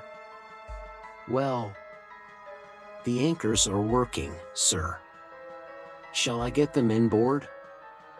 "Strike nothing, and stir nothing, but lash everything. The wind rises, but it has not got up to my tablelands yet. Quick, and see to it, by masts and keels. He takes me for the hunchbacked skipper of some coasting smack. Send down my maintopsail yard. Ho, glue pots. Loftiest trucks were made for wildest winds, and this brain truck of mine now sails amid the cloud scud. Shall I strike that? Oh, none but cowards send down their brain trucks in tempest time. What a hoorish aloft there! I would e'en take it for sublime, did I not know that the colic is a noisy malady. Oh, take medicine, take medicine." Chapter 121. Midnight, the forecastle bulwarks. Stub and Flask mounted on them, and passing additional lashings over the anchors they're hanging. "No, Stub, you may pound that knot there as much as you please, but you will never pound into me what you were just now saying. And how long ago is it since you said the very contrary? Didn't you once say that whatever ship Ahab sails in, that ship should pay something extra on its insurance policy, just as though it were loaded with powder barrels aft and boxes of lucifers forward?" "Stop, now, didn't you say so?" "Well, suppose I did? What then? I've part changed my flesh since that time, why not my mind? Besides, supposing we are loaded with powder barrels aft and lucifers forward, how the devil could the lucifers get afire in this drenching spray here? Why, my little man, you have pretty red hair, but you couldn't get a fire now. Shake yourself, your Aquarius, or the water-bearer, Flask, might fill pitchers at your coat collar. Don't you see, then, that for these extra risks the marine insurance companies have extra guarantees? Here are hydrants, Flask. But hark, again, and I'll answer ye the other thing. First take your leg off from the crown of the anchor here, though, so I can pass the rope. Now listen. What's the mighty difference between holding a mast's lightning rod in the storm, and standing close by a mast that hasn't got any lightning rod at all in a storm? Don't you see, you timberhead, that no harm can come to the holder of the rod, unless the mast is first struck? What are you talking about, then?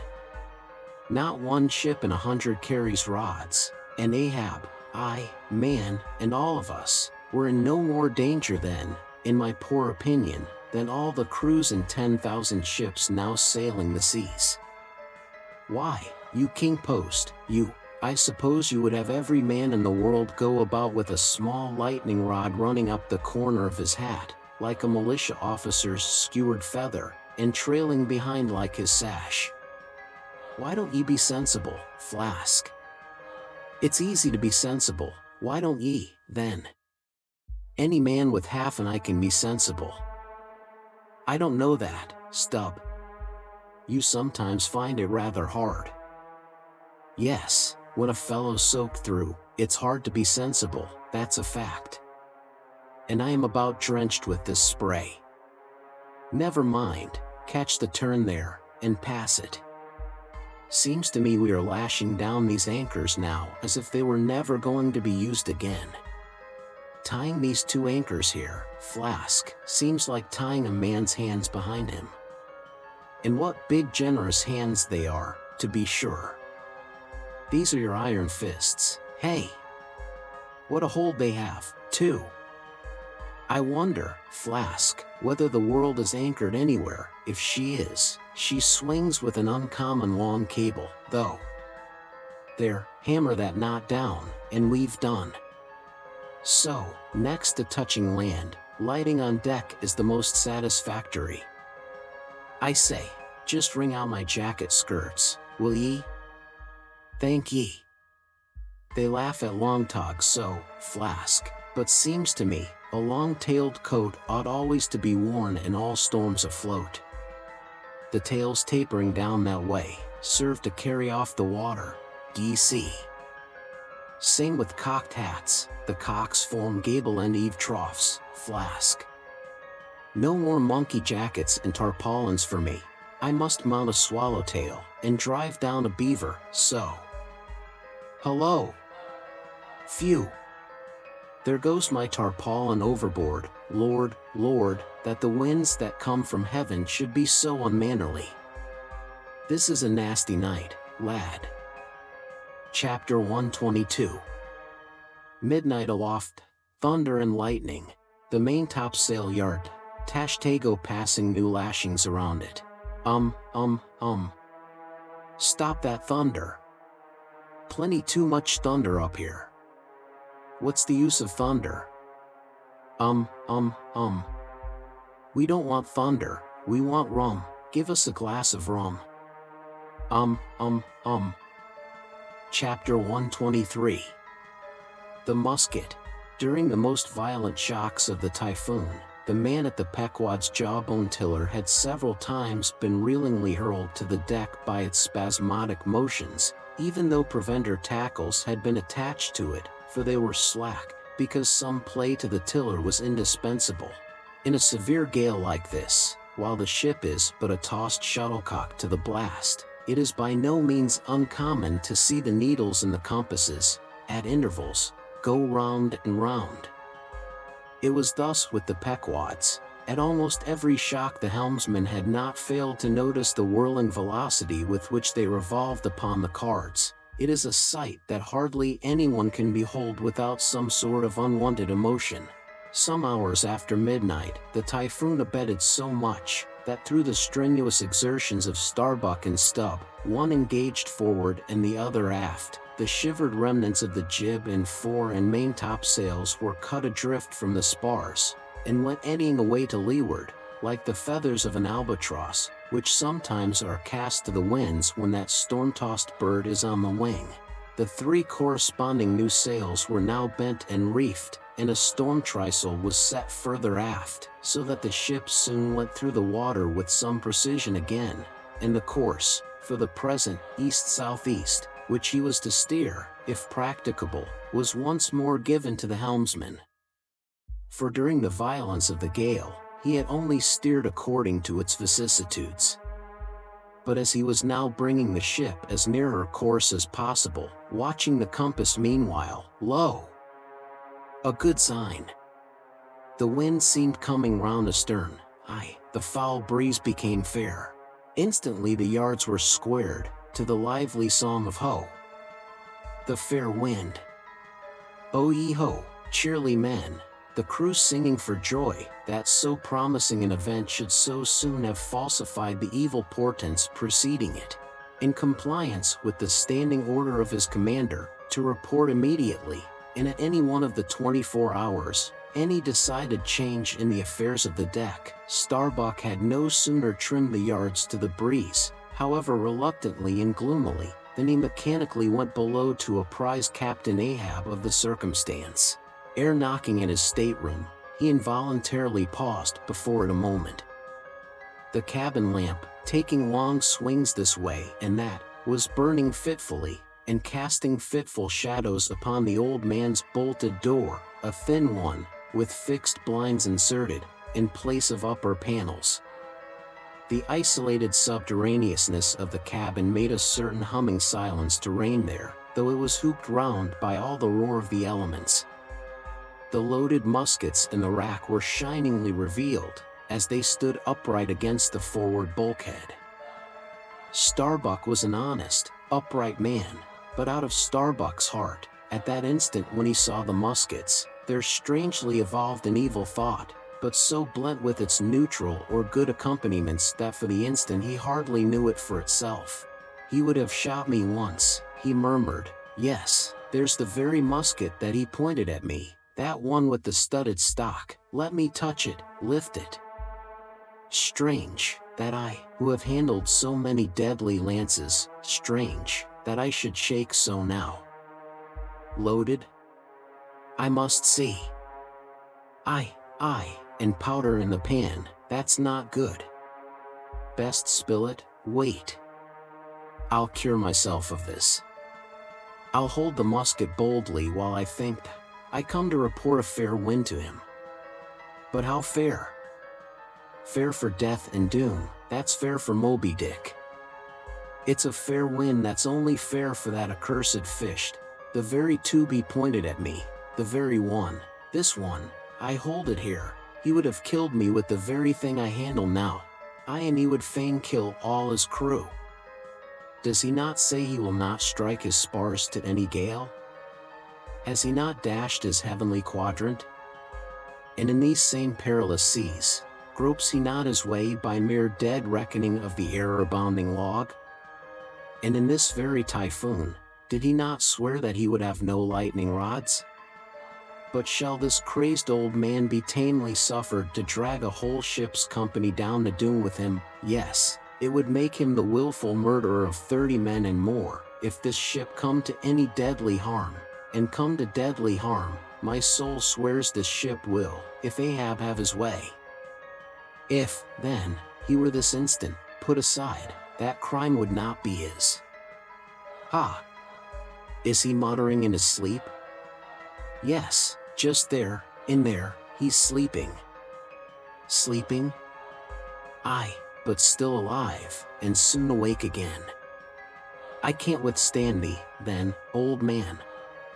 Not reasoning, not remonstrance, not entreaty wilt thou hearken to, all this thou scornest. Flat obedience to thy own flat commands, this is all thou breathest. Aye, and say'st the men have vowed thy vow, say'st all of us are Ahabs. Great God forbid, but is there no other way? No lawful way, make him a prisoner to be taken home? What? Hope to wrest this old man's living power from his own living hands? Only a fool would try it. Say he were pinioned even, knotted all over with ropes and hawsers, chained down to ring bolts on this cabin floor, he would be more hideous than a caged tiger, then. I could not endure the sight, could not possibly fly his howlings. All comfort, sleep itself, inestimable reason would leave me on the long intolerable voyage. What, then, remains? The land is hundreds of leagues away, and Loch Japan the nearest. I stand alone here upon an open sea, with 2 oceans and a whole continent between me and Laud. Aye, 'tis so. Is heaven a murderer when its lightning strikes a would-be murderer in his bed, tindering sheets and skin together? And would I be a murderer, then, if, and slowly, stealthily, and half sideways looking, he placed the loaded musket's end against the door? On this level, Ahab's hammock swings within, his head this way. A touch, and Starbuck may survive to hug his wife and child again. Oh Mary! Mary, boy, boy, boy, but if I wake thee not to death, old man, who can tell to what unsound deep Starbuck's body this day week may sink, with all the crew? Great God, where art thou? Shall I? The wind has gone down and shifted, sir, the fore and main topsails are reefed and set, she heads her course. Stern all. O Moby Dick, I clutch thy heart at last. Such were the sounds that now came hurtling from out the old man's tormented sleep, as if Starbuck's voice had caused the long dumb dream to speak.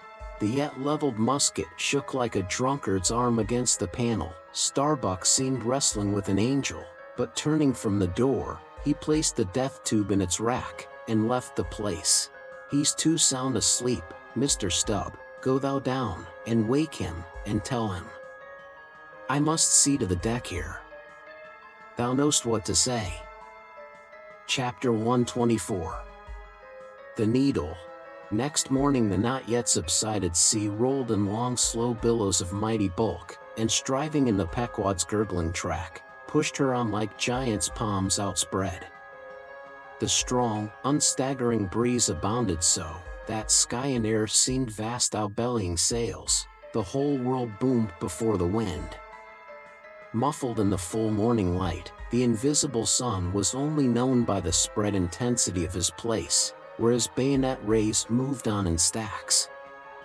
Emblazonings, as of crowned Babylonian kings and queens, reigned over everything. The sea was as a crucible of molten gold, that bubblingly leaps with light and heat.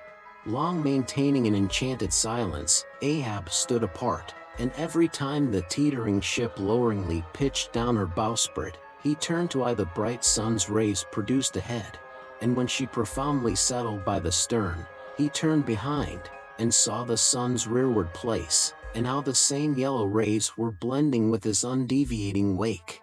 Ha, ha, my ship! Thou mightest well be taken now for the sea chariot of the sun. Ho, ho!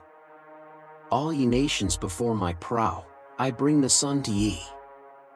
Yoke on the further billows, hullo! A tandem, I drive the sea. But suddenly reined back by some counter thought, he hurried towards the helm, huskily demanding how the ship was heading. East so east, sir, said the frightened steersman. Thou least, smiting him with his clenched fist. Heading east at this hour in the morning, and the sun astern? Upon this every soul was confounded, for the phenomenon just then observed by Ahab had unaccountably escaped everyone else, but its very blinding palpableness must have been the cause. Thrusting his head halfway into the binnacle, Ahab caught one glimpse of the compasses. His uplifted arm slowly fell. For a moment he almost seemed to stagger. Standing behind him Starbuck looked, and lo! The two compasses pointed east, and the Pequod was as infallibly going west. But ere the first wild alarm could get out abroad among the crew, the old man with a rigid laugh exclaimed, I have it. It has happened before. Mr. Starbuck, last night's thunder turned our compasses, that's all. Thou hast before now heard of such a thing, I take it. Aye, but never before has it happened to me, sir, said the pale mate, gloomily. Here, it must needs be said, that accidents like this have in more than one case occurred to ships in violent storms. The magnetic energy, as developed in the mariner's needle, is, as all know, essentially one with the electricity beheld in heaven, hence it is not to be much marveled at, that such things should be. Instances where the lightning has actually struck the vessel, so as to smite down some of the spars and rigging, the effect upon the needle has at times been still more fatal, all its lodestone virtue being annihilated, so that the before magnetic steel was of no more use than an old wife's knitting needle. But in either case, the needle never again, of itself, recovers the original virtue thus marred or lost, and if the binnacle compasses be affected, the same fate reaches all the others that may be in the ship, even were the lowermost one inserted into the kelson. Deliberately standing before the binnacle, and eyeing the transpointed compasses, the old man, with the sharp of his extended hand, now took the precise bearing of the sun, and satisfied that the needles were exactly inverted, shouted out his orders for the ship's course to be changed accordingly. The yards were hard up, and once more the Pequod thrust her undaunted bows into the opposing wind, for the supposed fair one had only been juggling her. Meanwhile, whatever were his own secret thoughts, Starbuck said nothing, but quietly he issued all requisite orders, while Stubb and Flask, who in some small degree seemed then to be sharing his feelings, likewise unmurmuringly acquiesced. As for the men, though some of them lowly rumbled, their fear of Ahab was greater than their fear of fate. But as ever before, the pagan harpooneers remained almost wholly unimpressed, or if impressed, it was only with a certain magnetism shot into their congenial hearts from inflexible Ahab's. For a space the old man walked the deck in rolling reveries. But chancing to slip with his ivory heel, he saw the crushed copper sight tubes of the quadrant he had the day before dashed to the deck. Thou poor, proud heaven-gazer and sun's pilot! Yesterday I wrecked thee, and today the compasses would fain have wrecked me. So. But Ahab is lord over the level lodestone yet. Mr. Starbuck, a lance without a pole, a topmaul, and the smallest of the sailmaker's needles. Quick! Accessory, perhaps, to the impulse dictating the thing he was now about to do, were certain prudential motives, whose object might have been to revive the spirits of his crew by a stroke of his subtle skill, in a matter so wondrous as that of the inverted compasses. Besides, the old man well knew that to steer by transpointed needles, though clumsily practicable, was not a thing to be passed over by superstitious sailors, without some shudderings and evil portents. Men, said he, steadily turning upon the crew, as the mate handed him the things he had demanded, my men, the thunder turned old Ahab's needles, but out of this bit of steel Ahab can make one of his own, that will point as true as any. Abashed glances of servile wonder were exchanged by the sailors, as this was said, and with fascinated eyes they awaited whatever magic might follow. But Starbuck looked away. With a blow from the topmaul Ahab knocked off the steel head of the lance, and then handing to the mate the long iron rod remaining, bade him hold it upright, without its touching the deck. Then, with the maul, after repeatedly smiting the upper end of this iron rod, he placed the blunted needle endwise on the top of it, and less strongly hammered that, several times, the mate still holding the rod as before. Then going through some small strange motions with it, whether indispensable to the magnetizing of the steel, or merely intended to augment the awe of the crew, is uncertain, he called for linen thread, and moving to the binnacle, slipped out the two reversed needles there, and horizontally suspended the sail needle by its middle, over one of the compass cards. At first, the steel went round and round, quivering and vibrating at either end, but at last it settled to its place, when Ahab, who had been intently watching for this result, stepped frankly back from the binnacle, and pointing his stretched arm towards it, exclaimed, Look ye, for yourselves, if Ahab be not lord of the level lodestone. The sun is east, and that compass swears it. One after another they peered in, for nothing but their own eyes could persuade such ignorance as theirs, and one after another they slunk away. In his fiery eyes of scorn and triumph, you then saw Ahab in all his fatal pride. Chapter 125. The log and line. While now the fated Pequod had been so long afloat this voyage, the log and line had but very seldom been in use.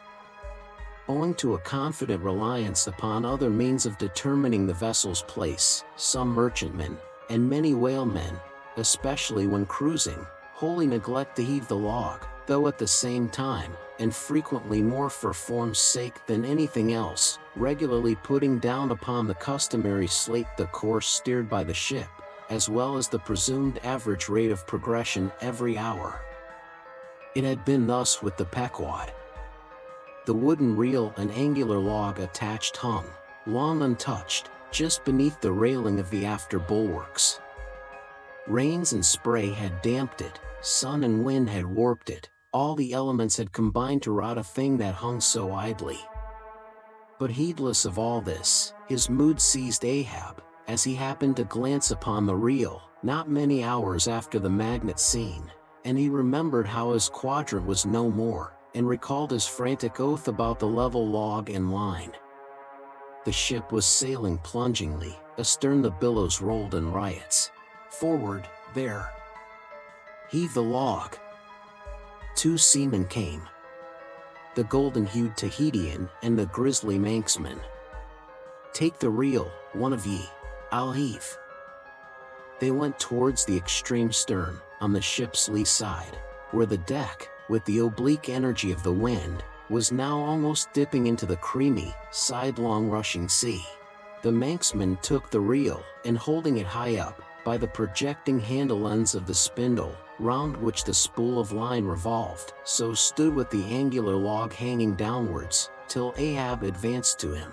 Ahab stood before him, and was lightly unwinding some 30 or 40 turns to form a preliminary handcoil to toss overboard, when the old Manxman, who was intently eyeing both him and the line, made bold to speak.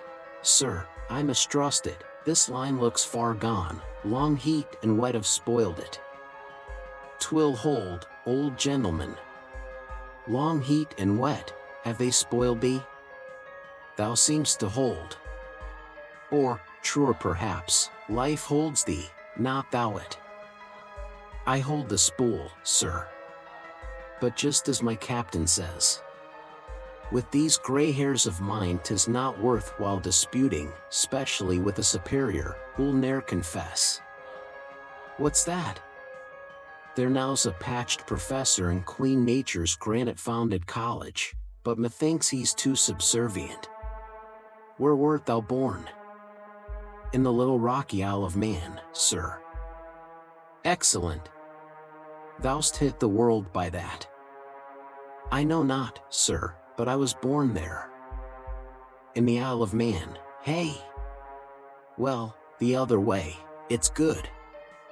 Here's a man from man, a man born and once independent man, and now unmanned of man, which is sucked in, by what? Up with the reel. The dead, blind wall butts all inquiring heads at last. Up with it. So. The log was heaved. The loose coils rapidly straightened out in a long dragging line astern, and then, instantly, the reel began to whirl. In turn, jerkingly raised and lowered by the rolling billows, the towing resistance of the log caused the old reelman to stagger strangely. "Hold hard!" Snap!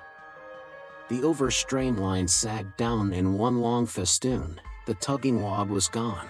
I crush the quadrant, the thunder turns the needles, and now the mad sea parts the log line. But Ahab can mend all. Haul in here, Tahitian, reel up, Manxman. And look ye, let the carpenter make another log, and mend thou the line. See to it. There he goes now, to him nothing's happened, but to me, the skewer seems loosening out of the middle of the world. Haul in, Tahitian. These lines run whole, and whirling out, come in broken, and dragging slow. Ha, Pip? Come to help, Pip? Pip? Whom call ye Pip? Pip jumped from the whaleboat. Pip's missing. Let's see now if ye haven't fished him up here, fisherman. It drags hard, I guess he's holding on. Jerk him, Tahiti. Jerk him off, we haul and no cowards here. Ho! There's his arm just breaking water. A hatchet. A hatchet. Cut it off, we haul and no cowards here. Captain Ahab. Sir. Here's Pip, trying to get on board again. "Peace, thou crazy loon," cried the Manxman, seizing him by the arm. "Away from the quarterdeck." "The greater idiot ever scolds the lesser," muttered Ahab, advancing. "Hands off from that holiness." "Where sayest thou Pip was, boy?" "Astern there, sir, astern." "Lo! Lo! And who art thou, boy?" "I see not my reflection in the vacant pupils of thy eyes." "O God! That man should be a thing for immoral souls to sieve through." "Who art thou, boy?" "Bell boy, sir, ship scryer, ding, dong, ding." "Pip! Pip! Pip!" 100 pounds of clay reward for Pip, 5 feet high, looks cowardly, quickest known by that. Ding, dong, ding. Who's seen Pip the coward? There can be no hearts above the snow line. Oh, ye frozen heavens! Look down here. Ye did beget this luckless child, and have abandoned him, ye creative libertines. Here, boy, Ahab's cabin shall be Pip's home henceforth, while Ahab lives. Thou touchest my inmost center, boy, thou art tied to me by cords woven of my heartstrings. Come, let's down. What's this? Here's velvet shark skin, intently gazing at Ahab's hand, and feeling it. Ah, now, had poor Pip but felt so kind a thing as this, perhaps he had ne'er been lost. This seems to me, sir, as a man-rope, something that weak souls may hold by. Oh, sir, let old Perth now come and rivet these two hands together, the black one with the white, for I will not let this go. Oh, boy, nor will I thee, unless I should thereby drag thee to worse horrors than are here. Come, then, to my cabin. Lo! Ye believers in God's all goodness, and in man all ill, lo you! See the omniscient God's oblivious of suffering man, and man, though idiotic, and knowing not what he does, yet full of the sweet things of love and gratitude. Come! I feel prouder leading me by thy black hand, than though I grasped an emperor's. There go 2 daft ones now, muttered the old Manxman. One daft with strength, the other daft with weakness. But here's the end of the rotten line, all dripping, too. Mend it, eh? I think we had best have a new line altogether. I'll see Mr. Stubb about it. Chapter 126. The Life Buoy. Steering now southeastward by Ahab's leveled steel, and her progress solely determined by Ahab's level log and line, the Pequod held on her path towards the equator. Making so long a passage through such unfrequented waters, descrying no ships, and ere long, sideways impelled by unvarying trade winds, over waves monotonously mild, all these seemed the strange calm things preluding some riotous and desperate scene. At last, when the ship drew near to the outskirts, as it were, of the equatorial fishing ground, and in the deep darkness that goes before the dawn, was sailing by a cluster of rocky islets, the watch, then headed by Flask, was startled by a cry so plaintively wild and unearthly, like half-articulated wailings of the ghosts of all Herod's murdered innocents, that one and all, they started from their reveries, and for the space of some moments stood, or sat, or leaned all transfixedly listening. Like the carved Roman slave, while that wild cry remained within hearing. The Christian or civilized part of the crew said it was mermaids, and shuddered, but the pagan harpooneers remained unappalled. Yet the Grey Manxman, the oldest mariner of all, declared that the wild thrilling sounds that were heard, were the voices of newly drowned men in the sea. Below in his hammock, Ahab did not hear of this till grey dawn, when he came to the deck. It was then recounted to him by Flask, not unaccompanied with hinted dark meanings. He hollowly laughed, and thus explained the wonder. Those rocky islands the ship had passed were the resort of great numbers of seals, and some young seals that had lost their dams, or some dams that had lost their cubs, must have risen nigh the ship and kept company with her, crying and sobbing with their human sort of wail. But this only the more affected some of them, because most mariners cherish a very superstitious feeling about seals, arising not only from their peculiar tones when in distress, but also from the human look of their round heads and semi-intelligent faces, seen peeringly uprising from the water alongside. In the sea, under certain circumstances, seals have more than once been mistaken for men, but the boatings of the crew were destined to receive a most plausible confirmation in the fate of one of their number that morning. At sunrise this man went from his hammock to his masthead at the fore, and whether it was that he was not yet half waked from his sleep, for sailors sometimes go aloft in a transition state, whether it was thus with the man, there is now no telling, but, be that as it may, he had not been long in his perch, when a cry was heard, a cry and a rushing, and looking up, they saw a falling phantom in the air, and looking down, a little tossed heap of white bubbles in the blue of the sea.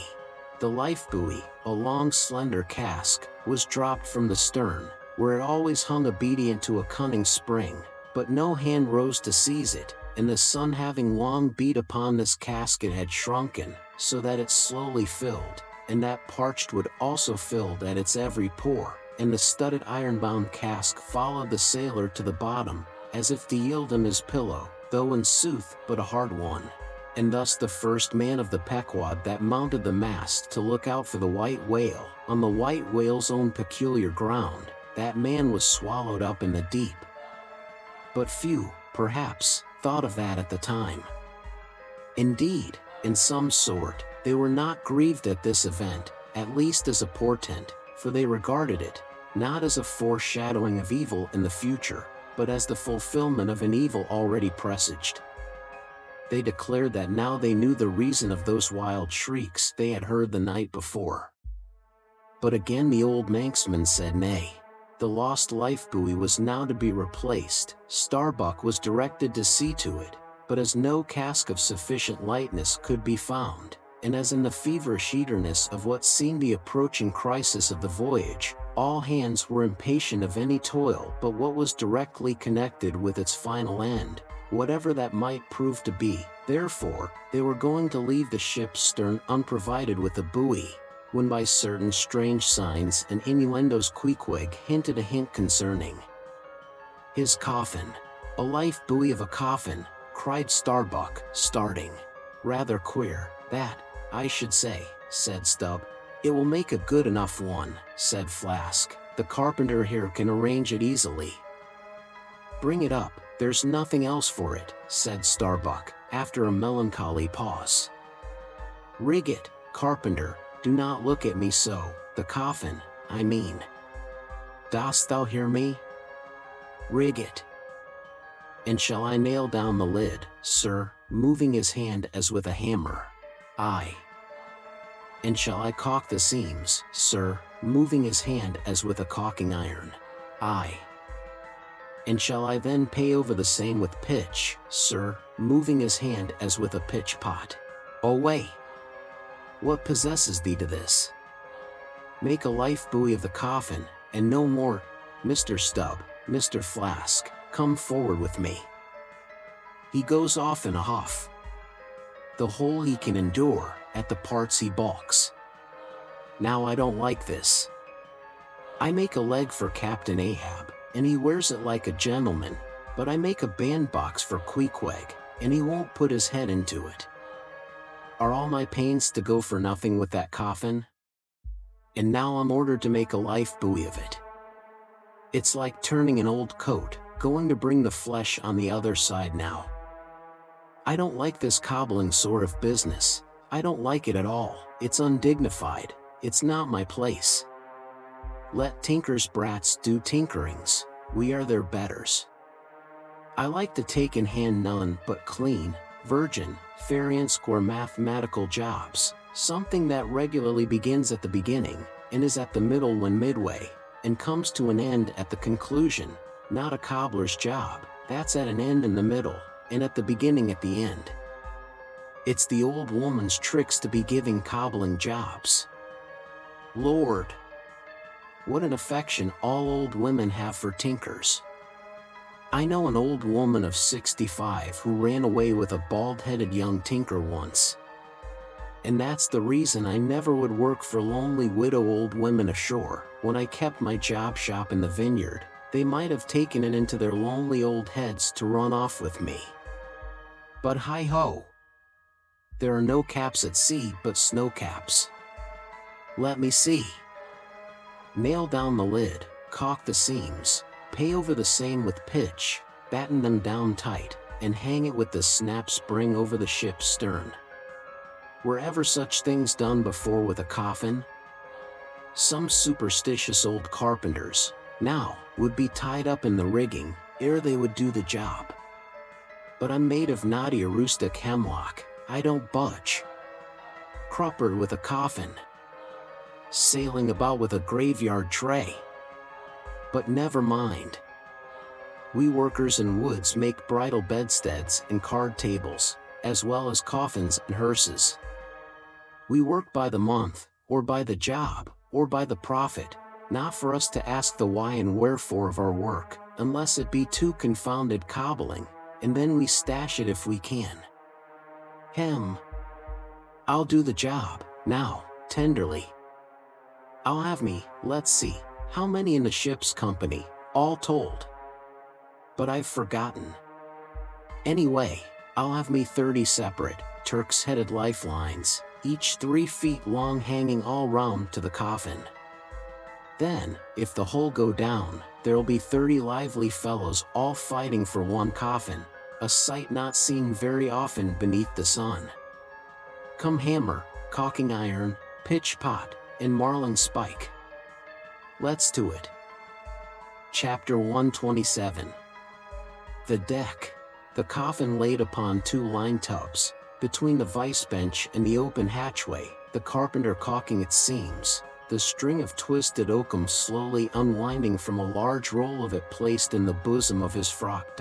Ahab comes slowly from the cabin gangway, and here's Pip following him. Back, lad. I will be with ye again presently. He goes. Not this hand complies with my humor more genially than that boy, middle aisle of a church. What's here? Life buoy, sir. Mr. Starbuck's orders. Oh, look, sir. Beware the hatchway. Thank ye, man. Thy coffin lies handy to the vault. Sir? The hatchway. Oh. So it does, sir, so it does. Art not thou the leg maker? Look, did not this stump come from thy shop? I believe it did, sir. Does the ferrule stand, sir? Well enough. But art thou not also the undertaker? Aye, sir, I patched up this thing here as a coffin for Queequeg, but they've set me now to turning it into something else. Then tell me, art thou not an errant, all-grasping, intermeddling, monopolizing, heathenish old scamp, to be one day making legs, and the next day coffins to clap them in, and yet again life buoys out of those same coffins? Thou art as unprincipled as the gods, and as much of a jack of all trades. But I do not mean anything, sir. I do as I do. The gods again. Hark ye, dost thou not ever sing working about a coffin? The Titans, they say, hummed snatches when chipping out the craters for volcanoes, and the grave digger in the play sings, spade in hand. Dost thou never? Sing, sir. Do I sing? Oh, I'm indifferent enough, sir, for that, but the reason why the grave digger made music must have been because there was none in his spade, sir. But the caulking mallet is full of it.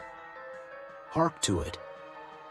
Aye, and that's because the lid there's a sounding board, and what in all things makes the sounding board is this, there's naught beneath.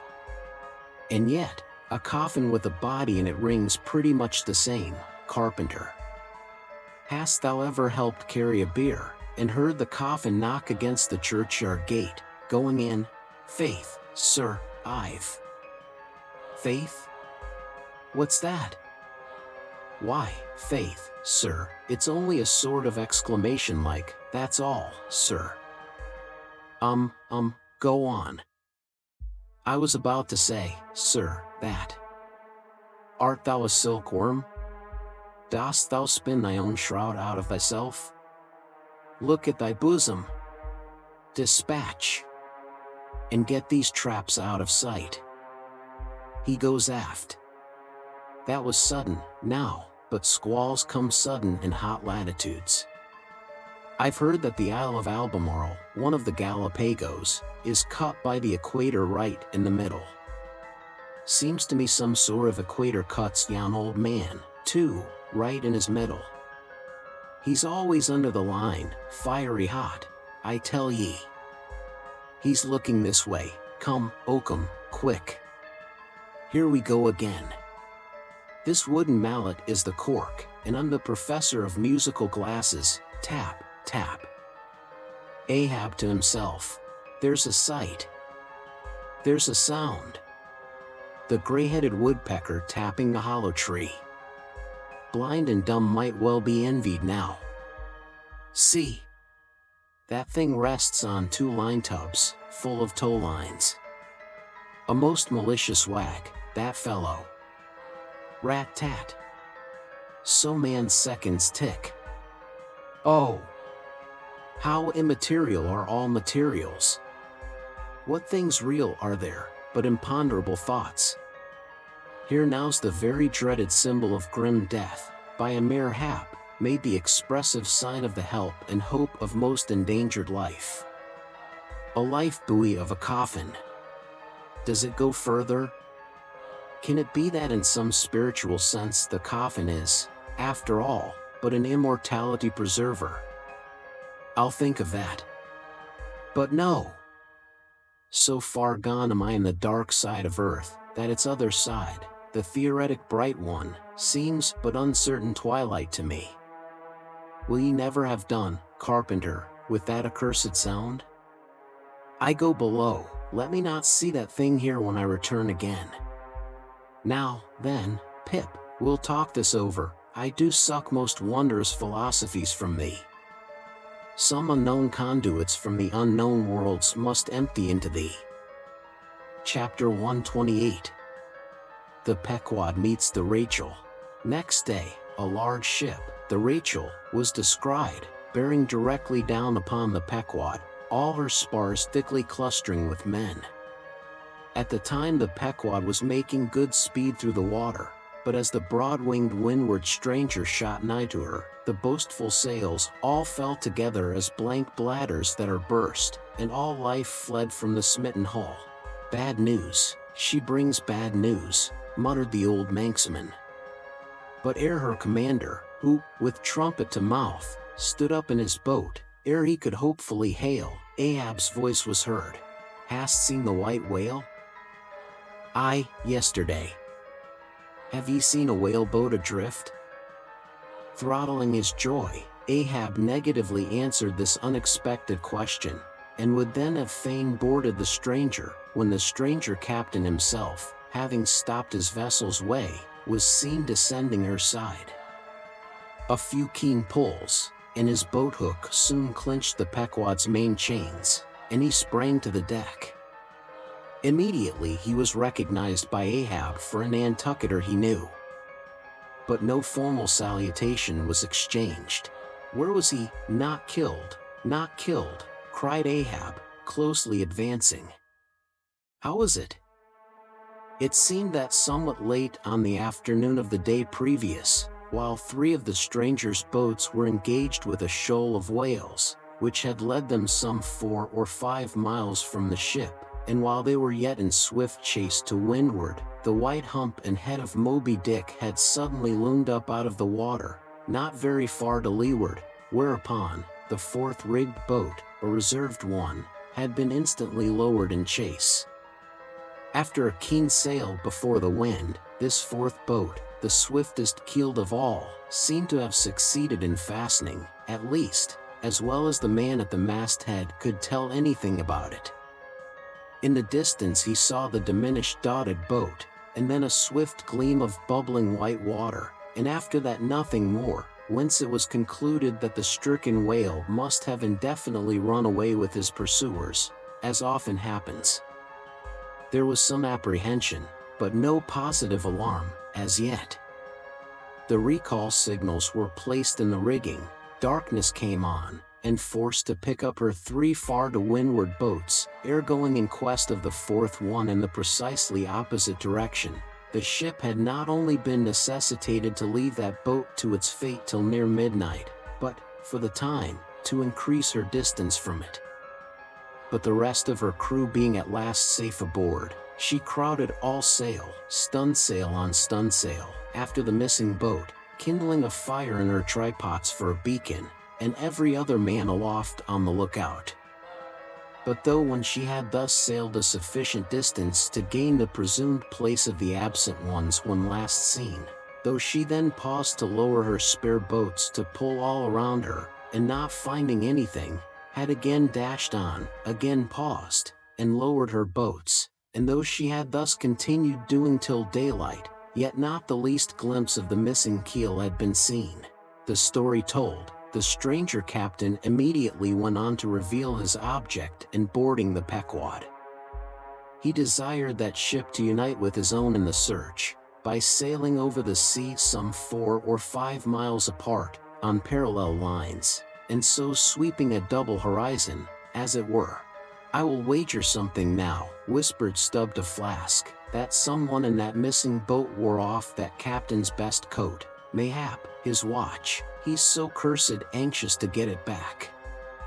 Who ever heard of 2 pious whale ships cruising after one missing whaleboat in the height of the whaling season?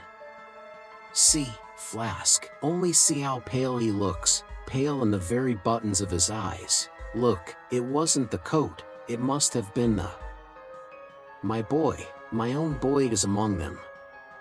For God's sake, I beg, I conjure," here exclaimed the stranger captain to Ahab, who thus far had but icily received his petition.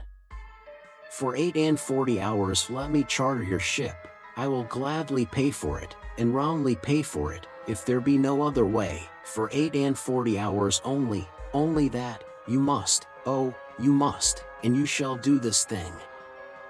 "His son," cried Stubb. "Oh, it's his son he's lost.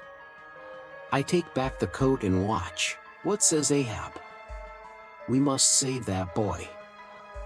He's drowned with the rest on him, last night," said the old Manx sailor standing behind them. "I heard, all of ye heard their spirits." Now, as it shortly turned out, what made this incident of the Rachels the more melancholy, was the circumstance, that not only was one of the captain's sons among the number of the missing boat's crew, but among the number of the other boat's crews, at the same time, but on the other hand, separated from the ship during the dark vicissitudes of the chase, there had been still another son, as that for a time, the wretched father was plunged to the bottom of the cruelest perplexity, which was only solved for him by his chief mate's instinctively adopting the ordinary procedure of a whale ship in such emergencies, that is, when placed between jeopardized but divided boats, always to pick up the majority first. But the captain, for some unknown constitutional reason, had refrained from mentioning all this, and not till forced to it by Ahab's iciness did he allude to his one yet missing boy, a little lad, but 12 years old, whose father with the earnest but unmisgiving hardihood of a Nantucketer's paternal love, had thus early sought to initiate him in the perils and wonders of a vocation almost immemorially the destiny of all his race. Nor does it unfrequently occur, that Nantucket captains will send a son of such tender age away from them, for a protracted 3 or 4 years' voyage in some other ship than their own, so that their first knowledge of a whaleman's career shall be uninnervated by any chance display of a father's natural but untimely partiality, or undue apprehensiveness and concern. Meantime, now the stranger was still beseeching his poor boon of Ahab, and Ahab still stood like an anvil, receiving every shock, but without the least quivering of his own. "I will not go," said the stranger, "till you say aye to me. Do to me as you would have me do to you in the like case. For you too have a boy, Captain Ahab, though but a child, and nestling safely at home now, a child of your old age too. Yes, yes, you relent, I see it. Run, run, men, now, and stand by the square in the yards." "Avast," cried Ahab, "touch not a rope yarn." Then in a voice that prolongingly molded every word, "Captain Gardener, I will not do it. Even now I lose time. Goodbye, goodbye. God bless ye, man, and may I forgive myself, but I must go. Mr. Starbuck, look at the binnacle watch, and in 3 minutes from this present instant warn off all strangers, then brace forward again, and let the ship sail as before." Hurriedly turning, with averted face, he descended into his cabin, leaving the strange captain transfixed at this unconditional and utter rejection of his so earnest suit. But starting from his enchantment, Gardner silently hurried to the side. Morfelden stepped into his boat, and returned to his ship. Soon the two ships diverged their wakes, and long as the strange vessel was in view, she was seen to yaw hither and thither at every dark spot, however small, on the sea. This way and that her yards were swung round, starboard and larboard, she continued to tack. Now she beat against a head sea, and again it pushed her before it, while all the while, her masts and yards were thickly clustered with men, as 3 tall cherry trees, when the boys are cherrying among the bows. But by her still halting course and winding, woeful way, you plainly saw that this ship that so wept with spray, still remained without comfort. She was Rachel, weeping for her children, because they were not. Chapter 129. The cabin. Ahab moving to go on deck, Pip catches him by the hand to follow.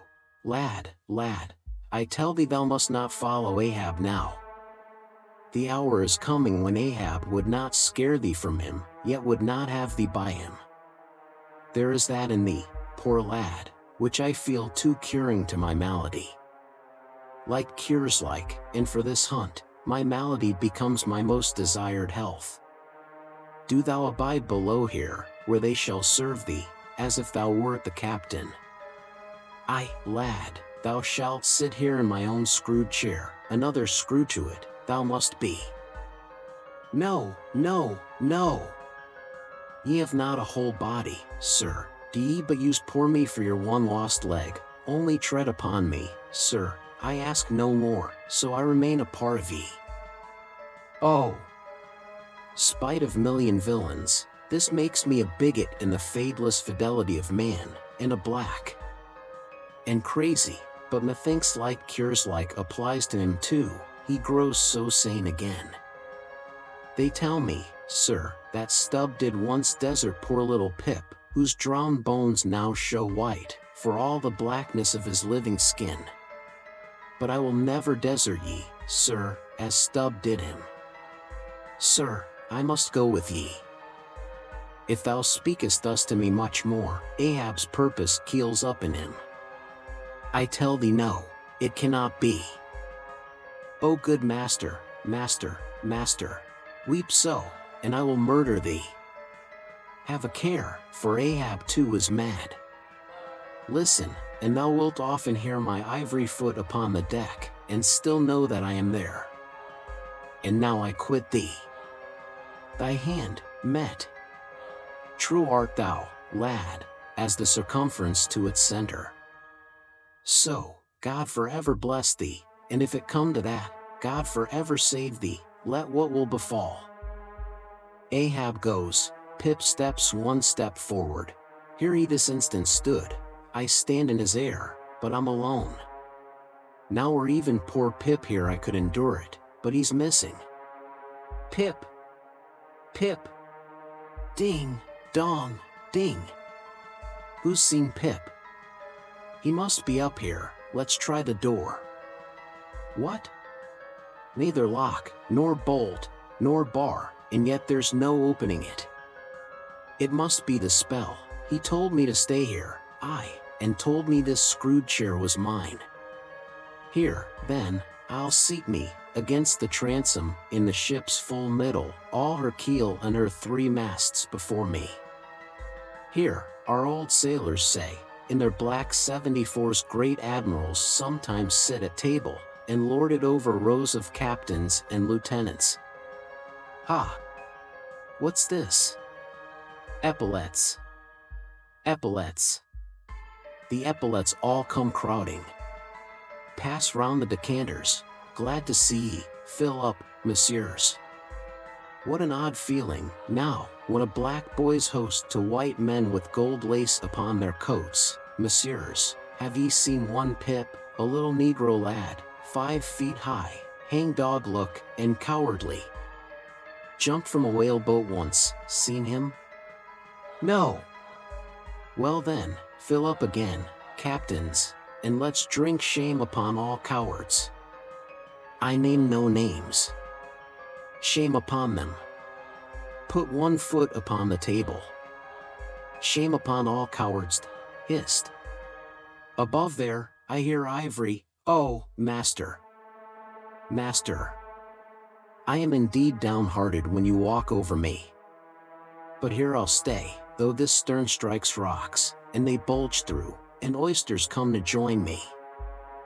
Chapter 130. The hat. And now that at the proper time and place, after so long and wide a preliminary cruise, Ahab, all other wailing waters swept, seemed to have chased his foe into an ocean fold, to slay him the more securely there, now that he found himself hard by the very latitude and longitude where his tormenting wound had been inflicted, now that a vessel had been spoken which on the very day preceding had actually encountered Moby Dick, and now that all his successive meetings with various ships contrastingly concurred to show the demoniac indifference with which the white whale tore his hunters, whether sinning or sinned against, now it was that there lurked a something in the old man's eyes, which it was hardly sufferable for feeble souls to see. As the unsetting polar star, which through the livelong, Arctic, 6 months' night sustains its piercing, steady, central gaze, so Ahab's purpose now fixedly gleamed down upon the constant midnight of the gloomy crew. It domineered above them so, that all their bodings, doubts, misgivings, fears, were fain to hide beneath their souls, and not sprout forth a single spear or leaf. In this foreshadowing interval too, all humor, forced or natural, vanished. Stubb no more strove to raise a smile, Starbuck no more strove to check one. Alike, joy and sorrow, hope and fear, seemed ground to finest dust, and powdered, for the time, in the clamped mortar of Ahab's iron soul. Like machines, they dumbly moved about the deck, ever conscious that the old man's despot eye was on them. But did you deeply scan him in his more secret confidential hours, when he thought no glance but one was on him, then you would have seen that even as Ahab's eyes so awed the crews, the inscrutable Parsi's glance awed his, or somehow, at least, in some wild way, at times affected it. Such an added, gliding strangeness began to invest the thin Fedallah now, such ceaseless shuddering shook him, that the men looked dubious at him, half uncertain, as it seemed, whether indeed he were a mortal substance, or else a tremulous shadow cast upon the deck by some unseen being's body. And that shadow was always hovering there. For not by night, even, had Fedallah ever certainly been known to slumber, or go below. He would stand still for hours, but never sat or leaned, his wan but wondrous eyes did plainly say, "We 2 watchmen never rest." Nor, at any time, by night or day could the mariners now step upon the deck, unless Ahab was before them, either standing in his pivot hole, or exactly pacing the planks between 2 undeviating limits, the mainmast and the mizzen, or else they saw him standing in the cabin scuttle, his living foot advanced upon the deck, as if to step, his hat slouched heavily over his eyes, so that however motionless he stood, however the days and nights were added on, that he had not swung in his hammock yet. Hidden beneath that slouching hat, they could never tell unerringly whether, for all this, his eyes were really closed at times, or whether he was still intently scanning them. No matter, though he stood so in the scuttle for a whole hour on the stretch, and the unheated night damp gathered in beads of dew upon that stone-carved coat and hat. The clothes that the night had wet, the next day's sunshine dried upon him, and so, day after day, and night after night, he went no more beneath the planks. Whatever he wanted from the cabin, that thing he sent for. He ate in the same open air, that is, his two only meals, breakfast and dinner. Supper he never touched, nor reaped his beard, which darkly grew all gnarled, as unearthed roots of trees blown over, which still grow idly on its naked base, though perished in the upper verdure. But though his whole life was now become one watch on deck, and though the Parsee's mystic watch was without intermission as his own, yet these two never seemed to speak, one man to the other, unless at long intervals some passing unmomentous matter made it necessary. Though such a potent spell seemed secretly to join the twain, openly, into the awestruck crew, they seemed pull-like asunder. If by day they chanced to speak one word, by night, dumb men were both, so far as concerned the slightest verbal interchange. At times, for longest hours, without a single hail, they stood far parted in the starlight, Ahab in his scuttle, the Parsee by the mainmast, but still fixedly gazing upon each other, as if in the Parsee Ahab saw his forethrown shadow, in Ahab the Parsee his abandoned substance. And yet, somehow, did Ahab, in his own proper self, as daily, hourly, and every instant, commandingly revealed to his subordinates, Ahab seemed an independent lord, the Parsee but his slave. Still again both seemed yoked together, and an unseen tyrant driving them, the lean shade siding the solid rib. For be this Parsee what he may, all rib and keel was solid Ahab. At the first faintest glimmering of the dawn, his iron voice was heard from aft, "Man the mastheads." And all through the day, till after sunset and after twilight, the same voice every hour, at the striking of the helmsman's bell, was heard, "What d'ye see? Sharp! Sharp!" But when 3 or 4 days had slided by, after meeting the children seeking Rachel, and no spout had yet been seen, the monomaniac old man seemed distrustful of his crew's fidelity, at least, of nearly all except the pagan harpooneers. He seemed to doubt, even, whether Stubb and Flask might not willingly overlook the sight he sought. But if these suspicions were really his, he sagaciously refrained from verbally expressing them, however his actions might seem to hint them. "I will have the first sight of the whale myself," he said. "Aye."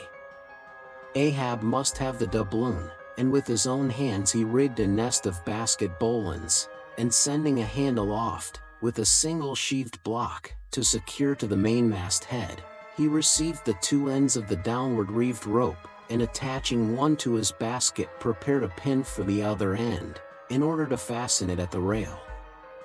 This done, with that end yet in his hand and standing beside the pin, he looked round upon his crew, sweeping from one to the other, pausing his glance long upon Daggoo, Queequeg, Tashtego, but shunning Fedallah, and then settling his firm relying eye upon the chief mate, said, "Take the rope, sir, I give it into thy hands, Starbuck." Then arranging his person in the basket, he gave the word for them to hoist him to his perch, Starbuck being the one who secured the rope at last, and afterwards stood near it. And thus, with one hand clinging round the royal mast, Ahab gazed abroad upon the sea for miles and miles, ahead, astern, this side, and that, within the wide expanded circle commanded at so great a height. When in working with his hands at some lofty, almost isolated place in the rigging, which chances to afford no foothold, the sailor at sea is hoisted up to that spot, and sustained there by the rope. Under these circumstances, its fastened end on deck is always given in strict charge to some one man who has the special watch of it. Because in such a wilderness of running rigging, whose various different relations aloft cannot always be infallibly discerned by what is seen of them at the deck, and when the deck ends of these ropes are being every few minutes cast down from the fastenings, it would be but a natural fatality, if, unprovided with a constant watchman, the hoisted sailor should by some carelessness of the crew be cast adrift and fall all swooping to the sea. So Ahab's proceedings in this matter were not unusual. The only strange thing about them seemed to be that Starbuck, almost the one only man who had ever ventured to oppose him with anything in the slightest degree approaching to decision, one of those two, whose faithfulness on the lookout he had seemed to doubt somewhat. It was strange that this was the very man he should select for his watchman, freely giving his whole life into such an otherwise distrusted person's hands.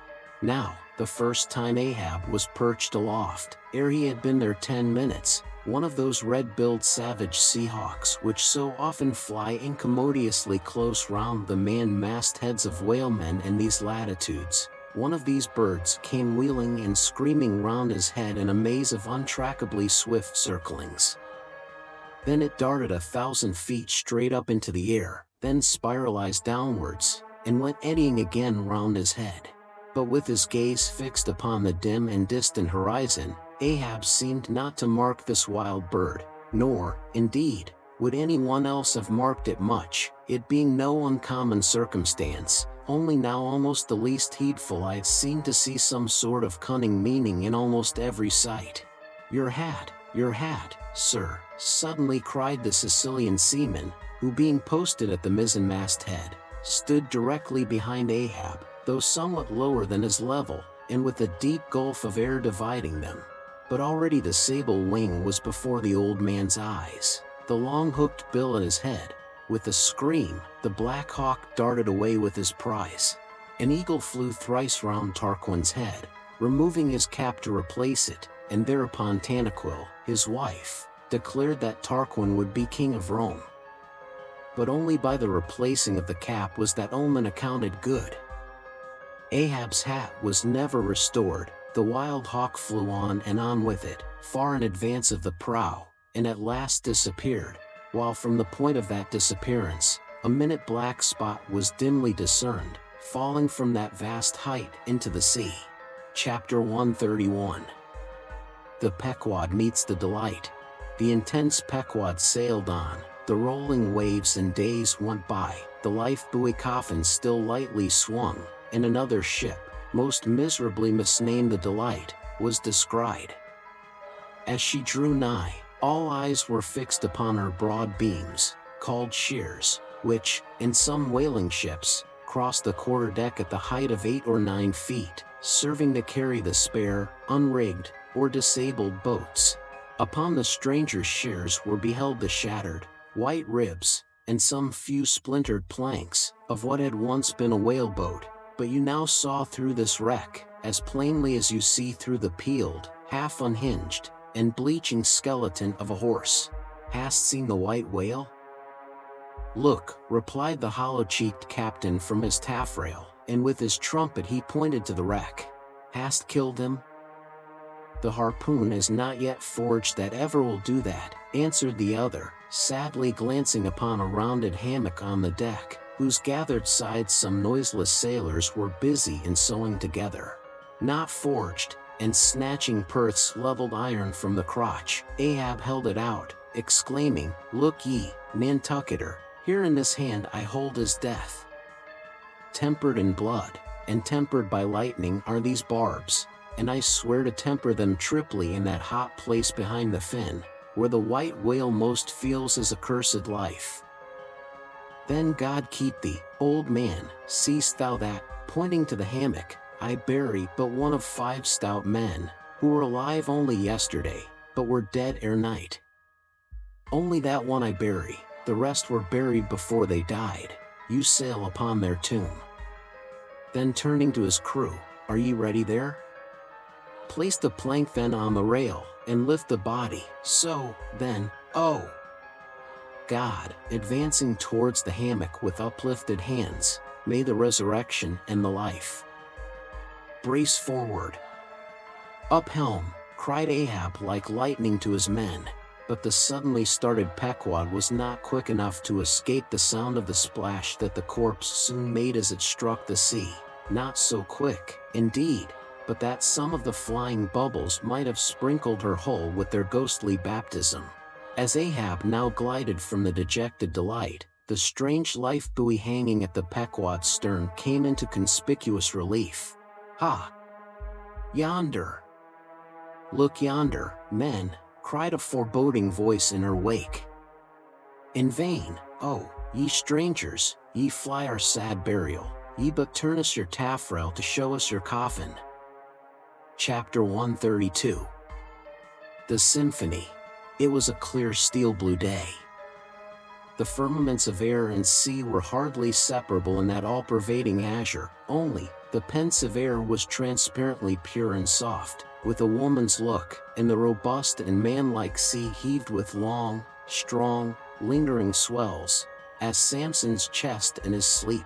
Hither, and thither, on high, glided the snow-white wings of small, unspeckled birds. These were the gentle thoughts of the feminine air, but to and fro in the deeps, far down in the bottomless blue, rushed mighty leviathans, swordfish, and sharks, and these were the strong, troubled, murderous thinkings of the masculine sea. But though thus contrasting within, the contrast was only in shades and shadows without. Those two seemed one. It was only the sex, as it were, that distinguished them. Aloft, like a royal czar and king, the sun seemed giving this gentle air to this bold and rolling sea, even as bride to groom. And at the girdling line of the horizon, a soft and tremulous motion, most seen here at the equator, denoted the fond, throbbing trust, the loving alarms, with which the poor bride gave her bosom away. Tied up and twisted, gnarled and knotted with wrinkles, haggardly firm and unyielding, his eyes glowing like coals, that still glow in the ashes of ruin, untottering Ahab stood forth in the clearness of the morn, lifting his splintered helmet of a brow to the fair girl's forehead of heaven.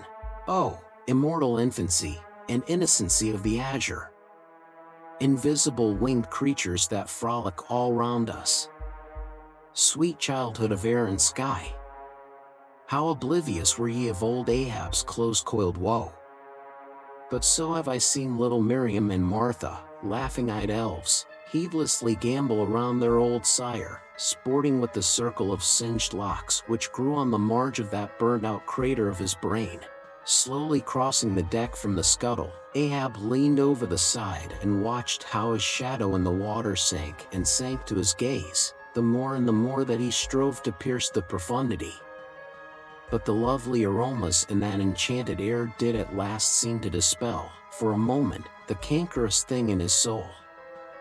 That glad, happy air, that winsome sky, did at last stroke and caress him. The stepmother world, so long cruel, forbidding, now threw affectionate arms round his stubborn neck, and did seem to joyously sob over him, as if over one, that however wilful and erring, she could yet find it in her heart to save and to bless. From beneath his slouched hat Ahab dropped a tear into the sea, nor did all the Pacific contain such wealth as that one we drop. Starbuck saw the old man, saw him, how he heavily leaned over the side, and he seemed to hear in his own true heart the measureless sobbing that stole out of the center of the serenity around. Careful not to touch him, or be noticed by him, he yet drew near to him, and stood there. Ahab turned. Starbuck. Sir. Oh, Starbuck. It is a mild, mild wind, and a mild-looking sky. On such a day, very much such a sweetness as this, I struck my first whale, a boy harpooner of 18. 40 years ago. 40 years of continual whaling. 40 years of privation, and peril, and storm time. 40 years on the pitiless sea. For 40 years has Ahab forsaken the peaceful land, for 40 years to make war on the horrors of the deep. And yes, Starbuck, out of those 40 years I have not spent 3 ashore. When I think of this life I have led, the desolation of solitude it has been, the massoned, walled town of a captain's exclusiveness, which admits but small entrance to any sympathy from the green country without, weariness, heaviness, Guinea Coast slavery of solitary command. When I think of all this, only half suspected, not so keenly known to me before, and how for 40 years I have fed upon dry salted fare, fit emblem of the dry nourishment of my soil, when the poorest landsman has had fresh fruit to his daily hand, and broken the world's fresh bread to my moldy crusts, away, whole oceans away, from that young girl wife I wedded past 50, and sailed for Cape Horn the next day, leaving but one dent in my marriage pillow. Wife? Rather a widow with her husband alive. I widowed that poor girl when I married her, Starbuck, and then, the madness, the frenzy, the boiling blood and the smoking brow, with which, for 1,000 lowerings old Ahab has furiously, foamingly chased his prey, more a demon than a man, What a 40 years old fool, has old Ahab been. Why this strife of the chase? Why weary, and palsy the arm at the oar, and the iron, and the lance? How the richer or better is Ahab now? Behold! Oh, Starbuck! Is it not hard, that with this weary load I bear, one poor leg should have been snatched from under me? Here, brush this old hair aside, it blinds me, that I seem to weep. Locks so gray did never grow but from out some ashes. But do I look very old, so very, very old, Starbuck? I feel deadly faint, bowed, and humped, as though I were Adam, staggering beneath the piled centuries since paradise. God! Crack my heart, stave my brain, mockery. Bitter, biting mockery of gray hairs, have I lived enough joy to wear ye, and seem and feel thus intolerably old? Close! Stand close to me, Starbuck, let me look into a human eye. It is better than to gaze into sea or sky, better than to gaze upon God. By the green land, by the bright hearthstone. This is the magic glass, man, I see my wife and my child in thine eye. No, stay on board, lower not when I do, when branded Ahab gives chase to Moby Dick. That hazard shall not be thine. No, not with the faraway home I see in that eye. Oh, my captain, noble soul, grand old heart, after all. Why should anyone give chase to that hated fish? Away with me. Let us fly these deadly waters. Let us home. Wife and child, too, are Starbuck's, wife and child of his brotherly, sisterly, playfellow youth, even as thine, sir, are the wife and child of thy loving, longing, paternal old age. Away! Let us away. This instant let me alter the course. How cheerily, how hilariously, oh my captain, would we bowl on our way to see old Nantucket again. I think, sir, they have some such mild blue days, even as this, in Nantucket. They have. I have seen them, some summer days in the morning. About this time, yes, it is his noon nap now, the boy vivaciously wakes, sits up in bed, and his mother tells him of me, of cannibal old me, how I am abroad upon the deep, but will yet come back to dance him again. 'Tis my Mary herself. She promised that my boy, every morning, should be carried to the hill to catch the first glimpse of his father's sail. Yes. No more. It is done. We head for Nantucket. Come, my captain, study out the course, and let us away. See. The boy's face from the window. The boy's hand on the hill. But Ahab's glance was averted. Like a blighted fruit tree he shook, and cast his last, cindered apple to the soil. What is it? What nameless, inscrutable, unearthly thing is it? What cozening, hidden lord and master, and cruel, remorseless emperor commands me, that against all natural lovings and longings, I so keep pushing, and crowding, and jamming myself on all the time, recklessly making me ready to do what in my own proper, natural heart, I durst not so much as dare? Is Ahab, Ahab? Is it I, God, or who, that lifts this arm? But if the great sun move not of himself, but is as an errand boy in heaven, nor one single star can revolve, but by some invisible power, how then can this one small heart beat, this one small brain think thoughts, unless God does that beating, does that thinking, does that living, and not I? By heaven, man, we are turned round and round in this world, like yonder windlass, and fate is the handspike. And all the time, lo! That smiling sky, and this unsound sea. Look! See on albacore. Who put it into him to chase and fong that flying fish? Where do murderers go, man? Who's to doom, when the judge himself is dragged to the bar? But it is a mild, mild wind, and a mild-looking sky, and the air smells now, as if it blew from a faraway meadow. They have been making hay somewhere under the slopes of the Andes, Starbuck, and the mowers are sleeping among the new-mown hay. Sleeping? Aye, toil we how we may, we all sleep at last on the field. Sleep? Aye, and rust amid greenness, as last year's scythes flung down, and left in the half-cut swaths, Starbuck. But blanched to a corpse's hue with despair, the maid had stolen away.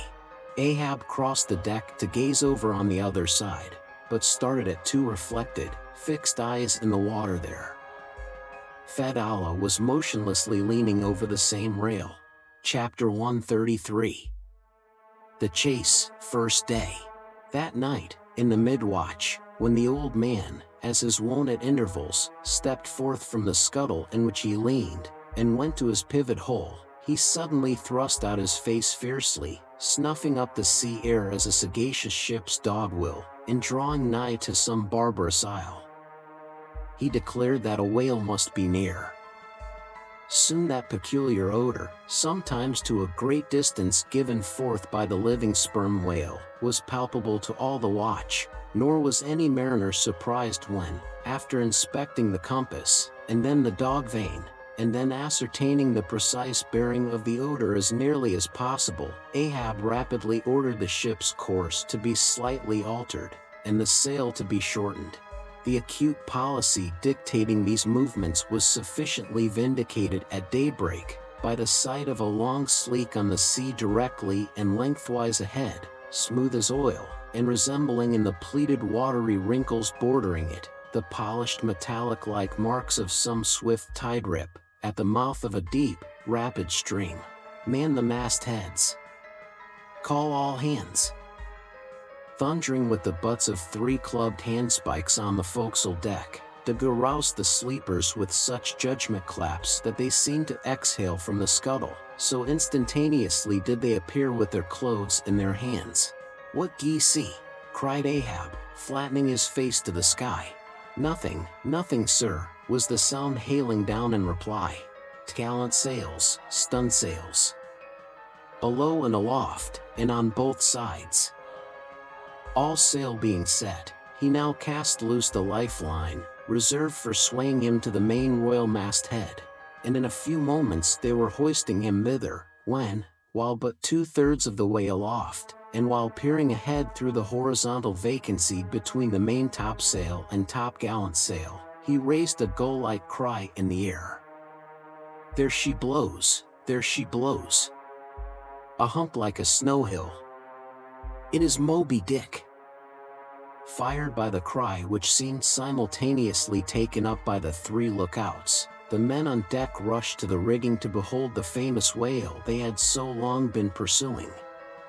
Ahab had now gained his final perch, some feet above the other lookouts, Tashtego standing just beneath him on the cap of the top-gallant mast, so that the Indian's head was almost on a level with Ahab's heel. From this height the whale was now seen some mile or so ahead, at every roll of the sea revealing his high sparkling hump, and regularly jetting his silent spout into the air. To the credulous mariners it seemed the same silent spout they had so long ago beheld in the moonlit Atlantic and Indian Oceans. "And did none of ye see it before?" cried Ahab, hailing the perched men all around him. "I saw him almost that same instant, sir, that Captain Ahab did, and I cried out," said Tashtego. "Not the same instant, not the same, no, the doubloon is mine, fate reserved the doubloon for me. I only, none of ye could have raised the white whale first. There she blows, there she blows, there she blows. There again, he cried, in long-drawn, lingering, methodic tones, attuned to the gradual prolongings of the whale's visible jets. He's going to sound. In stunsails. Down topgallant sails. Stand by 3 boats. Mr. Starbuck, remember, stay on board, and keep the ship. Helm there. Luff a point. So, steady, man, steady. There go flukes. No, only black water. Already the boat's there? Stand by.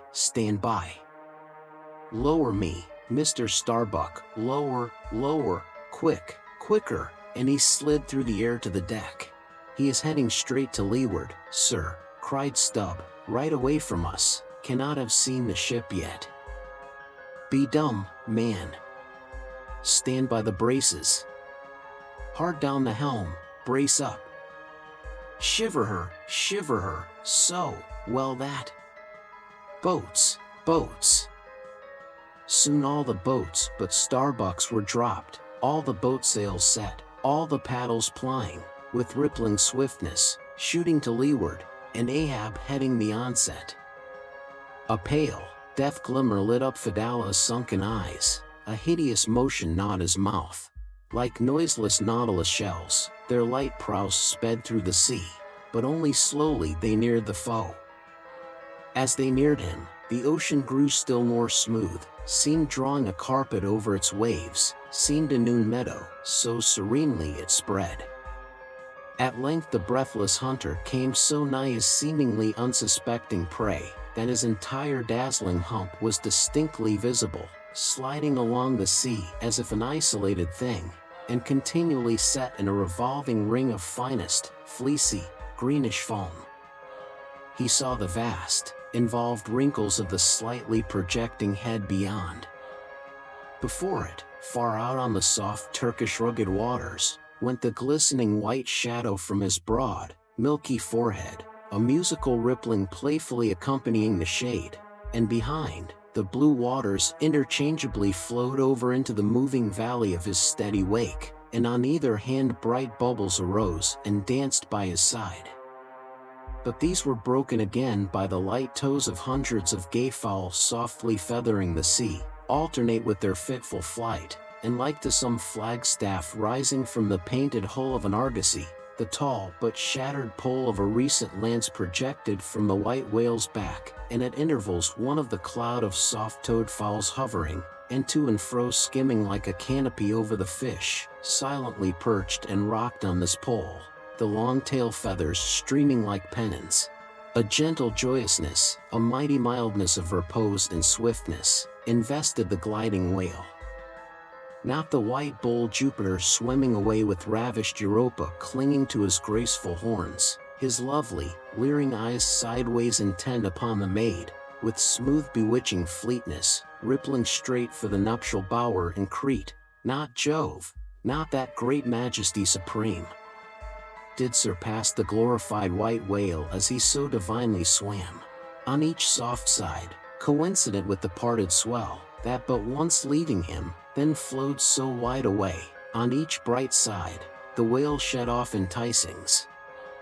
No wonder there had been some among the hunters who, namelessly transported and allured by all this serenity, had ventured to assail it, but had fatally found that quietude but the vesture of tornadoes. Yet calm, enticing calm, O whale! Thou glidest on, to all who for the first time eye thee, no matter how many in that same way thou mayst have bejuggled and destroyed before. And thus, through the serene tranquillities of the tropical sea, among waves whose hand-clappings were suspended by exceeding rapture, Moby Dick moved on, still withholding from sight the full terrors of his submerged trunk, entirely hiding the wrenched hideousness of his jaw. But soon the fore part of him slowly rose from the water. For an instant his whole marbleized body formed a high arch, like Virginia's natural bridge, and warningly waving his bannered flukes in the air, the grand god revealed himself, sounded, and went out of sight. Hoveringly halting, and dipping on the wing, the white seafowls longingly lingered over the agitated pool that he left.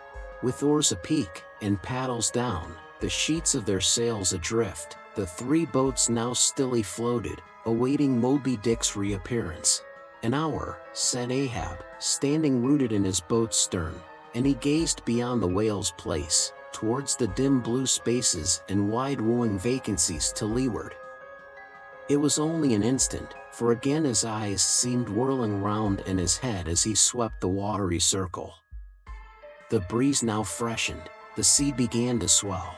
"The birds! The birds!" cried Tashtego. In long Indian file, as when herons take wing, the white birds were now all flying towards Ahab's boat, and when within a few yards began fluttering over the water there, wheeling round and round, with joyous, expectant cries. Their vision was keener than man's. Ahab could discover no sign in the sea. But suddenly as he peered down and down into its depths, he profoundly saw a white living spot no bigger than a white weasel, with wonderful celerity uprising, and magnifying as it rose, till it turned, and then there were plainly revealed two long crooked rows of white, glistening teeth, floating up from the undiscoverable bottom. It was Moby Dick's open mouth and scrolled jaw, his vast, shadowed bulk still half blending with the blue of the sea. The glittering mouth yawned beneath the boat like an open-doored marble tomb, and giving one sidelong sweep with his steering oar, Ahab whirled the craft aside from this tremendous apparition. Then, calling upon Fedallah to change places with him, went forward to the bows, and seizing Perth's harpoon, commanded his crew to grasp their oars and stand by the stern. Now, by reason of this timely spinning round the boat upon its axis, its bow, by anticipation, was made to face the whale's head while yet under water. But as if perceiving this stratagem, Moby Dick, with that malicious intelligence ascribed to him, sidelingly transplanted himself, as it were, in an instant, shooting his pleated head lengthwise beneath the boat.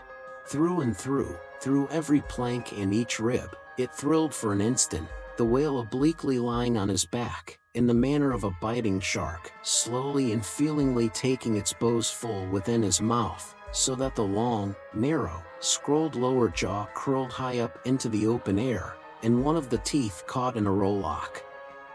The bluish pearl white of the inside of the jaw was within 6 inches of Ahab's head, and reached higher than that.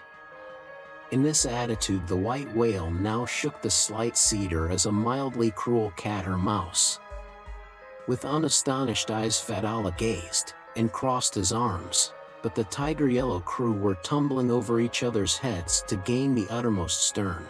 And now, while both elastic gunwales were springing in and out, as the whale dallied with the doomed craft in this devilish way, and from his body being submerged beneath the boat, he could not be darted at from the bows, for the bows were almost inside of him, as it were, and while the other boats involuntarily paused, as before a quick crisis impossible to withstand, then it was that monomaniac Ahab, furious with this tantalizing vicinity of his foe, which placed him all alive and helpless in the very jaws he hated. Frenzied with all this, he seized the long bone with his naked hands, and wildly strove to wrench it from its gripe. As now he thus vainly strove, the jaws slipped from him, the frail gunwales bent in, collapsed, and snapped, as both jaws, like an enormous shears, sliding further aft, bit the craft completely in twain, and locked themselves fast again in the sea, midway between the two floating wrecks. These floated aside, the broken ends drooping, the crew at the stern wreck clinging to the gunwales, and striving to hold fast to the oars to lash them across. At that preluding moment, ere the boat was yet snapped, Ahab, the first to perceive the whale's intent, by the crafty upraising of his head, a movement that loosed his hold for the time. At that moment his hand had made one final effort to push the boat out of the bight, but only slipping further into the whale's mouth, and tilting over sideways as it slipped, the boat had shaken off his hold on the jaw, spilled him out of it, as he leaned to the push, and so he fell flat-faced upon the sea.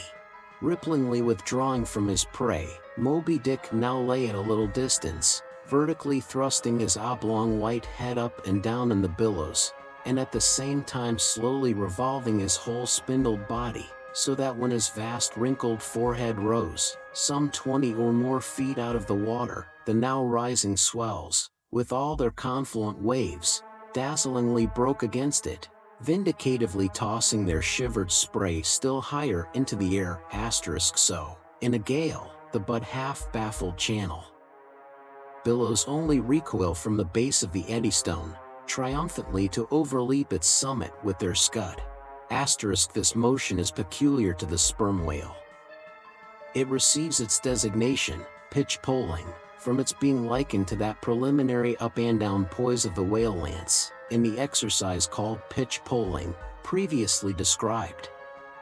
By this motion the whale must best and most comprehensively view whatever objects may be encircling him.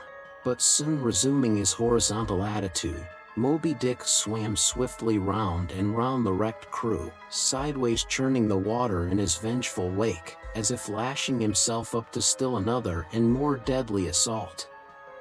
The sight of the splintered boat seemed to madden him, as the blood of grapes and mulberries cast before Antiochus's elephants in the book of Maccabees. Meanwhile Ahab, half smothered in the foam of the whale's insolent tail, and too much of a cripple to swim, though he could still keep afloat, even in the heart of such a whirlpool as that, helpless Ahab's head was seen, like a tossed bubble which the least chance shock might burst. From the boat's fragmentary stern, fed Allah incuriously and mildly eyed him. The clinging crew, at the other drifting end, could not succor him. More than enough was it for them to look to themselves. For so revolvingly appalling was the white whale's aspect, and so planetarily swift the ever-contracting circles he made, that he seemed horizontally swooping upon them. And though the other boats, unharmed, still hovered hard by, still they dared not pull into the eddy to strike, lest that should be the signal for the instant destruction of the jeopardized castaways, Ahab and all, nor in that case could they themselves hope to escape. With straining eyes, then, they remained on the outer edge of the direful zone, whose center had now become the old man's head. Meantime, from the beginning all this had been descried from the ship's mastheads, and squaring her yards, she had borne down upon the scene, and was now so nigh, that Ahab in the water hailed her, sail on the, but that moment a breaking sea dashed on him from Moby Dick, and whelmed him for the time. But struggling out of it again, and chancing to rise on a towering crest, he shouted, "Sail on the whale, drive him off." The Pequod's prows were pointed, and breaking up the charmed circle, she effectually parted the white whale from his victim. As he sullenly swam off, the boats flew to the rescue. Dragged into Stubbs' boat with bloodshot, blinded eyes, the white brine caking in his wrinkles, the long tension of Ahab's bodily strength did crack, and helplessly he yielded to his body's doom, for a time, lying all crushed in the bottom of Stubbs' boat, like one trodden underfoot of herds of elephants. Far inland, nameless wails came from him, as desolate sounds from out ravines. But this intensity of his physical prostration did but so much the more abbreviate it. In an instant's compass, great hearts sometimes condense to one deep pang, the sum total of those shallow pains kindly diffused through feebler men's whole lives. And so, such hearts, though summary in each one suffering, still, if the gods decree it, in their lifetime aggregate a whole age of woe, wholly made up of instantaneous intensities, for even in their pointless centers, those noble natures contain the entire circumferences of inferior souls. "The harpoon," said Ahab, halfway rising, and draggingly leaning on one bended arm, "is it safe?" "Aye, sir, for it was not darted, this is it," said Stubb, showing it. "Lay it before me. Any missing men?" 1, 2, 3, 4, 5. There were 5 oars, sir, and here are 5 men. "That's good. Help me, man. I wish to stand." So, I see him. There. Going to leeward still, what a leaping spout, hands off from me. The eternal sap runs up in Ahab's bones again. Set the sail, out oars, the helm. It is often the case that when a boat is stove, its crew, being picked up by another boat, help to work that second boat, and the chase is thus continued with what is called double-banked oars. It was thus now.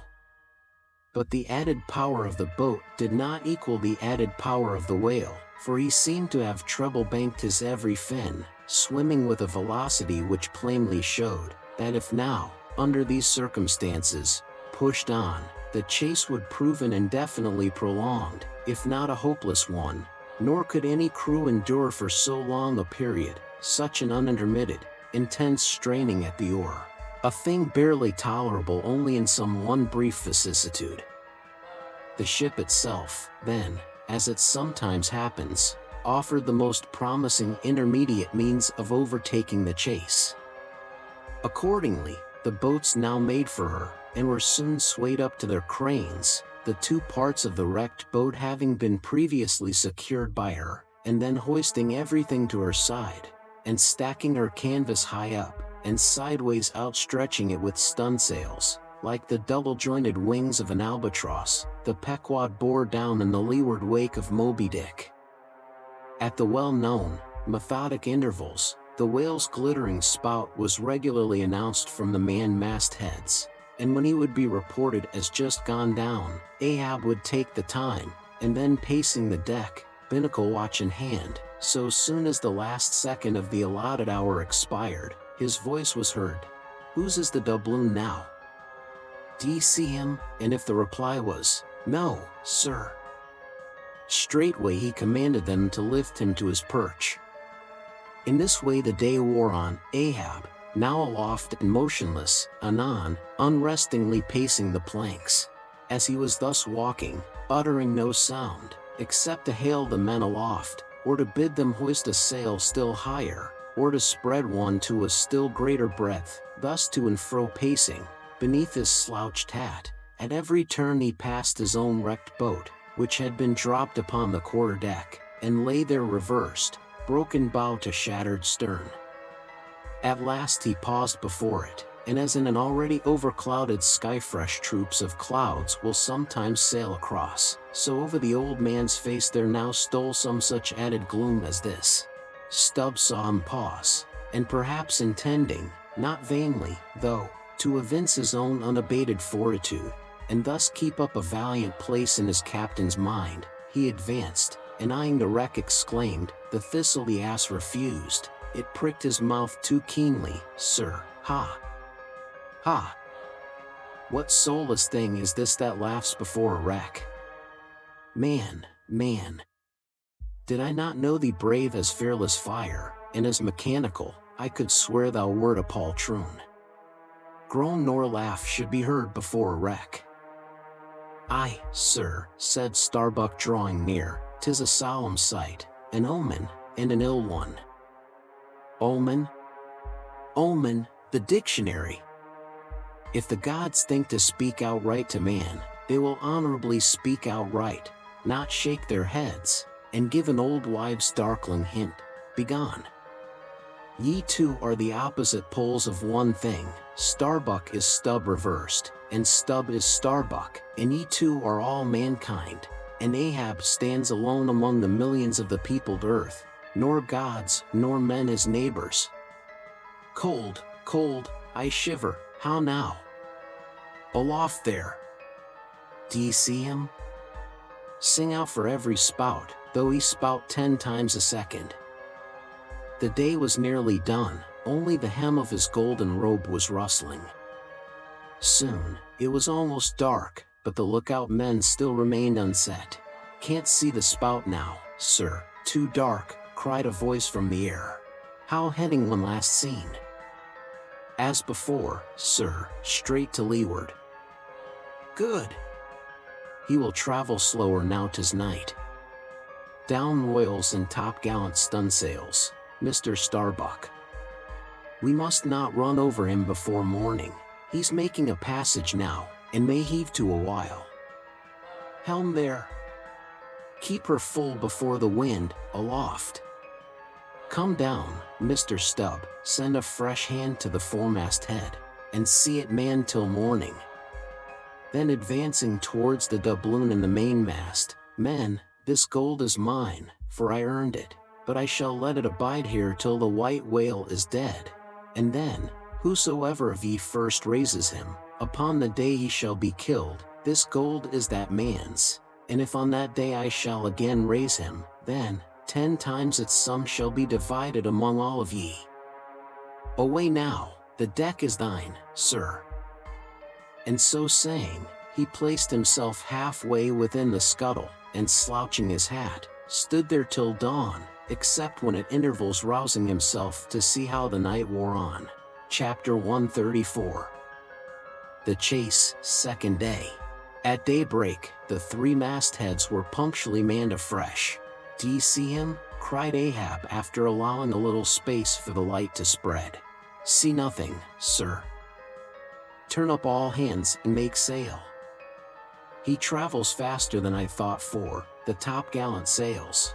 Aye, they should have been kept on her all night. But no matter, 'tis but resting for the rush. Here be it said, that this pertinacious pursuit of one particular whale, continued through day into night, and through night into day, is a thing by no means unprecedented in the South Sea fishery. For such is the wonderful skill, prescience of experience, and invincible confidence acquired by some great natural geniuses among the Nantucket commanders, that from the simple observation of a whale when last descried, they will, under certain given circumstances, pretty accurately foretell both the direction in which he will continue to swim for a time, while out of sight, as well as his probable rate of progression during that period. And, in these cases, somewhat as a pilot, when about losing sight of a coast, whose general trending he well knows, and which he desires shortly to return to again, but at some further point, like as this pilot stands by his compass, and takes the precise bearing of the cape at present visible, in order the more certainly to hit aright the remote, unseen headland, eventually to be visited, so does the fisherman, at his compass, with the whale, for after being chased, and diligently marked through several hours of daylight, then, when night obscures the fish, the creature's future wake through the darkness is almost as established to the sagacious mind of the hunter, as the pilot's coast is to him. So that to this hunter's wondrous skill, the proverbial evanescence of a thing writ in water, a wake, is to all desired purposes well nigh as reliable as the steadfast land. And as the mighty iron leviathan of the modern railway is so familiarly known in its every pace, that, with watches in their hands, men time his rate as doctors that of a baby's pulse, and lightly say of it, the up train or the down train will reach such or such a spot, at such or such an hour, even so, almost, There are occasions when these Nantucketers time that other leviathan of the deep, according to the observed humor of his speed, and say to themselves, so many hours hence this whale will have gone 200 miles, will have about reached this or that degree of latitude or longitude. But to render this acuteness at all successful in the end, the wind and the sea must be the whaleman's allies, for of what present avail to the becalmed or wind-bound mariner is the skill that assures him he is exactly 93 leagues and a quarter from his port? Inferable from these statements are many collateral subtle matters touching the chase of whales. The ship tore on, leaving such a furrow in the sea as when a cannonball, missent, becomes a plowshare and turns up the level field. By salt and hemp, cried Stubb, but this swift motion of the deck creeps up one's legs and tingles at the heart. This ship and I are two brave fellows, ha, ha. Someone take me up, and launch me, spine-wise, on the sea, for by live oaks, my spine's a keel. Ha, ha. We go the gate that leaves no dust behind. There she blows, she blows, she blows, right ahead, was now the masthead cry. Aye, cried Stubb, I knew it, ye can't escape, blow on and split your spout, O whale. The mad fiend himself is after ye. Blow your trump, blister your lungs, Ahab will dam off your blood, as a miller shuts his water gate upon the stream. And Stubb did but speak out for well nigh all that crew. The frenzies of the chase had by this time worked them bubblingly up, like old wine worked anew.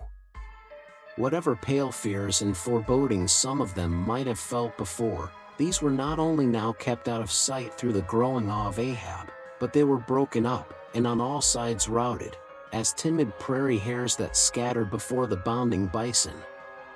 The hand of fate had snatched all their souls, and by the stirring perils of the previous day, the rack of the past night's suspense, the fixed, unfearing, blind, reckless way in which their wild craft went plunging towards its flying mark, by all these things, their hearts were bowled along. The wind that made great bellies of their sails, and rushed the vessel on by arms invisible as irresistible, this seemed the symbol of that unseen agency which so enslaved them to the race. They were one man, not 30. For as the one ship that held them all, though it was put together of all contrasting things, oak, and maple, and pine wood, iron, and pitch, and hemp, yet all these ran into each other in the one concrete hull, which shot on its way, both balanced and directed by the long central keel. Even so, all the individualities of the crew, this man's valor, that man's fear, guilt and guiltiness, all varieties were welded into oneness, and were all directed to that fatal goal which Ahab their one lord and keel did point to. The rigging lived. The mastheads, like the tops of tall palms, were outspreadingly tufted with arms and legs. Clinging to a spar with one hand, some reached forth the other with impatient wavings, others, shading their eyes from the vivid sunlight, sat far out on the rocking yards, all the spars in full bearing of mortals, ready and ripe for their fate. Ah! How they still strove through that infinite blueness to seek out the thing that might destroy them. Why sing ye not out for him, if ye see him? Cried Ahab, when, after the lapse of some minutes since the first cry, no more had been heard. Sway me up, men, ye have been deceived. Not Moby Dick casts one odd jet that way, and then disappears. It was even so. In their headlong eagerness, the men had mistaken some other thing for the whale spout, as the event itself soon proved, for hardly had Ahab reached his perch, hardly was the rope belayed to its pin on deck, when he struck the keynote to an orchestra that made the air vibrate as with the combined discharges of rifles. The triumphant halloo of 30 buckskin lungs was heard, as, much nearer to the ship than the place of the imaginary jet, less than a mile ahead, Moby Dick bodily burst into view. For not by any calm and indolent spoutings, Not by the peaceable gush of that mystic fountain in his head did the white whale now reveal his vicinity, but by the far more wondrous phenomenon of breaching.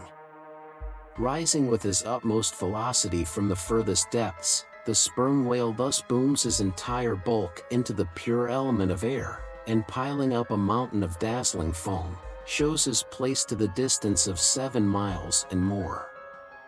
In those moments, the torn, enraged waves he shakes off seem his main. In some cases, this breaching is his act of defiance. "There she breaches! There she breaches!" was the cry, as in his immeasurable bravados the white whale tossed himself salmon-like to heaven. So suddenly seen in the blue plain of the sea, and relieved against the still bluer margin of the sky, the spray that he raised, for the moment, intolerably glittered and glared like a glacier, and stood there gradually fading and fading away from its first sparkling intensity, to the dim mistiness of an advancing shower in a veil. "I breach your last to the sun, Moby Dick," cried Ahab, "thy hour and thy harpoon are at hand. Down! Down all of ye, but one man at the fore. The boats, stand by."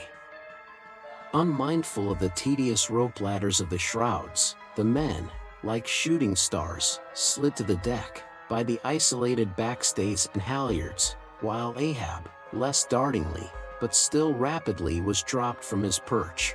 "Lower away," he cried, so soon as he had reached his boat, a spare one, rigged the afternoon previous.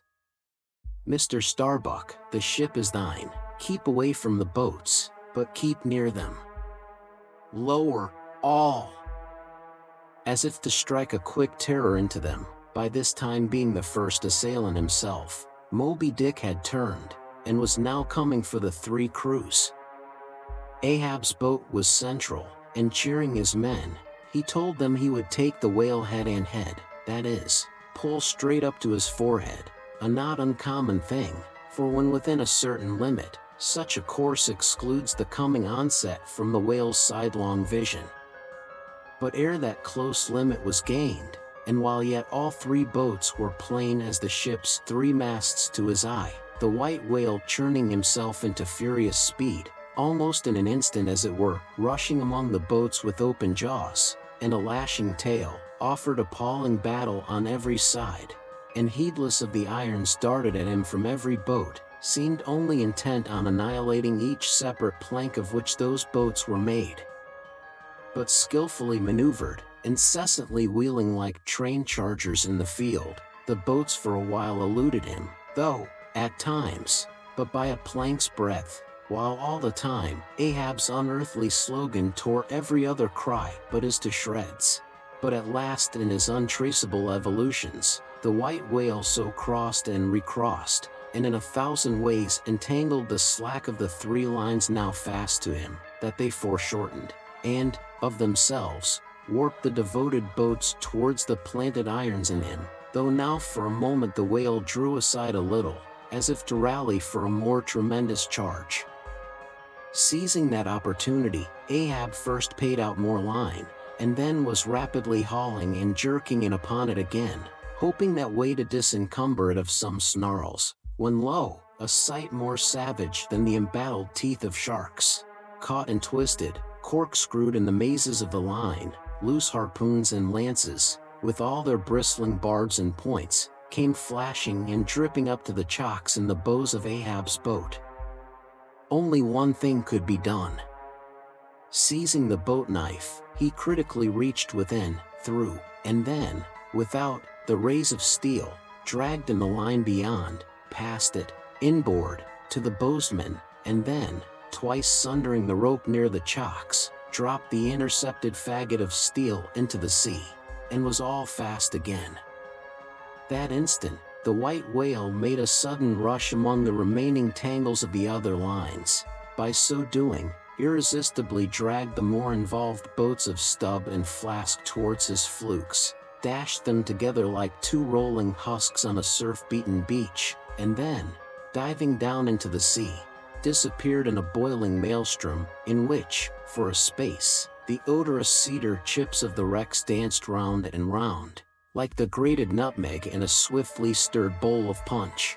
While the two crews were yet circling in the waters, reaching out after the revolving line tubs, oars, and other floating furniture, while a sloped little flask bobbed up and down like an empty vial, twitching his legs upwards to escape the dreaded jaws of sharks, and Stubb was lustily singing out for someone to ladle him up, and while the old man's line, now parting, admitted of his pulling into the creamy pool to rescue whom he could, in that wild simultaneousness of 1,000 concreted perils. Ahab's yet unstricken boat seemed drawn up towards heaven by invisible wires, as, arrow-like, shooting perpendicularly from the sea, the white whale dashed his broad forehead against its bottom, and sent it, turning over and over, into the air, till it fell again, gunnel downwards, and Ahab and his men struggled out from under it, like seals from a seaside cave. The first uprising momentum of the whale, modifying its direction as he struck the surface, involuntarily launched him along it, to a little distance from the center of the destruction he had made, and with his back to it, he now lay for a moment slowly feeling with his flukes from side to side, and whenever a stray or bit of plank, the least chip or crumb of the boats touched his skin, his tail swiftly drew back, and came sideways smiting the sea. But soon, as if satisfied that his work for that time was done, he pushed his pleated forehead through the ocean, and trailing after him the intertangled lines, continued his leeward way at a traveler's methodic pace. As before, the attentive ship, having descried the whole fight, again came bearing down to the rescue, and dropping a boat, picked up the floating mariners, tubs, oars, and whatever else could be caught at, and safely landed them on her decks. Some sprained shoulders, wrists, and ankles, livid contusions, wrenched harpoons and lances, inextricable intricacies of rope, shattered oars and planks, all these were there, but no fatal or even serious ill seemed to have befallen anyone. As with Fedallah the day before, so Ahab was now found grimly clinging to his boat's broken half, which afforded a comparatively easy float, nor did it so exhaust him as the previous day's mishap. But when he was helped to the deck, all eyes were fastened upon him, as instead of standing by himself he still half hung upon the shoulder of Starbuck, who had thus far been the foremost to assist him. His ivory leg had been snapped off, leaving but one short sharp splinter. Aye, Starbuck, 'tis sweet to lean sometimes, be the leaner who he will, and would old Ahab had leaned oftener than he has. The ferrule has not stood, sir, said the carpenter, now coming up. I put good work into that leg. But no bones broken, sir, I hope, said Stubb with true concern. Aye. And all splintered to pieces, Stubb, d'ye see it? But even with a broken bone, old Ahab is untouched, and I account no living bone of mine one jot more me, than this dead one that's lost. Nor white whale, nor man, nor fiend, can so much as graze old Ahab and his own proper and inaccessible being. Can any lead touch yonder floor, any mast scrape yonder roof, aloft there? Which way? Dead to leeward, sir. Up helm, then, pile on the sail again, ship keepers. Down the rest of the spare boats and rig them, Mr. Starbuck, away, and muster the boat's crews. Let me first help thee towards the bulwarks, sir. Oh! How this splinter gores me now! Accursed fate! That the unconquerable captain in the soul should have such a craven mate. Sir? My body, man, not thee. Give me something for a cane, there, that shivered lance will do. Muster the men. Surely I have not seen him yet. By heaven it cannot be, missing, quick. Call them all.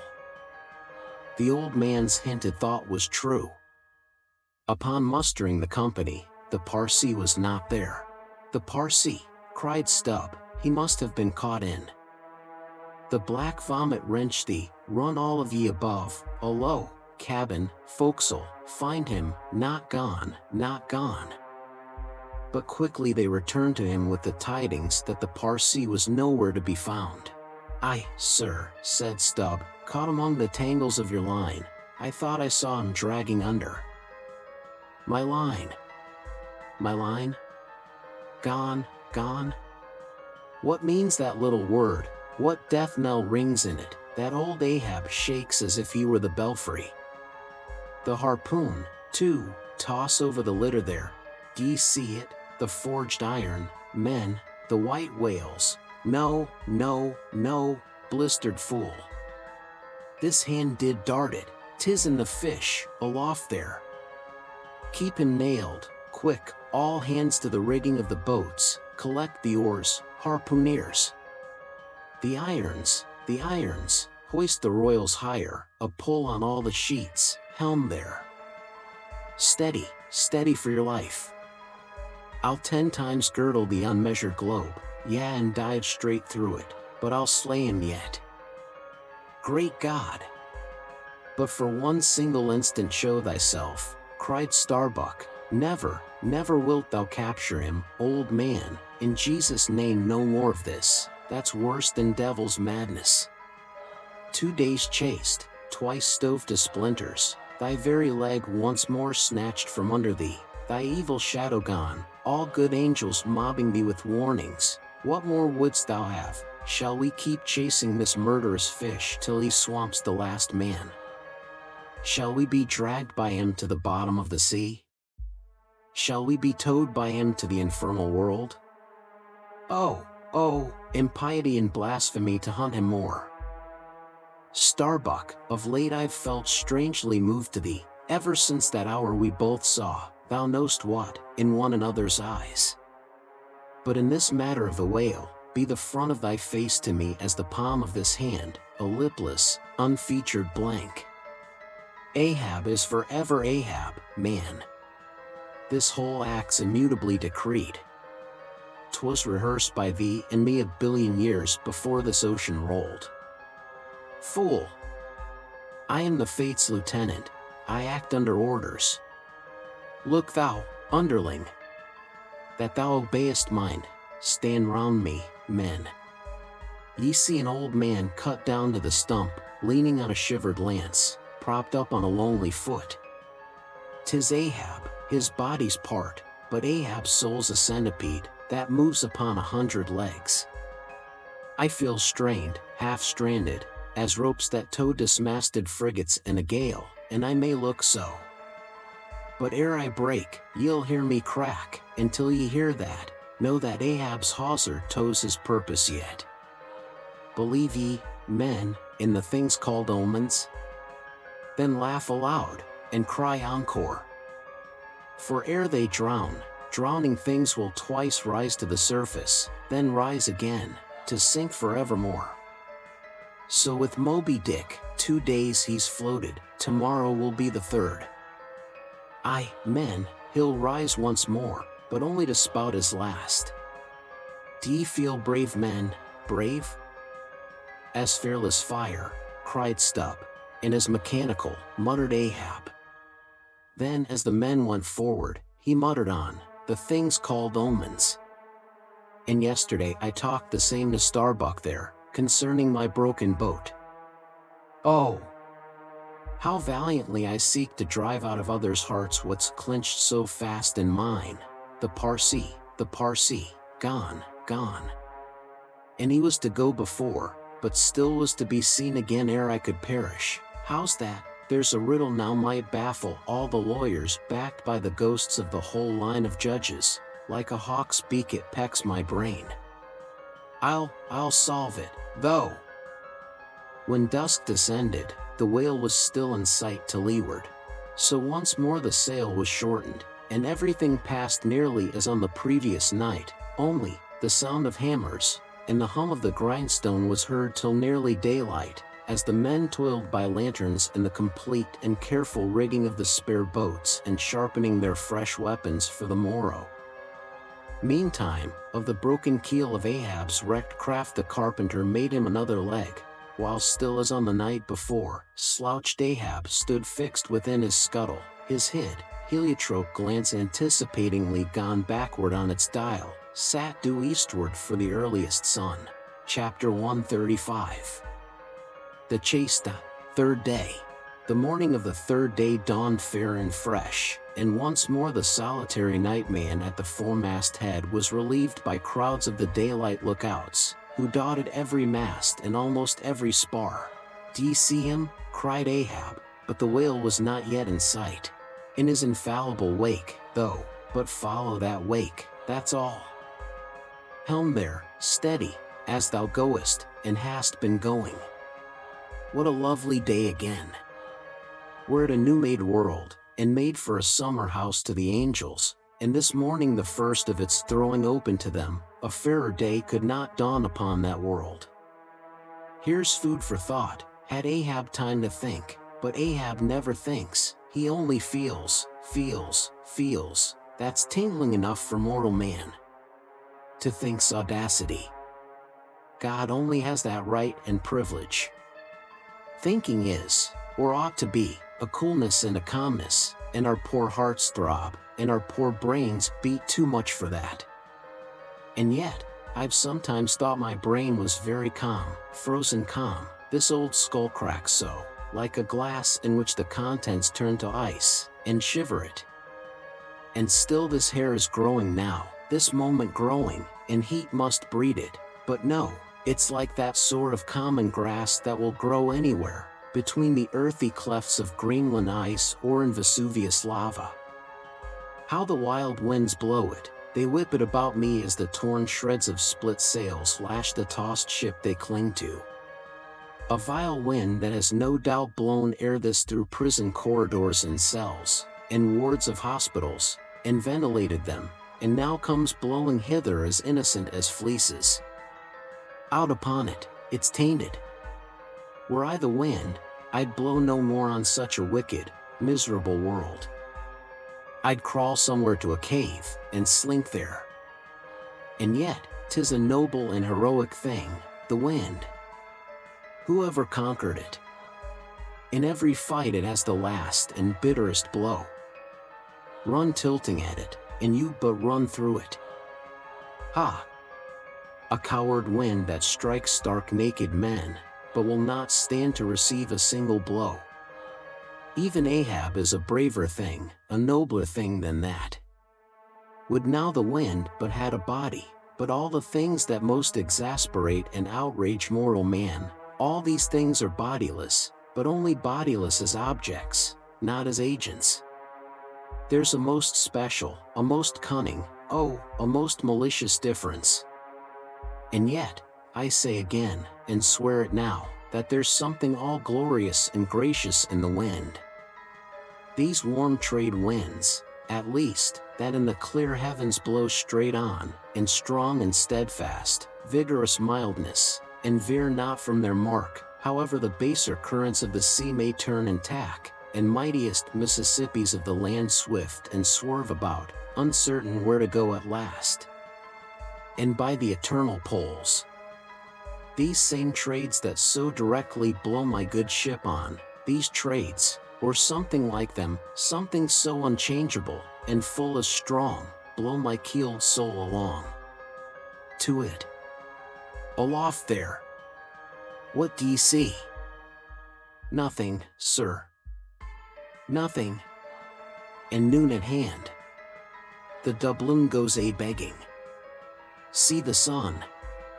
Aye, it must be so. I've oversailed him. How, got the start?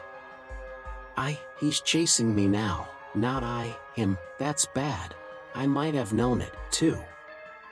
Fool. The lines, the harpoons he's towing. I have run him by last night. About. Come down, all of ye, but the regular lookouts. Man the braces.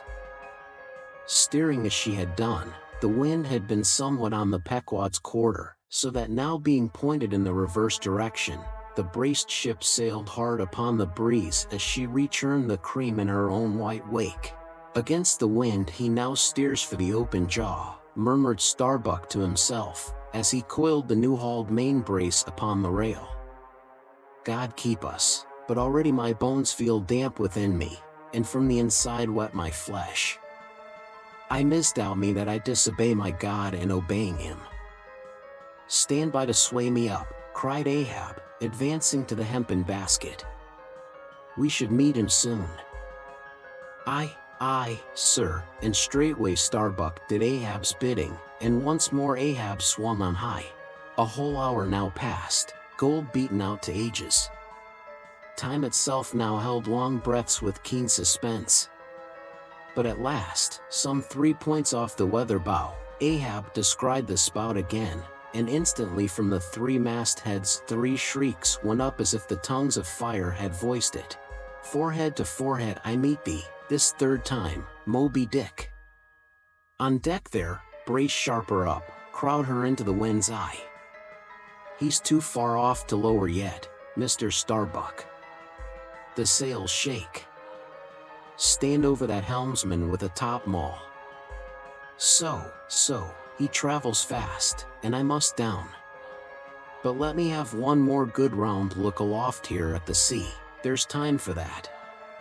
An old sight, and yet somehow so young, aye, and not changed a wink since I first saw it, a boy, from the sandhills of Nantucket.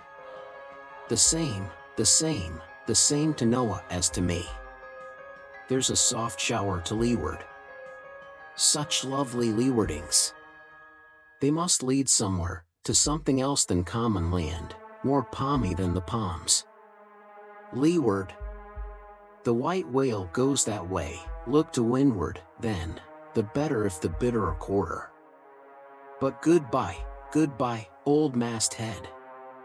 What's this, green? Aye, tiny mosses in these warped cracks. No such green weather stains on Ahab's head. There's the difference now between man's old age and matters. But old mast, we both grow old together, sound in our holes, though, are we not, my ship? Aye, minus a leg, that's all. By heaven this deadwood has the better of my live flesh every way. I can't compare with it, and I've known some ships made of dead trees outlast the lives of men made of the most vital stuff of vital fathers. What's that he said? He should still go before me, my pilot, and yet to be seen again? But where? Will I have eyes at the bottom of the sea, supposing I descend those endless stairs? And all night I've been sailing from him, wherever he did sink to.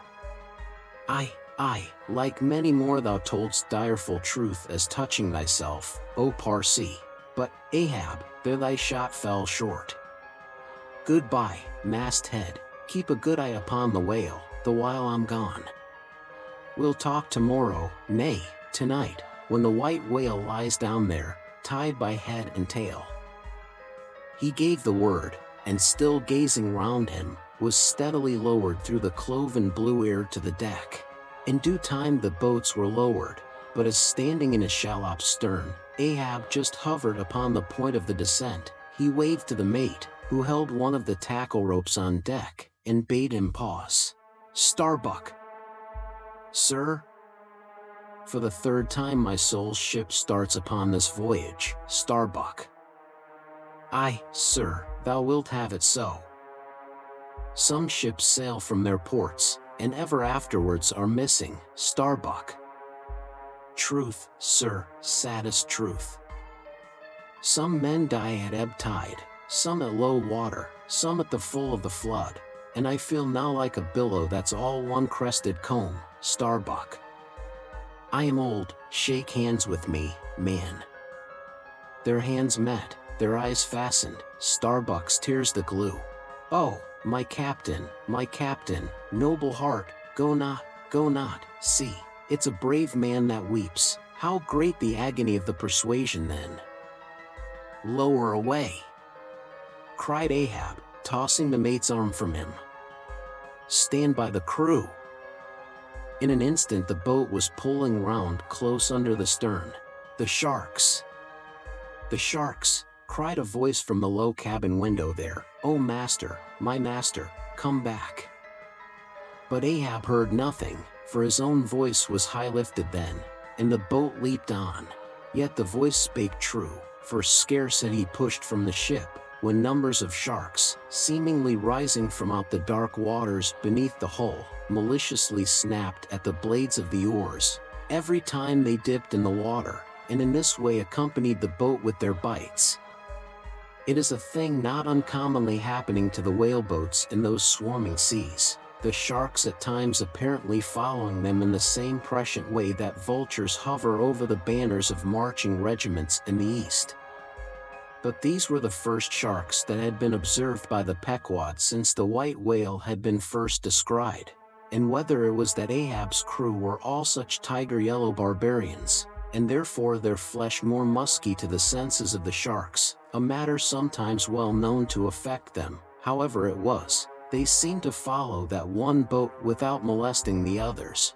"Heart of wrought steel," murmured Starbuck gazing over the side, and following with his eyes the receding boat, "canst thou yet ring boldly to that sight, lowering thy keel among ravening sharks, and followed by them, open-mouthed to the chase, and this the critical third day, for when 3 days flow together in one continuous intense pursuit, be sure the first is the morning, the second the noon, and the third the evening and the end of that thing, be that end what it may." Oh, my God! What is this that shoots through me, and leaves me so deadly calm, yet expectant, fixed at the top of a shutter? Future things swim before me, as in empty outlines and skeletons, all the past is somehow grown dim. Mary, girl, thou fadest in pale glories behind me, boy. I seem to see but thy eyes grown wondrous blue.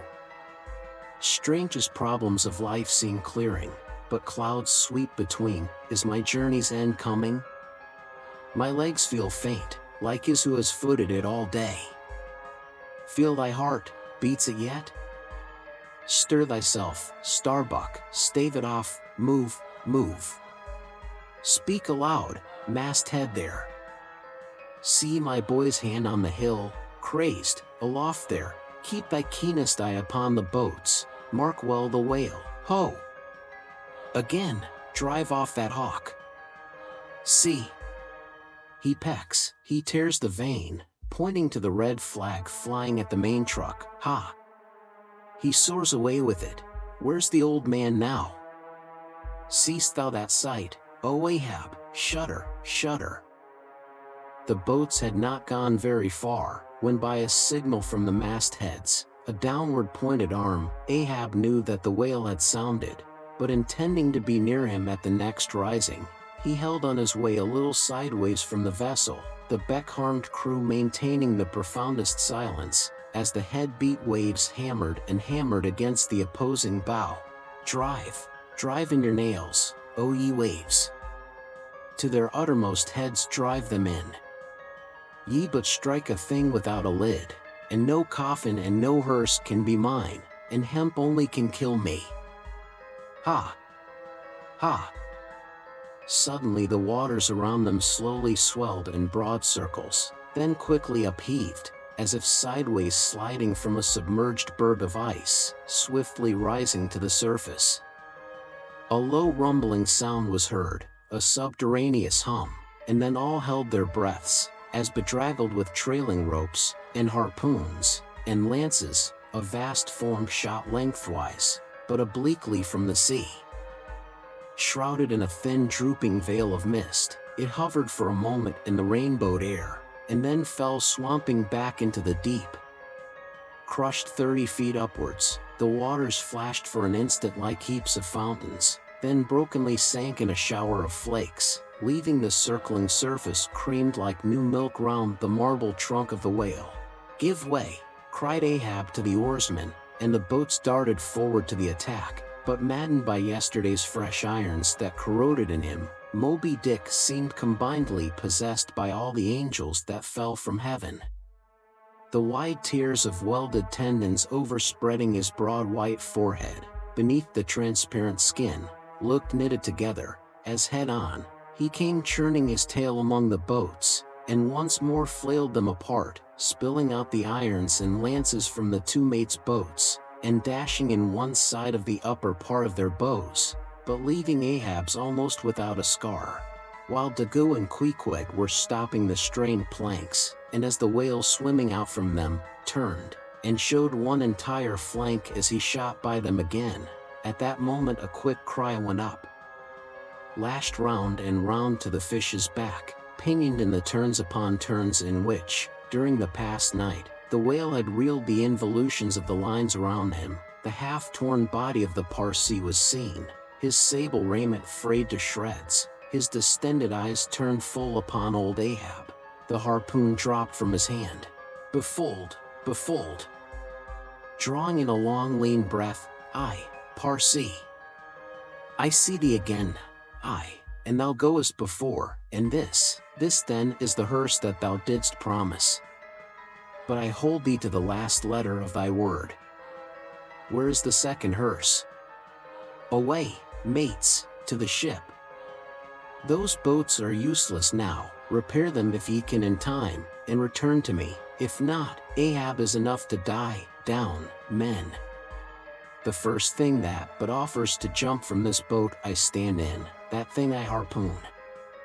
Ye are not other men, but my arms and my legs, and so obey me. Where's the whale? Gone down again?" But he looked too nigh the boat, for as if bent upon escaping with the corpse he bore, and as if the particular place of the last encounter had been but a stage in his leeward voyage, Moby Dick was now again steadily swimming forward, and had almost passed the ship, which thus far had been sailing in the contrary direction to him, though for the present her headway had been stopped. He seemed swimming with his utmost velocity, and now only intent upon pursuing his own straight path in the sea. "Oh, Ahab," cried Starbuck, "not too late is it, even now, the third day, to desist? See, Moby Dick seeks thee not. It is thou, that madly seekest him." Setting sail to the rising wind, the lonely boat was swiftly impelled to leeward, by both oars and canvas. And at last, when Ahab was sliding by the vessel, so near as plainly to distinguish Starbuck's face as he leaned over the rail, he hailed him to turn the vessel about, and follow him, not too swiftly, at a judicious interval. Glancing upwards, he saw Tashtego, Pequod, and Daggoo eagerly mounting to the three mastheads, while the oarsmen were rocking in the two staved boats which had but just been hoisted to the side, and were busily at work in repairing them. One after the other, through the portholes, as he sped, he also caught flying glimpses of Stubb and Flask, busying themselves on deck among bundles of new irons and lances. As he saw all this, as he heard the hammers in the broken boats, far other hammers seemed driving a nail into his heart. But he rallied. And now marking that the vane or flag was gone from the mainmast head, he shouted to Tashtego, who had just gained that perch, to descend again for another flag, and a hammer and nails, and so nail it to the mast. Whether fagged by the 3 days running chase, and the resistance to his swimming in the knotted hamper he bore, or whether it was some latent deceitfulness and malice in him, whichever was true, the white whale's way now began to abate, as it seemed, from the boat so rapidly nearing him once more, though indeed the whale's last start had not been so long a one as before. And still as Ahab glided over the waves the unpitying sharks accompanied him, and so pertinaciously stuck to the boat, and so continually bit at the plying oars, that the blades became jagged and crunched, and left small splinters in the sea, at almost every dip. Heed them not, those teeth, but give new rowlocks to your oars. Pull on, 'tis the better rest, the shark's jaw than the yielding water. But at every bite, sir, the thin blades grow smaller and smaller. They will last long enough. Pull on, but who can tell, he muttered, whether these sharks swim to feast on the whale or on Ahab, but pull on. All alive, now, we near him. The helm. Take the helm. Let me pass. And so saying, two of the oarsmen helped him forward to the bows of the still flying boat. At length, as the craft was cast to one side, and ran ranging along with the white whale's flank, he seemed strangely oblivious of its advance, as the whale sometimes will, and Ahab was fairly within the smoky mountain mist, which, thrown off from the whale's spout, curled round his great, monadnock hump. He was even thus close to him, when, with body arched back, and both arms lengthwise high-lifted to the poise, he darted his fierce iron, and his far fiercer curse into the hated whale. As both steel and curse sank to the socket, as if sucked into a morass, Moby Dick sideways writhed, spasmodically rolled his knife flank against the bow, and, without staving a hole in it, so suddenly canted the boat over, that had it not been for the elevated part of the gunwale to which he then clung, Ahab would once more have been tossed into the sea. As it was, three of the oarsmen, who foreknew not the precise instant of the dart, and were therefore unprepared for its effects, these were flung out, but so fell, that, in an instant two of them clutched the gunwale again, and rising to its level on a combing wave, hurled themselves bodily inboard again, the third man helplessly dropping astern, but still afloat and swimming. Almost simultaneously, with the mighty volition of ungraduated, instantaneous swiftness, the white whale darted through the weltering sea. But when Ahab cried out to the steersman to take new turns with the line, and hold it so, and commanded the crew to turn round on their seats, and tow the boat up to the mark, the moment the treacherous line felt that double strain and tug, it snapped in the empty air. What breaks in me?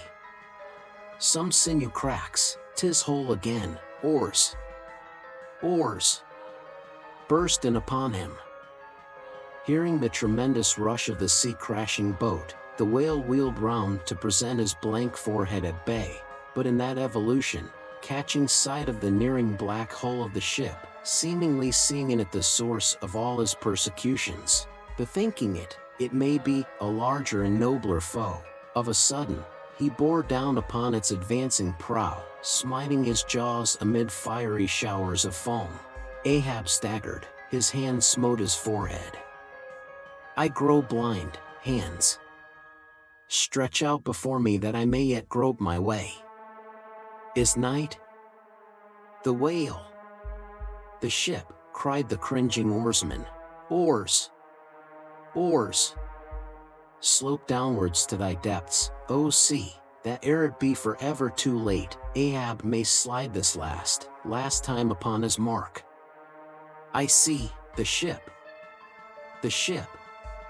Dash on, my men. Will ye not save my ship?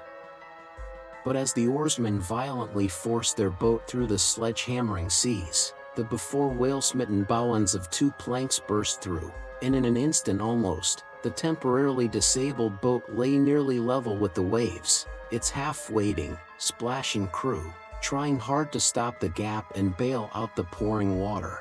Meantime, for that one beholding instant, Tashtego's masthead hammer remained suspended in his hand, and the red flag, half wrapping him as with a plaid, then streamed itself straight out from him, as his own forward-flowing heart, while Starbuck and Stubb, standing upon the bowsprit beneath, caught sight of the downcoming monster just as soon as he. The whale! The whale! Up helm! Up helm!